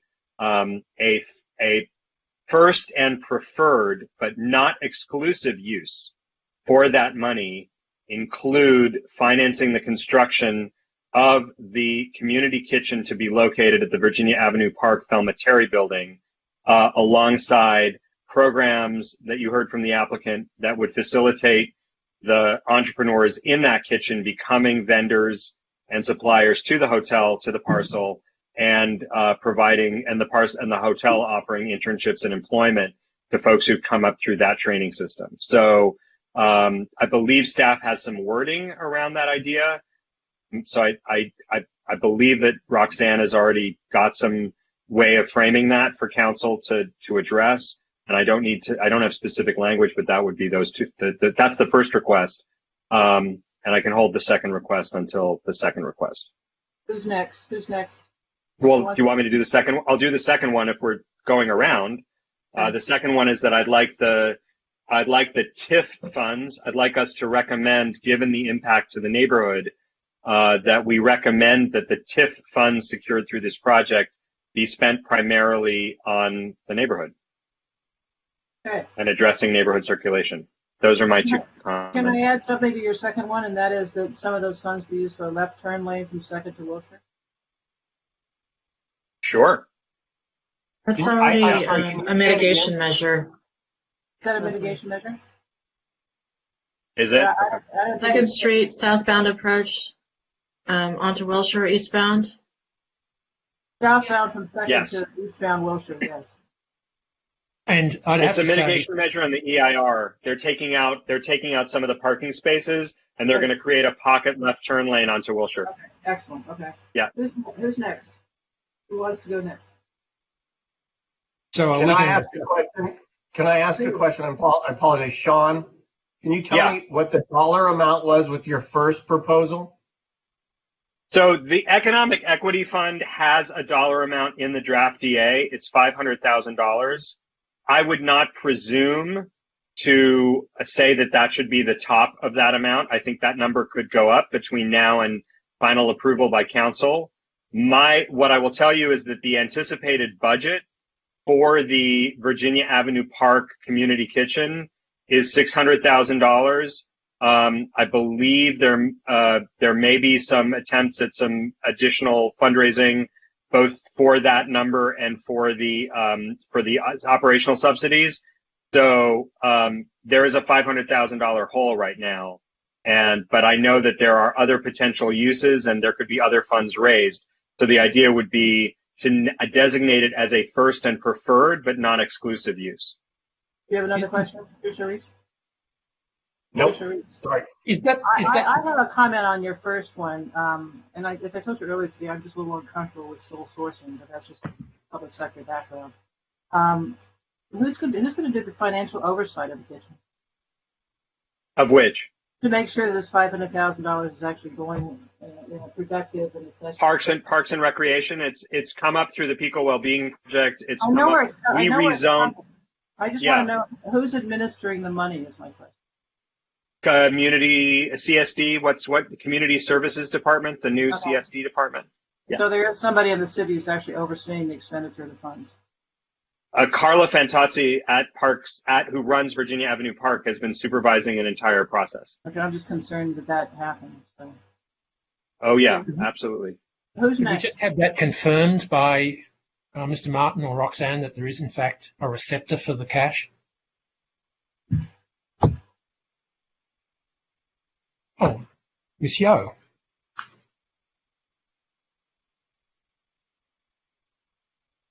Did you hear the question? Her mouth is moving, but I can't hear her. Yeah, we can't hear Jing. Sorry, there we go. There we go. Yeah, the money will be overseen by the Community Services Department. And the proposal on the DA was done in consultation with Community Services. The reason that it's somewhat open as a mark is actually in respect of the ongoing effort going on right now, which is okay. Okay. Social justice, and economic opportunity, racial equity, and the unfolding community process, that is very much community driven and not something that the city is Yeah, I dictating. understand. So I just wanted to make sure there's financial oversight. there's. Okay. Who's next? There is. Is that just a hand, or do you want to say something? No, I can say what I wanted to say. Okay. What is that? It's not a huge deal, but I was just a little disturbed or perturbed that the cultural arts fee is allowed to be covered because there's a historic preservation community benefit. And I just feel like we need a cultural arts fee too, that is a really important value in our community.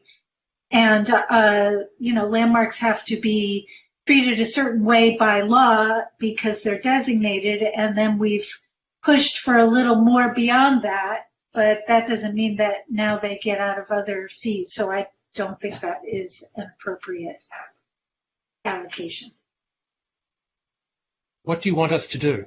Yeah, what do you want to say? I would like them to pay their regular cultural arts fee per our code. Do you know what that would be? I do not know.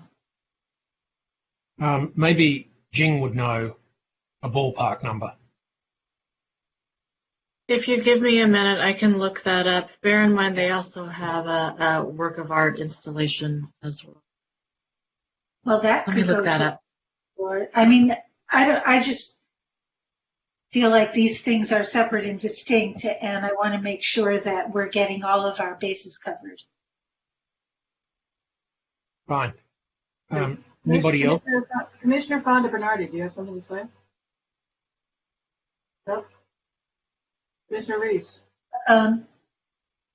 Mario, microphone. No, Mario was speaking, but he's muted. Mario, I you're thought you muted. were saying you have to unmute. We got every word of it, Mario. Okay. So here's the thing. We've made some really good progress, and I think we're headed in the right direction. But one of the questions that came up loud and clear, particularly from the neighborhood, is the incredible size of this object. We realize this object is bigger than the Santa Monica Place. It is an incredibly big object. And is there any way that we can scale it down? Is there any way we can tweak it to make it at all smaller? It overshadows completely, for instance, the historical building. You can barely find the historical building now.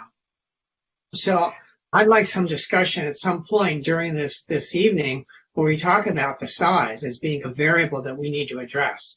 My very next thing. Okay? Design review timetable. Commissioner Pastor, do you have something to say? Are you done for Mario? Yes. I still have something on the benefits, which is when we're talking about open space and getting a little more money for ambassadors in the park. I think it's a benefit to the residents, and it's also a benefit to the visitors of the hotel. And so I would suggest that some additional funding go there, and I know that Richard's going to ask me how much, and I don't have a number. I just think that we need to put some money into that. I think it's a good use. Do you think there'd be a way to piggyback with BTSM's program? I'm not that familiar with it, but if they have a program where they're having people out kind of acting as ambassadors, but I'm also specifically looking at the parks because it's one of our better assets, and having people there makes a lot of sense. Are you talking about parks in general or the public open space on site? I'm talking about the parks in general around there, and specifically Reed Park and Palisades Park. So I guess maybe I'm not thinking downtown Santa Monica. I'm not talking about the folks who are walking around downtown. I understand. And there's a fine nexus between those, because Senator Jones, of course, donated both of those things to the city at the same time. Okay. Yeah, I knew that. Thank you. Yeah, I missed the Jones conversation. I feel really left out. I like that, Jim. I support that. It'll be on video. Okay. And then, so what I've got written down is in addition to what is in the community benefits. There's Sean's suggestion that DTSM and the applicant worked together on a program at Second and Wilshire, emerging and established lenders, suppliers. Commissioner Landis has proposed that local suppliers, that the community kitchen in the Pico neighbourhood receive a direct infusion of the $500,000. Richard, we're not finished. Commissioner Pastor. No, I'm just summarising at the moment so we can see where we're at. Okay, Commissioner Pastor. The third suggestion is that TIF flow into the Wilmont area. Commissioner Fresco suggested there be a cultural arts benefit, which Roxanne's looking, and Commissioner Reese has suggested that there be park ambassadors funded by the applicant. Okay, Commissioner Pastor. Can I clarify something? Yes. I just want to clarify that the TIF should go for Wilmont and Ocean Avenue, not just Wilmont. And to Commissioner Reese's point, I believe we may have skipped the stipulation of the applicant that there be no fences on the open space, and I just wanted to make sure that we capture that. They'd already submitted language, but that's just we endorse that language. Okay, thank you, Commissioner Pastor. Yep. I don't have anything else to say right now. And I don't really either. I am satisfied with the affordable housing benefit. Yes. And one of the reasons is I look at the comparison of 500 Broadway, which has about 5 or 6 times the number of housing units, and only twice as many off-site affordable units. So we are getting a great deal more affordable housing. Wait a minute, please. No, I want you to speak up. I want to hear you more clearly.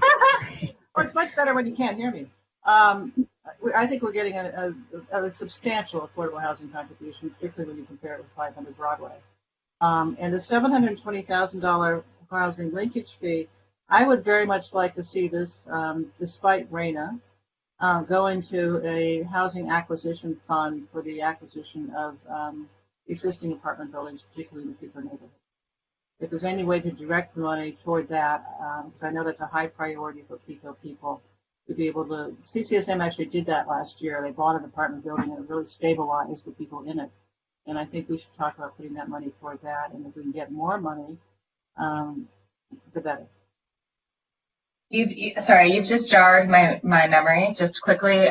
One, I would say purchasing buildings, but also potentially purchasing extension of affordable housing covenants that are expiring. Yeah, I'm not concerned about expiring covenants on nonprofit projects, because I've frankly never seen one not go on. Yeah, that's true. I but know for-profit project. I know there's some covenants on Bernard Way that are nearing the end, but I know those are being reconfigured by Tom Safran actually, so they will continue. So I'm not that concerned actually about expiring covenants. I'd rather see this go toward the acquisition of an apartment building where the tenants are in jeopardy. And so that would be my preference for the $720,000. And I would say that I think we're getting a significant affordable housing benefit, in particular because of the bedroom mix, which is something that you don't see a lot. And again, remember 500 Broadway was 5 times the size of this project unit-wise, and the affordable offsite is only twice the number that we're getting here. It's a very substantial contribution, in my opinion. So with the affordable housing, it was put to us to target the people that work in the project. However, I think what Tara indicated was that because we have to take people off the list, that there may be people in the project who get to live here, but there may not be as well. No, that's not. No, actually, they will go on the list. Right. People who work. So they go on the list. And they go to the top of the list. People who live here or work here go to the top of the housing. So you can do target marketing. Right, they do advanced marketing. So it was put to us by former Mayor Feinstein that a viewing platform or somewhere to look at the view from the top of the building would be a very important asset. And it's a very interesting idea. His suggestion was the condos are privatising the view, but one way is to return some element of the view to people. Now, it's been suggested in one of the other buildings, the Gehry building, that there be a platform at the top, and that was just offered. I do think it's a very interesting idea. And to go to your earlier suggestion, Commissioner Landis, if people have traveled across town or around the world to look at the tree, to be able to look at a view at the same time is quite something. Now, whether or not the applicant can accommodate this, I don't know, but I would like to make it as a recommendation. I'm surprised they don't have it. Well, I suppose we could ask them, couldn't we? Yeah, I mean, 4th and Arizona. Yeah, I mean, I don't see, I understand that they want to be able to sell that space, but I also think that, I mean, candidly, I've gone to school, Santa Monica Malibu Education Foundation, the new Santa Monica Malibu Ed Foundation events that are around the tree, and I think there are some public access rules there that apply. I'm not 100% certain, so I could be really wrong, but I do think we want to make sure that there's some public access there that's stipulated and not just let's hope for the best. Well, Nina, isn't the tree fenced off? Did you protect the tree? No, it has a platform built around it that's suspended above the roots, and then there's a bench that goes around it so people can sit and not get too close. But clearly you have to protect the tree, so you can't have people climbing. Right.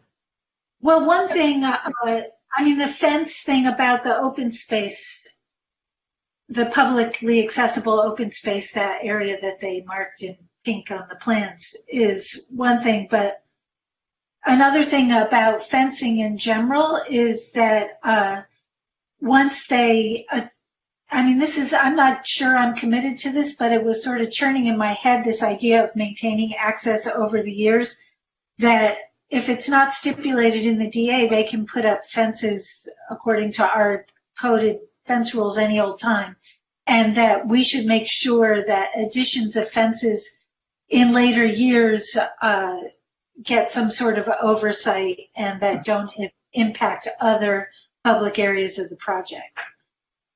Yes, because there's still a fence around the post office. Just want to put that out there. Never lose sight of the important thing. Vigilante is the only answer.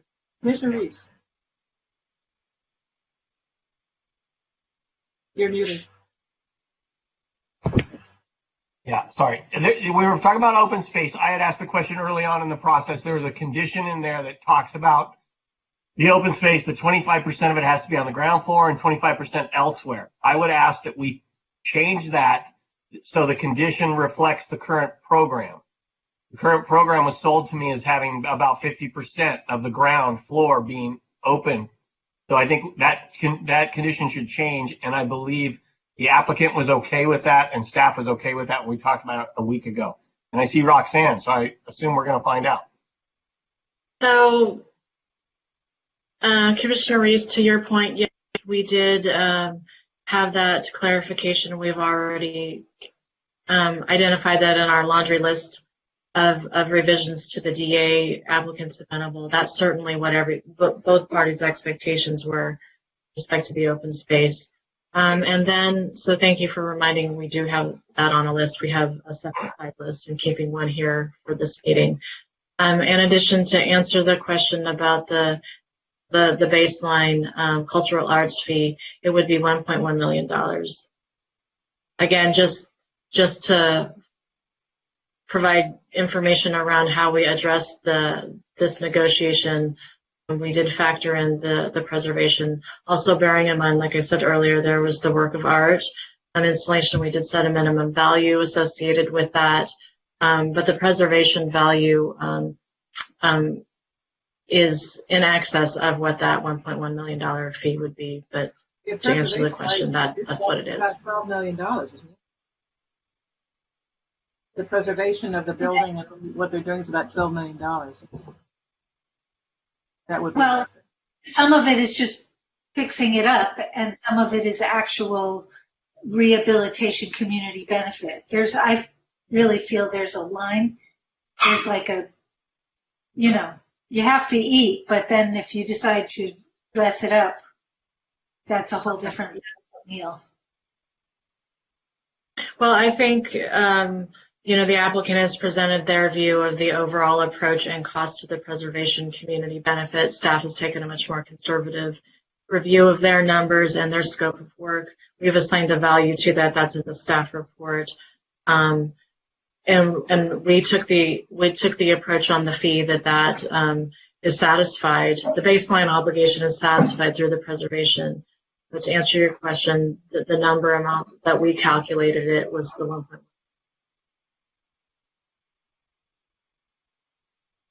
Richard, what's next? Okay, so I read you a list a minute ago of 5 things. Second and Wilshire, the community kitchen, the TIF fee that goes into Wilmont and Ocean. There was the ambassadors for the park. Commissioner Lambert, you suggested that the affordable housing be used to buy existing stock. The $720,000 linkage fee. Correction. Correct. There was a stipulation of no fences on the publicly accessible base going forward. Commissioner Fresco, you've just heard Roxanne on the cultural arts benefit and where we got to. Do you have a further thought on that?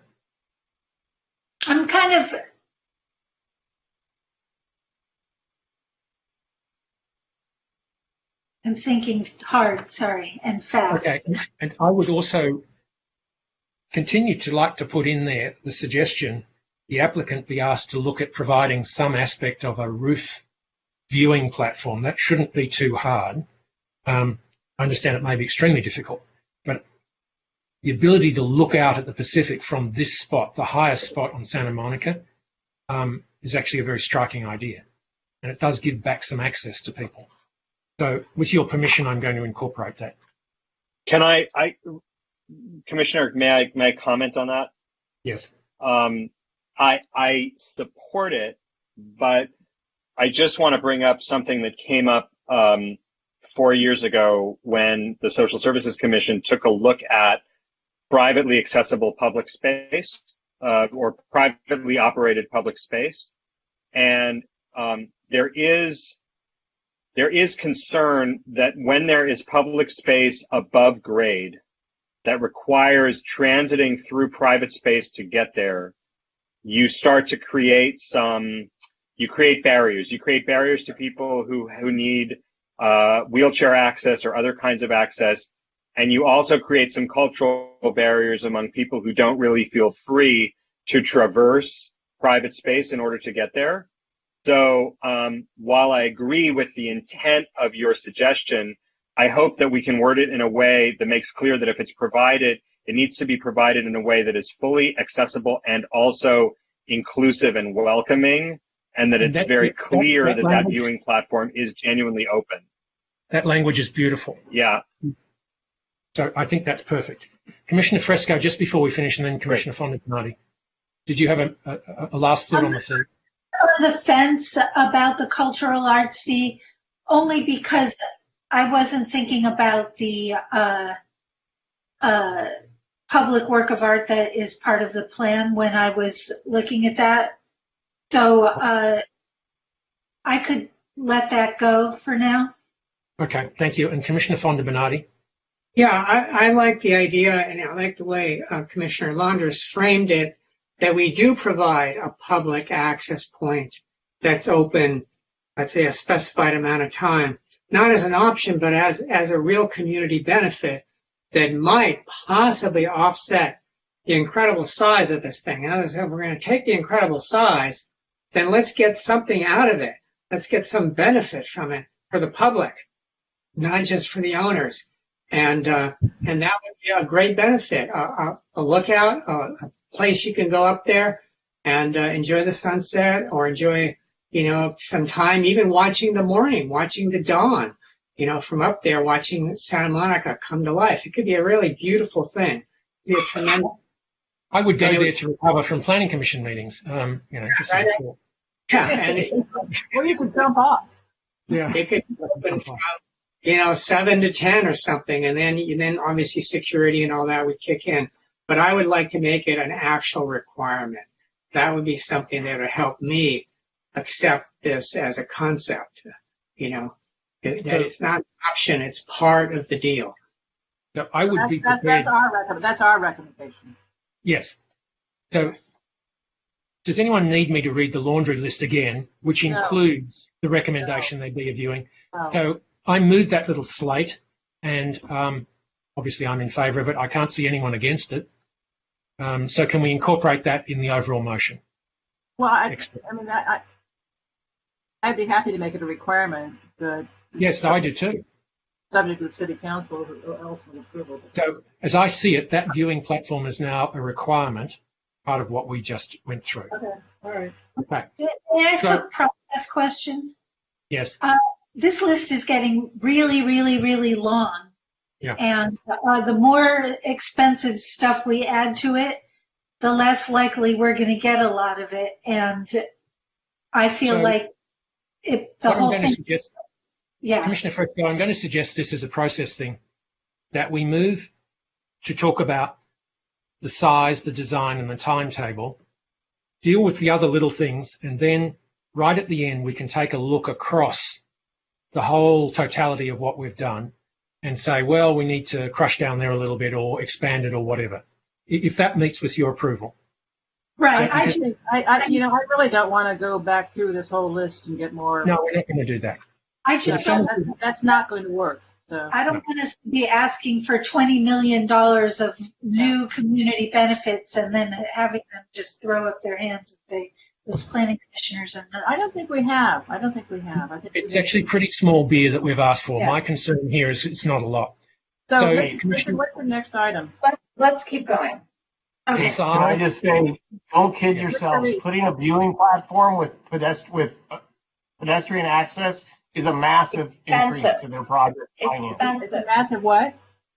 A massive increase to their project. I think it's Yes, a it great is. idea. I think it's a great idea. I'm sorry that this was not part of the DCP when it was put together, so they planned for it. I think at this point it's going to be really hard to put that in there. Again, I like the idea, but don't kid yourself that that's not expensive. Okay. Well, if I may, I think I support it as a recommendation. I think it should be in the package of what's negotiated. It should be on the table for negotiation. But I actually think it's quite difficult to build an inclusive and welcoming above grade privately operated public space. I think it's very complicated. There's a model in San Francisco, at the Moscone Center where you have these outdoor staircases. But it's very complex, and I raised the issue because I'm in favor of the concept, but I think it's very hard to execute. And so I wouldn't support making it a requirement of the project, but I would support it as a recommended benefit to be negotiated. Is that agreed on by everybody except Mario, who wants the requirement? Yes. I like requirement. So are we okay with Sean's recommendation? Yes. Okay, cool. Okay. Thanks. So the next big chunk, that's really been a major element of the whole discussion. Commissioner Fondabonati keeps reminding about it. There's no getting away from it. It's the overall size, which goes from 260,000 square feet to 502 above ground, the further 50, 60,000 underground. It's the design and it's the timetable of how and when this will be built. And I'm going to ask everyone to contribute. I've also got some thoughts about the timetable. To me, the only thing really is critical is that we timetable both council in terms of when we do our approvals and when they begin to build. So that's an issue for me to come to in a minute. Commissioner Fondabonati, why don't you tackle the size of it, because you've been thinking about that a lot. Well, they're not going to move things. They're not going to move things. They're already pretty locked in, even though they say they have a lot of flexibility. The nature of these buildings is that once you've laid them out, they're kind of locked. So the only thing I can think of is to remove a floor or something to scale it down. That makes it somewhat less massive, somewhat less, let's say, or you could say don't take down a floor, but just take down 3 floors of the northernmost building or 4 floors of the north building and give more view to the landmark. So it would have to be an adjustment like that on that scale to help it be less massive. I don't know, cut a big hole in it. There's many things that could be done, but we're a little far down the road for that. It's just very, very, very big. And the community has spoken loud and clear that it's awesomely big, and we have a responsibility to respond to that. Can I say something? Yes. I don't agree. I mean, I agree, obviously it's big.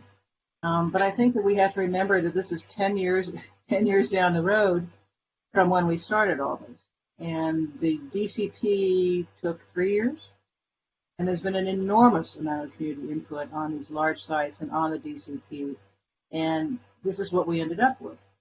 And the FAR for this project is 3.0, but the project itself, I mean, the maximum is 3.0. The project itself is 2.6.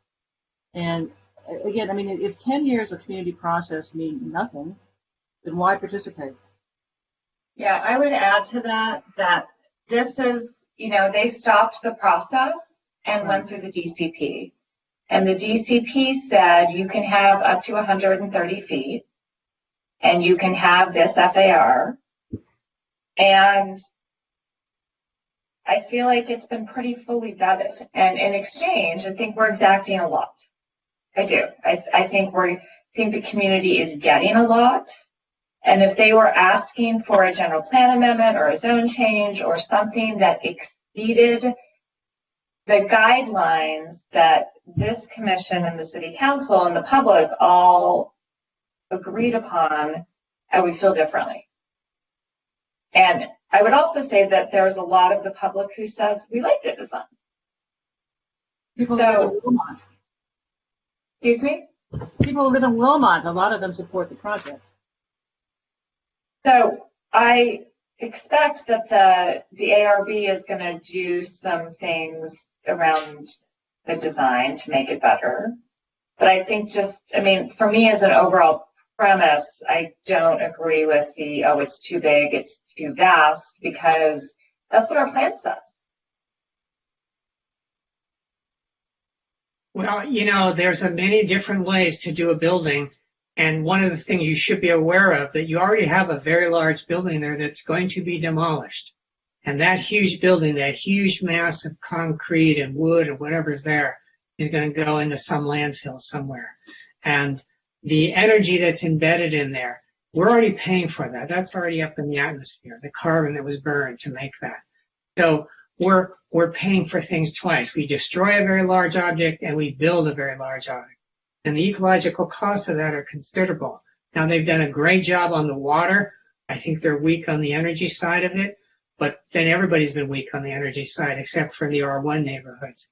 But the point I'm making is that there's a huge burden here, and it's sucking up a lot of our time, it's sucking up a lot of our energy, but it's permanent. It's done. Once it's up, it ain't going away. And that massiveness is going to be a giant object, a giant, huge object that is going to completely change our skyline. What you see from the beach is going to be completely changed by this object. Actually, So- Mario, it's the shortest building in the immediate area. I'm not sure. I'm sure. I had one in California. But again, hear me out. That's not the only part of the skyline. What I like about our skyline is very variegated. There's many different buildings. And this is going to become a giant big object between two bigger objects. So it's not just the size of it, it's where it fits in with the rest of the buildings. So I think I made my You made your point. You made your point. So I have some concerns about the overall size, but I have particular concerns about the building on the northern border, the California building, because it creates a wall. This is where the fortress aspect comes in, that runs along California and in essence cuts off this project from the neighborhood. And what Mario has said is that we have an up and down zigzaggy type skyscape. This is a one-note skyscape that runs across 2nd Street and then down California. And this may be appropriate to go in the design review, whether elements can be pulled back and create a slightly differentiated building up there, if nothing else, so that when people are in the Palisades Park and looking across, walking down California or part of that neighborhood, they have a sense that it's broken up. And I would certainly like to think that we could give a direction to ARB to have an examination of whether some elements of the mass could shift other places on the design. Yeah, I mean, I could support that, Richard. I think that that's a reasonable idea. I think, though, that if it was super open on that side, we would hear people complaining that it's too open and there's a lack of privacy. So I think that your suggestion to try to articulate it more or try to somehow break it up more, I think that's a nice suggestion. And that would be advisory to the ARB. Yes. I have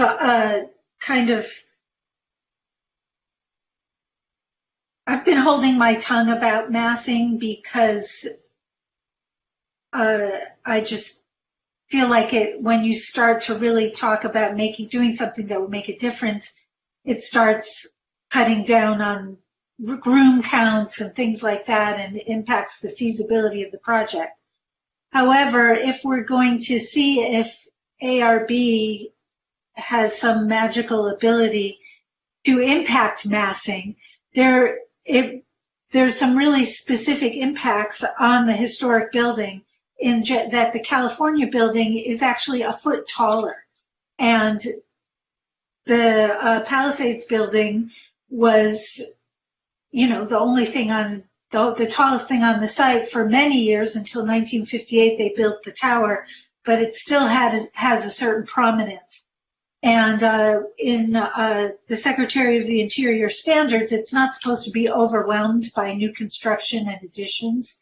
And the California building in the area, in addition to the Palisades building, they're connected by these hyphens and they're articulated.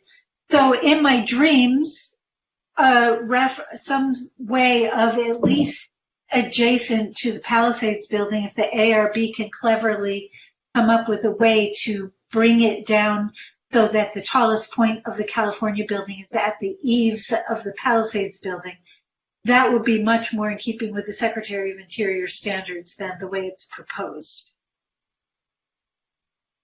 So you want the ARB to examine the height relationship between the California building and the Palisades building in line with the Secretary of Interior standards.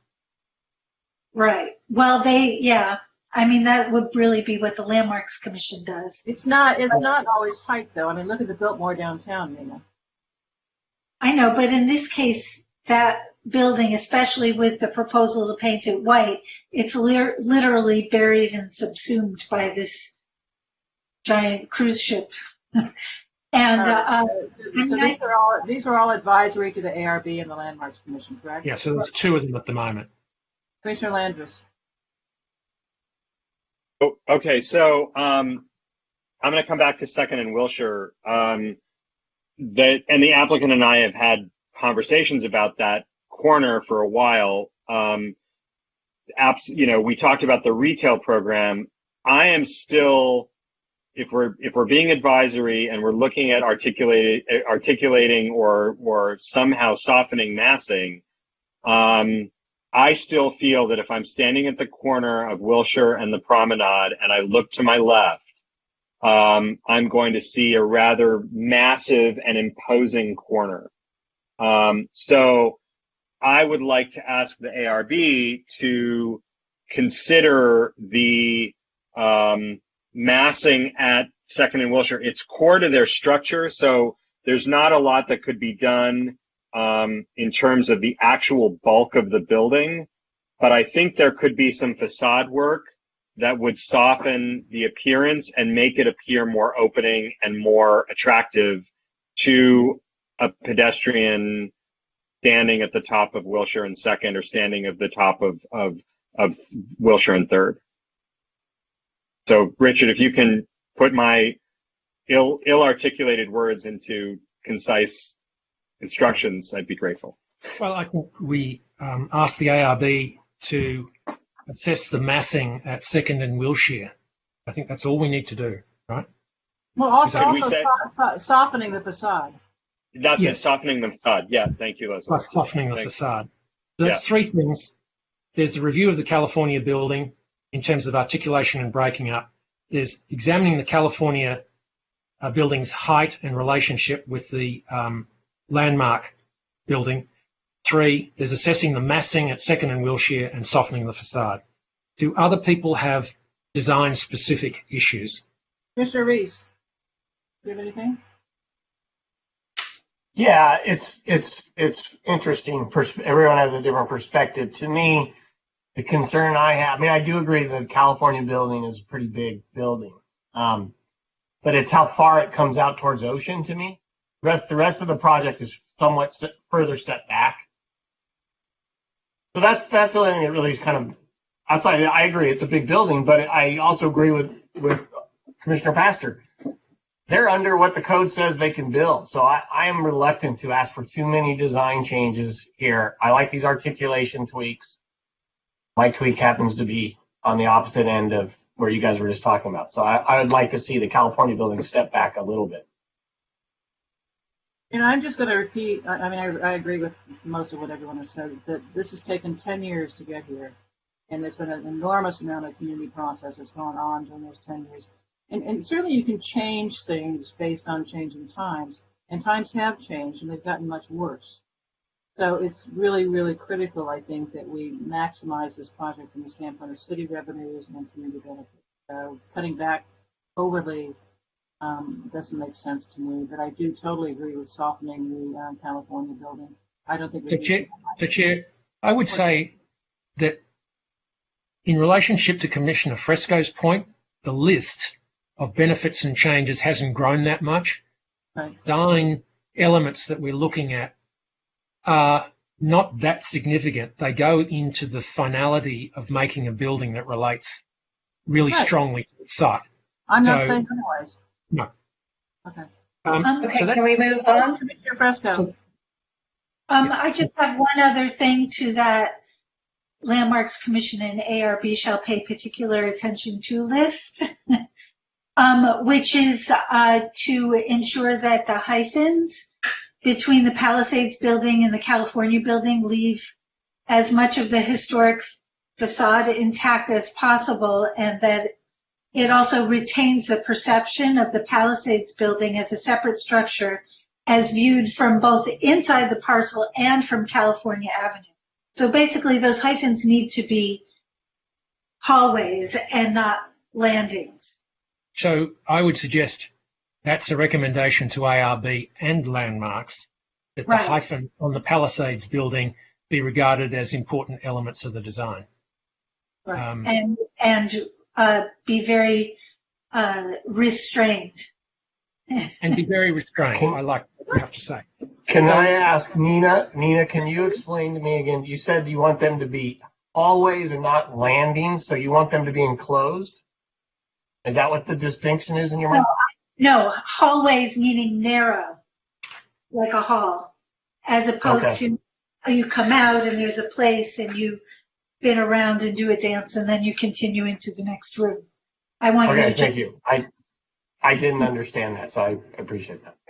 The Commissioners, there is one thing that has bothered me from the outset, and certainly when I speak at the end, you'll hear that.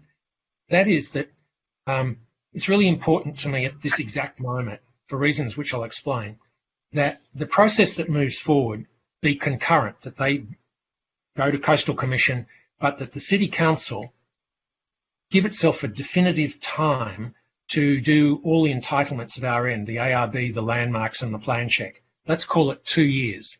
So from when the DA gets through the City Council, we then have 2 years to process it. I would like to recommend that they then have 2 years to begin their building. And they've asked for 10. I understand that. I'm actually not that interested in a long entitlement process for them. I get as an applicant that's what you want. And generally you would say, well, if it's Elise Pasteur LLC, they have to go and line out their funding to make sure they can get going and so on and so on. They have this funding mechanism of the condos. In this case, the owners, the personal owners of the LLC are incredibly wealthy people. And so they ought to be able to ensure that this building at least gets underway within that time zone. There is a value, if we're going to do this, of ensuring that it get underway in 2 years no longer. So that's my proposition to you, that we set pretty strong timetable in moving this thing forward. No, I'm very Richard, can you help me? Leslie, hold on a second. Richard, can you help me understand why it's so important to you to have that timetable? Okay. Like, I guess I don't feel like I've heard you articulate. All right. So that. So I really don't like this building. I think it's way too big. I think the influence of the condos pumps it up, and it's the funding mechanism, the condos. And because of the condos pumping up the building, we have a northern wall that is unvariated, and we have other aspects that make it a large presence in both the sky and on the land.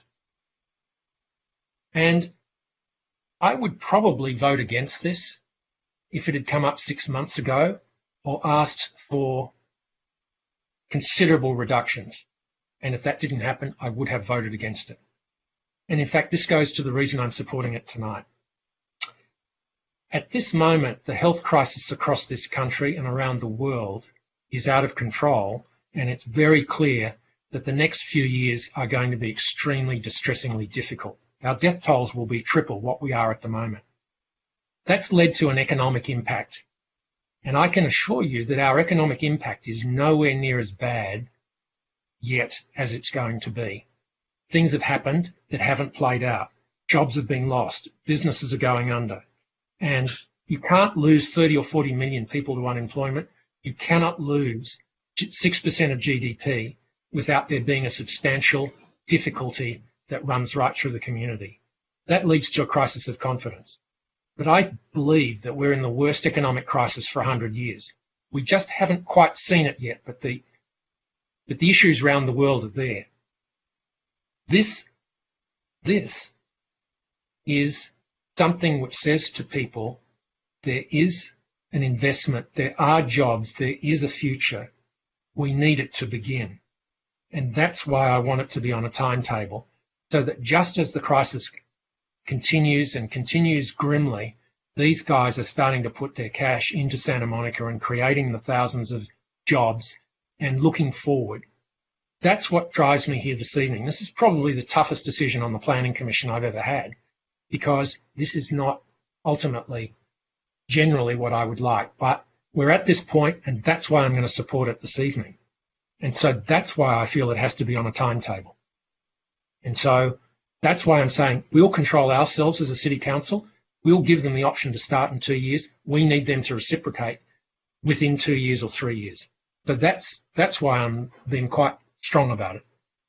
Does anyone have any comments on that?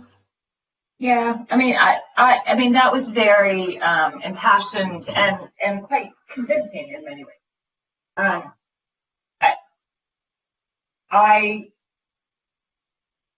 think that jobs are created not just from construction, but from the entirety of the process that happens.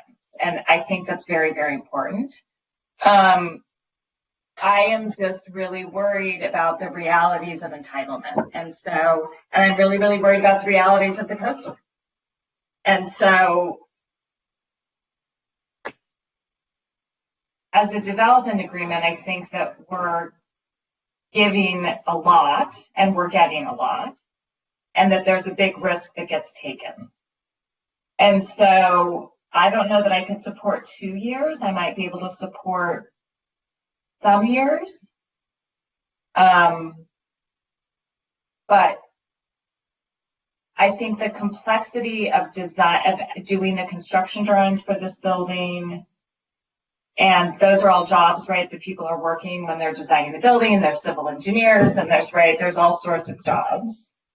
I think 2 years is really fast. And though I'd like to, in reality, to see that really happen, I don't know that it's a risk worth taking for them if it's that short of a time frame. You through now, Lisa? Yeah. Lisa, Commissioner Myers. So I I hear both. I hear both arguments. I think that the best way to, or one way, I don't know that it's the best way, but I think that one way to address the issue that Commissioner McKinnon has raised, and I share his concern. I want this thing underway. If I'm going to vote for it, I want it to happen, and I want it to happen quickly.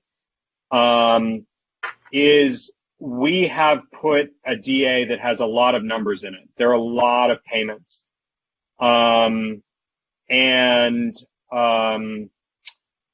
So I think we should put, inflation could come in the 20s. I think we should put an annual, I don't know if it's a PPI increase or a CPI increase, but I think that the payments that are due by the applicant at the time that permits are pulled, the base payments for future payments should go up. They should go up after, they should stay what they are for the next, if we think it's going to take 2 years reasonably to get processed, then let's fix them for the first 2 years. And then starting in year 3, let's let those payments start going up by the amount of inflation every year. And I think that provides a financial incentive for them to accelerate the process, because if they don't get going, if they wait 10 years, they're going to be paying us double, not quite. I mean, God willing, inflation doesn't get out of control. Yeah, so that's where we are. Okay, are you done? Yep. Let me weigh in the rest of it. I spent a lot of years at the CRA doing large projects like this, and I am fully 100% sure that this cannot do what you expect it to do in 2 years. And we are living in a time of extraordinary uncertainty in every market conceivable, from financing down to food trucks. And to expect them to operate as though we were existing in a normal market is really not reasonable. At the same time, I think that you need a schedule of performance. In fact, I've never seen an agreement that doesn't have a schedule of performance. So we should include that and recommend it to be included in the DDA with a building permit pulling date and a start construction and a grading. I mean, there are schedules of performance in every agreement I've ever done. So I don't know why we don't have one here. But they're also amendable. And if something happens beyond the power of the developer to control, which given these days is very likely, they can amend it. And normally they can amend it administratively. I can't see any incentive for this developer not to start as soon as possible. So I'm sort of sensing this sort of like this punitive gotcha thing going on here. It does not behoove the developer not to start construction. But as I said, there are things beyond his control that we've got to understand. And I think that we should recommend that a schedule of performance be attached to this DDA that is realistic, that's not punitive, that it actually encourages the developer. I think I've never seen a CPI attached to community benefits. That's an interesting idea. But I think you also have to understand that at the same time we're doing that, construction costs are going up. So where does the feasibility line get crossed? And we don't know. I'm not sure. I think that has to be looked at before we include it. Because as we know, construction costs have gone up by 30% in the past 3 or 4 years. There's no guarantee that it won't happen over the next 3 or 4 years, which could really, hopefully not, we could sink the project. So I think we have to be very careful adjusting our benefit packages. I've never seen that done in the agreement before, which doesn't mean it can't be done. So those are my thoughts. And I don't want a punitive schedule of performance. I don't think that does anybody any good. I want to hope for this project not happening by imposing a schedule that is not workable. And I don't think 2 years is workable. May I ask you a question? So I'm suggesting that we hold ourselves to, as you said, a schedule of performance as a council. What do you think is an appropriate number for the developer? So Commissioner Pastor was saying, I think 3 or 4 years. That's what I took some to be. I'm not putting words into it. Pulling a permit, probably 3 or 4 years. Yeah. I think that's right. But there has to be a way, if something happens, it's even worse that's already happened. There has to be a way to get that project. It is in the DA in one section that there's an excusable delay on behalf of the council. Yeah, that's what I'm talking about. Right. Not on behalf of the council, on behalf of the market, basically. Well, I think that's a different issue that would require them to come back, but I certainly would like to hold a schedule of performance for us to give them certainty to go ahead. I'm The only value for this is if it goes ahead as rapidly as possible. We all want that. Agreed. We also want to be realistic. We don't want to be. So actually, can I ask Jim Reese, because he does this all the time? Right. Then sure. Well, hey, this is a scale of project that I don't want to say I do all the time. I think what you're trying to do is very noble, and I agree with you. Is we want this built and we want it done quickly, but I've never seen, but in your same statement, in your impassioned statement, you talked about how bad this is going to get. And the worse it gets, the harder it is for them to finance. So at the same time, we're worried that it's going to get worse. We're telling them they have to go faster. And I think those just conflict. So I think we need a schedule of performance. I think that's absolutely true. But I just don't know that we can really hold them to a 2-year timeline. I've gotten hung up on entitlements. You know, I've worked on 2 or 3 projects that are 10 years ongoing and still trying to get through the process. Gladly, those are few and far between. So well, I'm not there yet, Richard. What? Yeah. I mean, could we also, though, I mean, as we're talking about schedule, right, we have to talk about when the schedule starts, because I don't think that for the size of this project, they're going to say, oh, this, if we go get city council approval, we're going to immediately start doing the construction drawings, because a lot is going to happen at ARB and at Coastal in particular. And so I think it's probably highly unlikely that they can really start construction drawings until they get through Coastal. And I do agree that we should have a schedule, and it is unusual to not have one. And so, Commissioner McKinnon, I guess would it be enough for you to be able to say, like, we want a schedule, right? That's very important to this commission, that we want a schedule that runs from, full entitlement, including coastal approvals, and see if staff can help work out those details. Or are you really looking for something that's more definitive? So I'm looking for an outcome. So what I'm really looking at is what has been put to me by 4 or 5 commissioners, that we establish a schedule of performance, and we recommend that that the city council part of it be no longer than, say, 2 years or whatever it is, and the developer's part of it be pick a number and then ask the planning department to write that up and recommend it to the city council. So I've heard from you the difficulties. I'd like to constrain ourselves to do what we can, but at least have a schedule there so people can look at it and go, oh, okay, so that's how it's going to proceed. The open-ended 10-year thing is, I just think that's valueless, to be honest. Well, you would have a schedule of performance that would lay out the steps to get to 5 years or 7 years or whatever. Yeah. Not a 10-year window. So I guess the answer is yes. And I think it can be open-ended enough as it leaves us, but it has to be tied down by the time it gets to the city council. So that would give them something to guide their deliberations. Mr. Landers. I'm just wondering what the thought is on inflation adjusting the community benefits schedule. I don't think it makes sense because we have no idea what's going to go on with the financing market or the construction cost of the project. I mean, well, after year 3 or year 4, whatever, it's in the out years on it's out once they're out of compliance on the performance. It wouldn't be, the council could excuse it. But they're being out of compliance, but they have nothing to do with anything they did. So I don't want to be punitive here. Commissioner Fonda Bernardi. Well, I think like any schedule of performance, we really are trying to think of something that's reasonable. So in my mind, the clock starts ticking when the city council approves it. Any schedule would start at that point and that point could be in a month from now if the city council acts on it, or it could be 4 months from now, depending on whatever has to happen between now and the actual city council approval.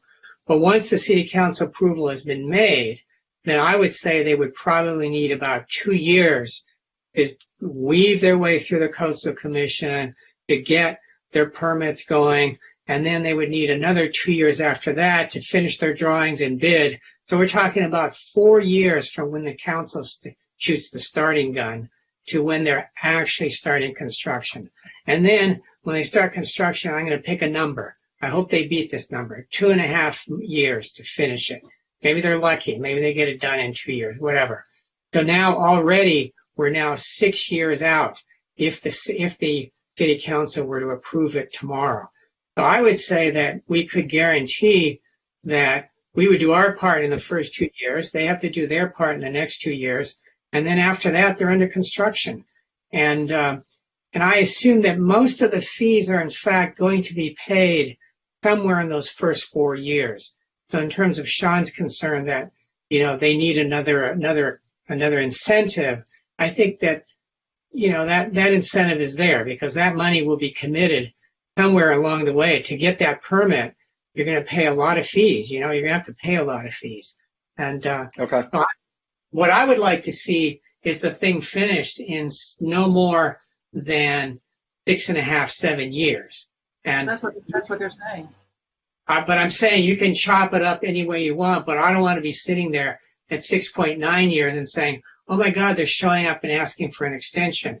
I would like to have some benchmarks along the way to make sure that we're tracking. Well, they're saying they're going online in 2026, so that is 6 years. Then let's lock it in. Let's lock it in. Yeah, here's another thought, Sean. I don't think there's any question that the affordable housing component of this is going to be more expensive than they think it is. Yeah. Given construction cost increases, there's no question in my mind that it's going to be more than they think it is. So their contribution to that project is going to be a lot higher. So how would you? Well, yes. Are they? Is the deal commits them to the production of the housing, right? Irrespective of the cost. Right. And right. I understand that about the tax financing side, but they are still obligated to produce that building of that quality for that number of units. Okay. Yeah, that's an incentive for them to get moving. Richard, the other thing is,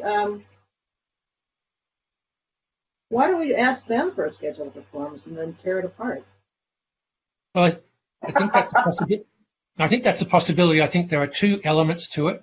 What we control, we should put a time limit on ourselves, just as, for example, we no longer have discretion to keep rehearing things on all. We have to finish within time. So we put that on ours.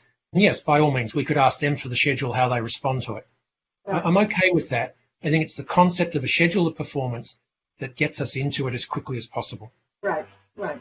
So I would put that to you as my motion or my element here. Yeah, I mean, I'm actually curious, post-approval, once this DA is approved, are there processing deadlines that apply on the basis of state law? Because this project, if this project had come to us as even a tier 3, it would be subject to the Housing Accountability Act in some form, some portions of it. Not the hotel portion, but that's true. The hotel would. No, it's not 2/3. It's not 2/3 residential. Oh, it's not 2/3. Okay, but are there any processing deadlines that we could ask the city to hold to? Well, that's post-approval. Post-approval. That's what the schedule of performance is. Let's ask the planning department to develop that. Let's ask them to come up with it. And they'll come up with that. Let's read our discussion. Lisa, do you have sample performances schedules that you could share with us or share with the developer? Or? Do I have them? I'd have to look for them. Okay. Yeah, I can look at development agreements. It's pretty pro forma, in terms of right. Yeah, but development agreements, they happen all the time. I actually don't do that many development agreements. So can I recommend that become part of our overall motion? Yes. Yes, but can I be a little more explicit? I think then the issue is going to be getting this in front of ARB and getting this in front of landmarks and making sure that those are scheduled efficiently and promptly and that those hearings are prioritized. I mean, I'd love to see both of those hearings completed within 180 days of council approval. maybe fewer, but I think 6 months, they still have to go to coastal, but why can't they go to ARB and landmarks while we have to wait for them to go to coastal before they go to ARB and landmarks or not?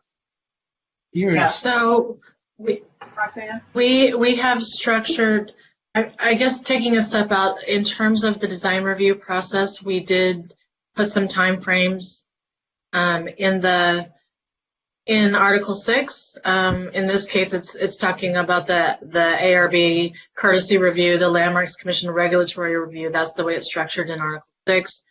So we do have the ability and an interest as well in establishing timeframes for design review in and of itself. We've also said that the applicant, in terms of filing for coastal concurrently, if coastal is amenable to that, we will, fill out the forms and make sure that we can allow the applicant to do both, continue on through design review, post DA approval, while they're tackling the coastal approval process. So that's built in. In terms of doing,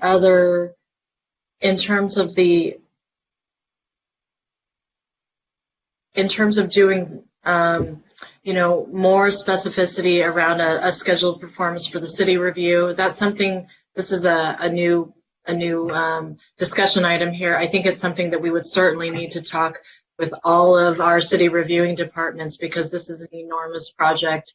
The level of review specifically around plan check. So we have a little more control over scheduling the design review hearings. We can put that on a schedule that we believe we could stick to.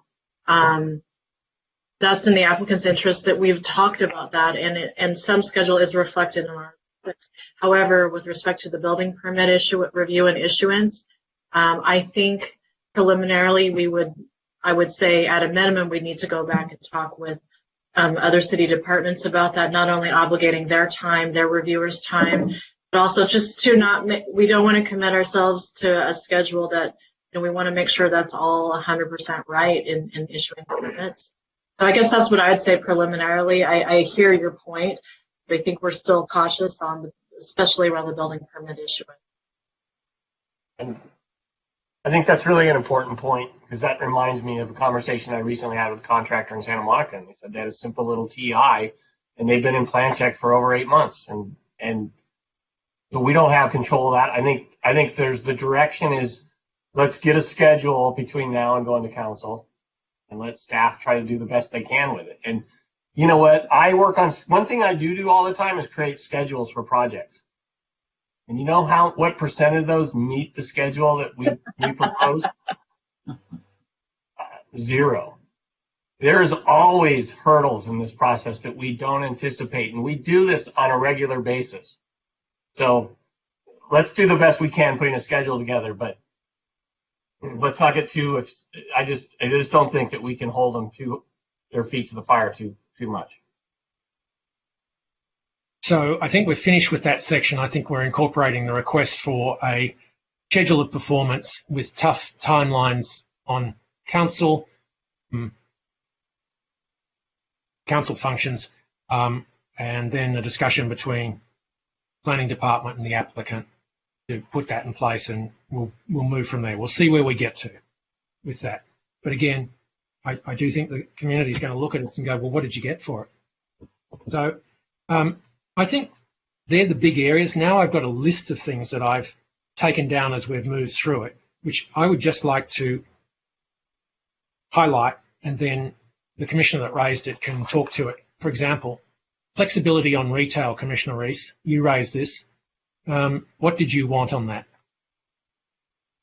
Well, I don't, that's a great question. What I want is a variety of uses and I want some type of written in their streamlined process that the director has discretion to allow active uses or uses that activate the ground floor that we might not be considering right, that might not even exist right now.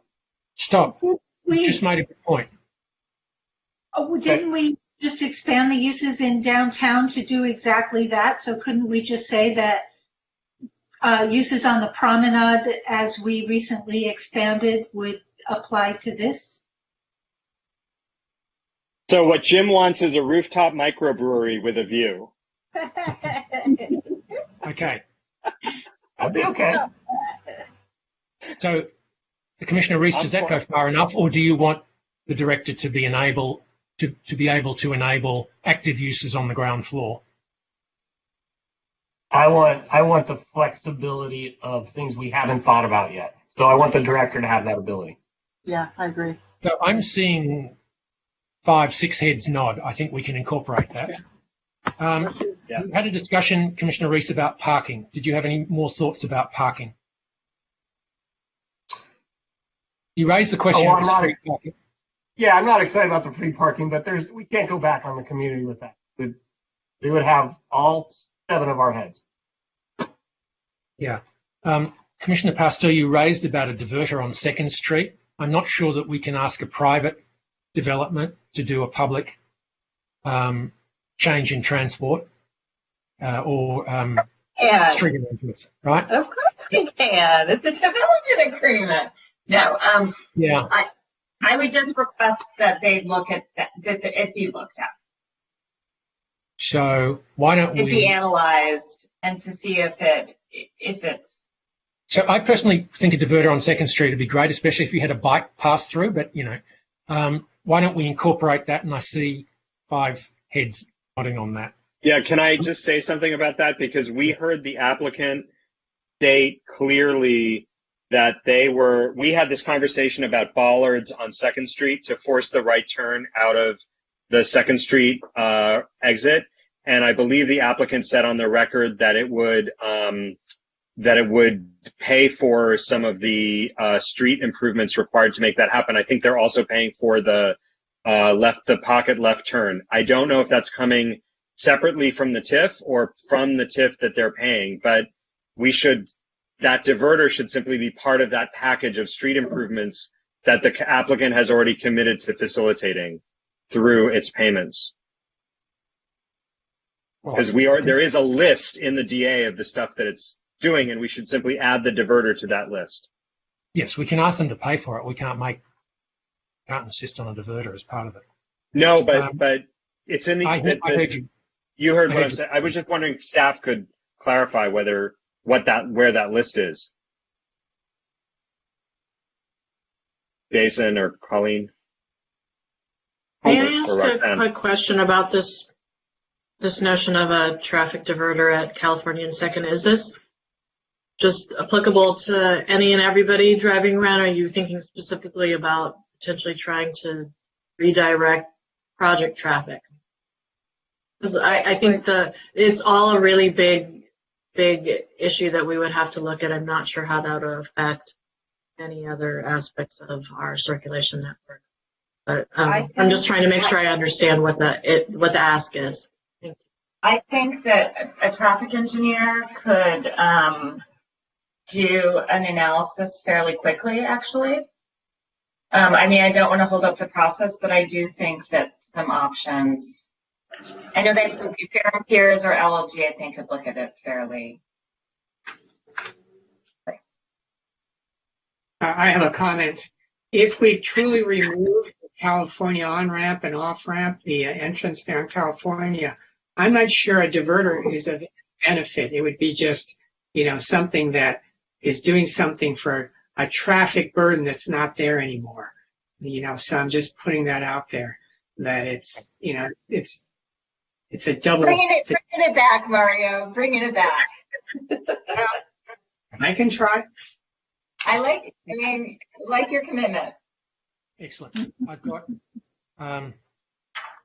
Commissioner Lambert raised the issue of minority hire last week, and there was some discussion about what we could and we couldn't do.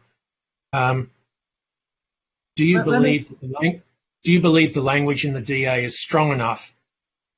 Local hiring and targeting? No. Which is why I brought it up last week. So can you raise some language? I raised the note of putting MBE, WBE, and LBE requirements into the agreement. And since then, I have been convinced by the city attorney, and just logic is that we do not even have close to the infrastructure in City Hall to implement a program like that. It's impossible at this point. It also may be illegal given Prop 209 unless that's overturned in November. So at this point, the city attorney has developed really good language, which is acceptable to me and to the developer about equal opportunity and non-discrimination in using local businesses and and it's fine with me. So the city attorney actually has the language that covers the points that you were raising. Yes, she does. She Okay. does. And she shared it. And could we ask, is that now incorporated as part of the DA? I can't tell you where it is. I just know it exists. You're still reviewing that language. Oh, sorry, Right. Susan, go ahead. Yeah, I was just going to say that. I mean, we've broached the subject with the developer. We're putting together the list of things, and conceptually, I think they are on the same page as what I have suggested. Well, let me say this. I don't think that language is negotiable. I mean, it's a pretty soft equal opportunity language, so I can't imagine. I mean, it's that's discriminating. right. Yeah. I mean, I think what I'm saying is that they're in agreement with that. They may have some tweaks here and there as far as like commas. We have drilled down into like text changes. So I think there may be something like that, but nothing substantive from what we discussed. And thank you for doing that, Susan. You're welcome. There was the word substantial when it came to major and minor modifications on page 14, which I would like to take out because it diminishes the ability of the city to run the project. I just recommend that. We discussed it last week. I think Jim raised it as well. An issue has been raised by members in the community about no bars at the top of the buildings. So I think it's worth discussing. I'm not sure a bar on the top of the California building is warranted. I don't know where the bars are going to be, but I think the aspect of noise into the community is an important one. So I just recommend we don't allow a rooftop bar on the California building. Is one proposed? One proposed? I don't know. The community's really hot-fired about it, so there shouldn't be one. No. Okay. So put that in there. I can't see anything else at this stage. Have other people got other things they want to now raise or discuss before we go to actually formally discussing the motion as a whole? I had Commissioner Fresco. the Landmarks Commission and the ARB shall pay particular attention to. And that has to do, as I mentioned before, I was talking about interpretive programs for historic preservation in that landscaped area. And I just also had something on this list for the ARB or the Landmarks Commission to consider, that Ocean Avenue frontage in front of the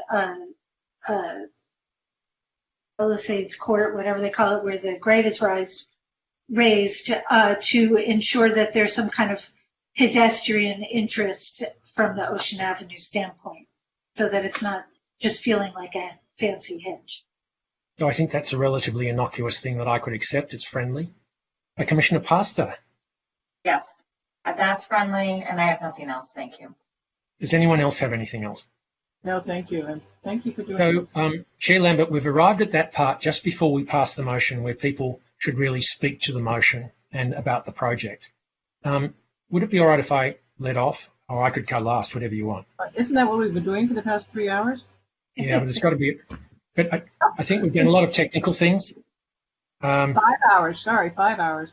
Correction. And we can finish here by 10:30 still.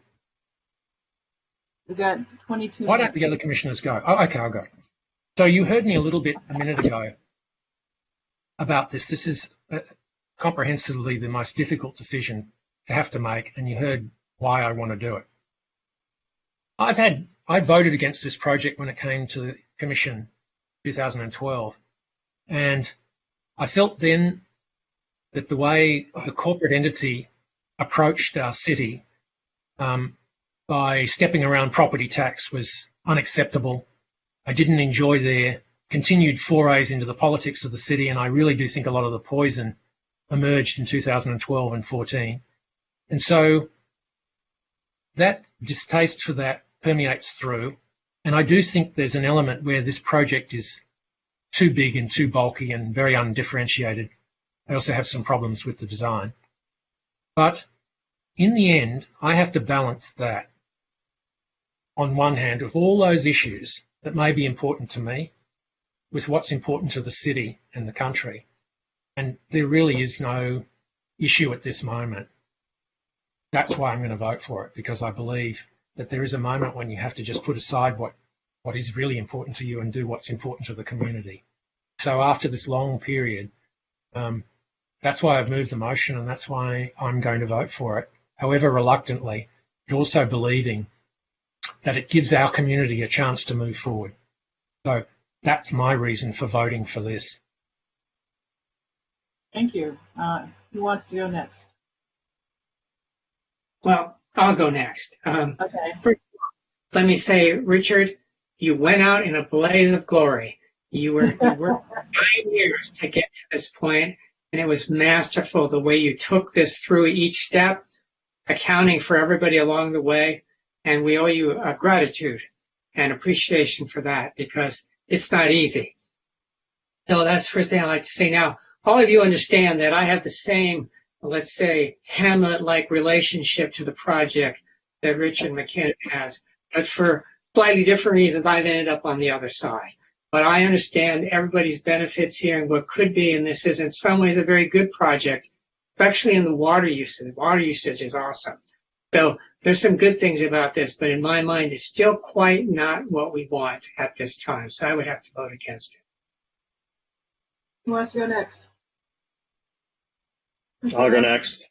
Okay. Yeah, I first of all, I want to echo Commissioner Fonda Bernardi's praise of Commissioner McKinnon. This is a culminating moment, and I want to express my appreciation for your clarity of process and your clarity of language, both, because I think you got us to places where we might not otherwise have got to.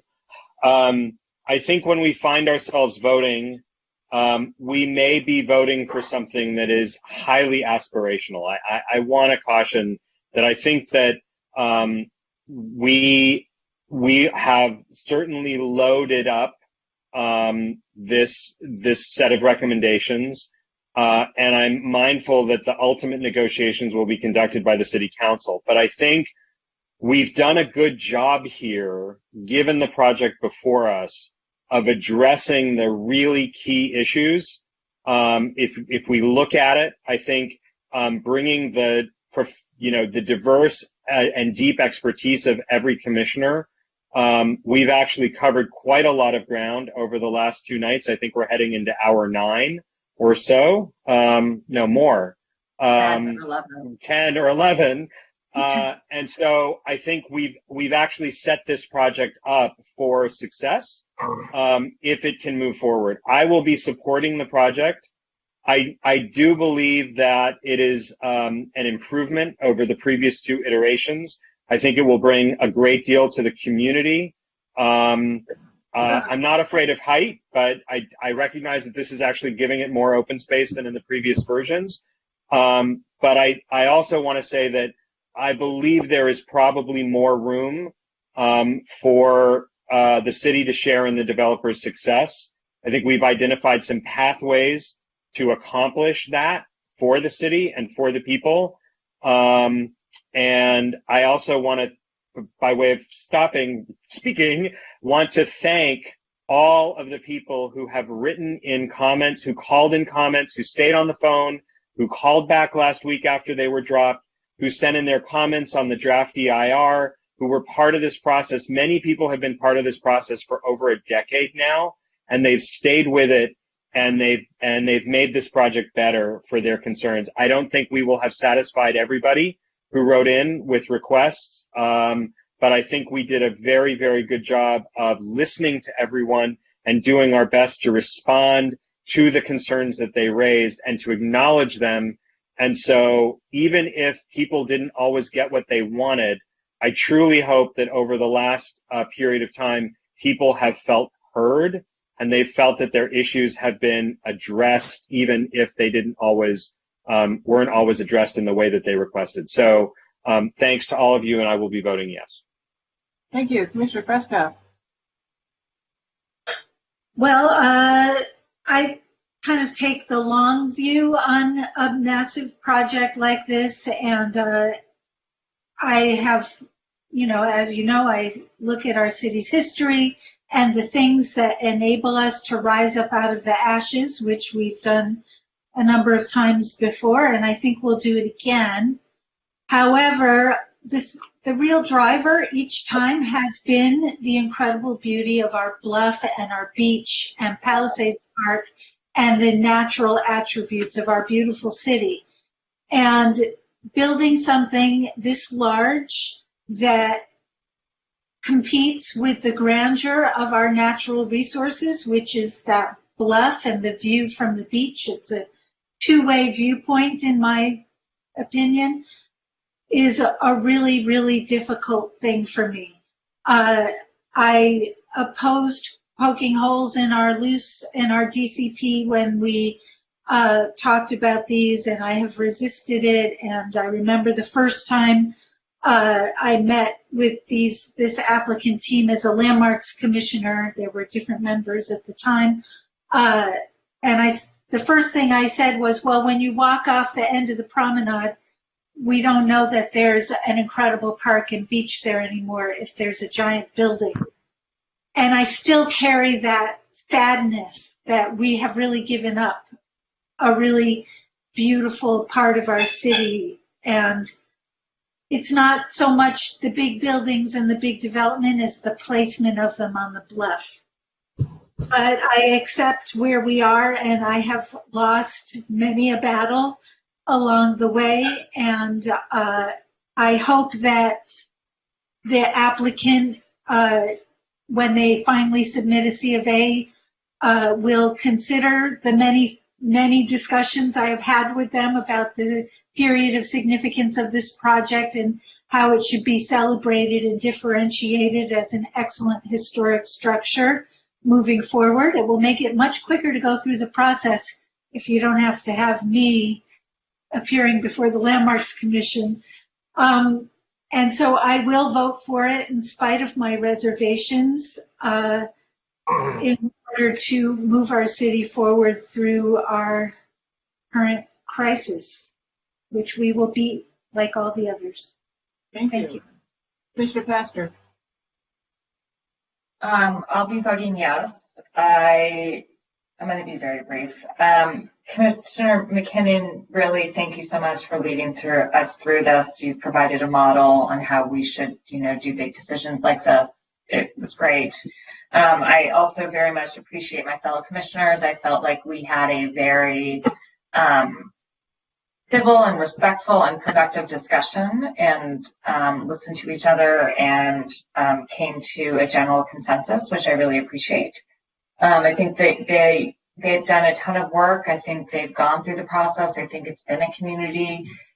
There's been a ton of community input, and people may not agree with everything, but I think the process has been very open and inclusive. Thank you to everybody who wrote in, as Sean said, contributed their comments. I do think that there has been a chance for all of the airing of everything. I think it's a good project. I don't think it's a perfect project. And I'm excited for, it to help benefit our city, and in particular with the really great affordable housing. Thank you. Commissioner Reese? Yeah, and I'll just chime in that I thank everybody's involvement with this, the community's involvement, the applicant's involvement. This is a really arduous process. The applicant is negotiating with a number of individuals. You know how much easier it is to just go to one person and say, what do you want for this project? Instead, they've gone to a whole community, and they're not even done yet. They got to go to the council yet. So I wish them good luck with that. But at this point, the project is well designed. It's got a beautiful design. Sure, it could be a little smaller, but it is consistent with our codes. So we need to be careful what our codes are if we all think this is too big. But the benefits, there's so many ornaments on this tree. The affordable housing is fantastic. We're getting net new affordable housing in a very prime location where we really need it. They're donating $10,000 a year for the 55 years to provide services for these individuals going into that housing, which is very critical. The housing will be there for 99 years. That's not done in most projects. Most are at 55. The preservation is important to our community. The economic development is massive, as Richard has already talked about. And I love the sustainability. They're LEED Platinum, and they're 20% less than their current water use. Those are great benchmarks. Sure, we can push people on other issues, but we'd be happy if we had a platinum project, if every project was platinum that came through our way.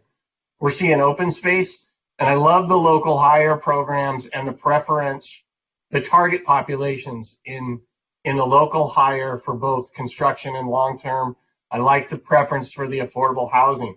So I see just a ton of benefits here for the project. I will support this project. And I cannot thank Richard enough. One thing I do is present to a lot of commission, and he really wrapped this up for us really well. So, I will do everything in my power, Richard, to kind of emulate your process you went through in the future. And I will, as I said, vote for the project. Thank you. So, Richard, you're going to pass the torch to Jim for the leadership on the issues in the future. He's the man. I want to thank you. Wait too. a second. Can we have a garden? Can we get something named for Richard? Should we get something named for Richard on the project before we wrap the vote? For Richard is he's going to be remembered for this project. This for better or worse. What? This will be your legacy project, Richard. I think the McKinnon Bikeway in front of the Miramar is a good thing. Anyway, all kidding aside, I support this project. I want to thank the people who, over the past 10 years, participated in the planning process that got us to this point with a project that is actually less FAR than they're allowed and in total compliance with our code. And that is a credit to them, to us, to the community. And I want to also remind and thank the people from the Wilmot neighborhood who came out in support of this project. And there were a good number of them last week. That was really important to me. And I want to thank the fellow commissioners. We were amazingly good folks tonight. I mean, there's very little. Anyway, it went very well, and it was because of Richard it went well. I love the design. When I consider about the Godzilla that came before us a few years ago, the tower, almost anything would be better, but I really do like this design, with the exception and the direction to the ARB to look at softening the California facade. I am ecstatic about the affordable housing contribution. I have never seen anything like it in my history of doing redevelopment projects. It's just phenomenal. And I want to thank the development team because they have been open and receptive. And I'm going to miss our almost daily conversations. And most of all, I want to thank staff. Roxanne, you have just done a phenomenal job on this project. I cannot thank you enough. And I hope you get a rest after this because you need one. And I think the city attorney, every staff person who's been involved in this project over the years deserves a special appreciation from us. So that said, God, what are we going to do now? Time to vote. We're going to vote.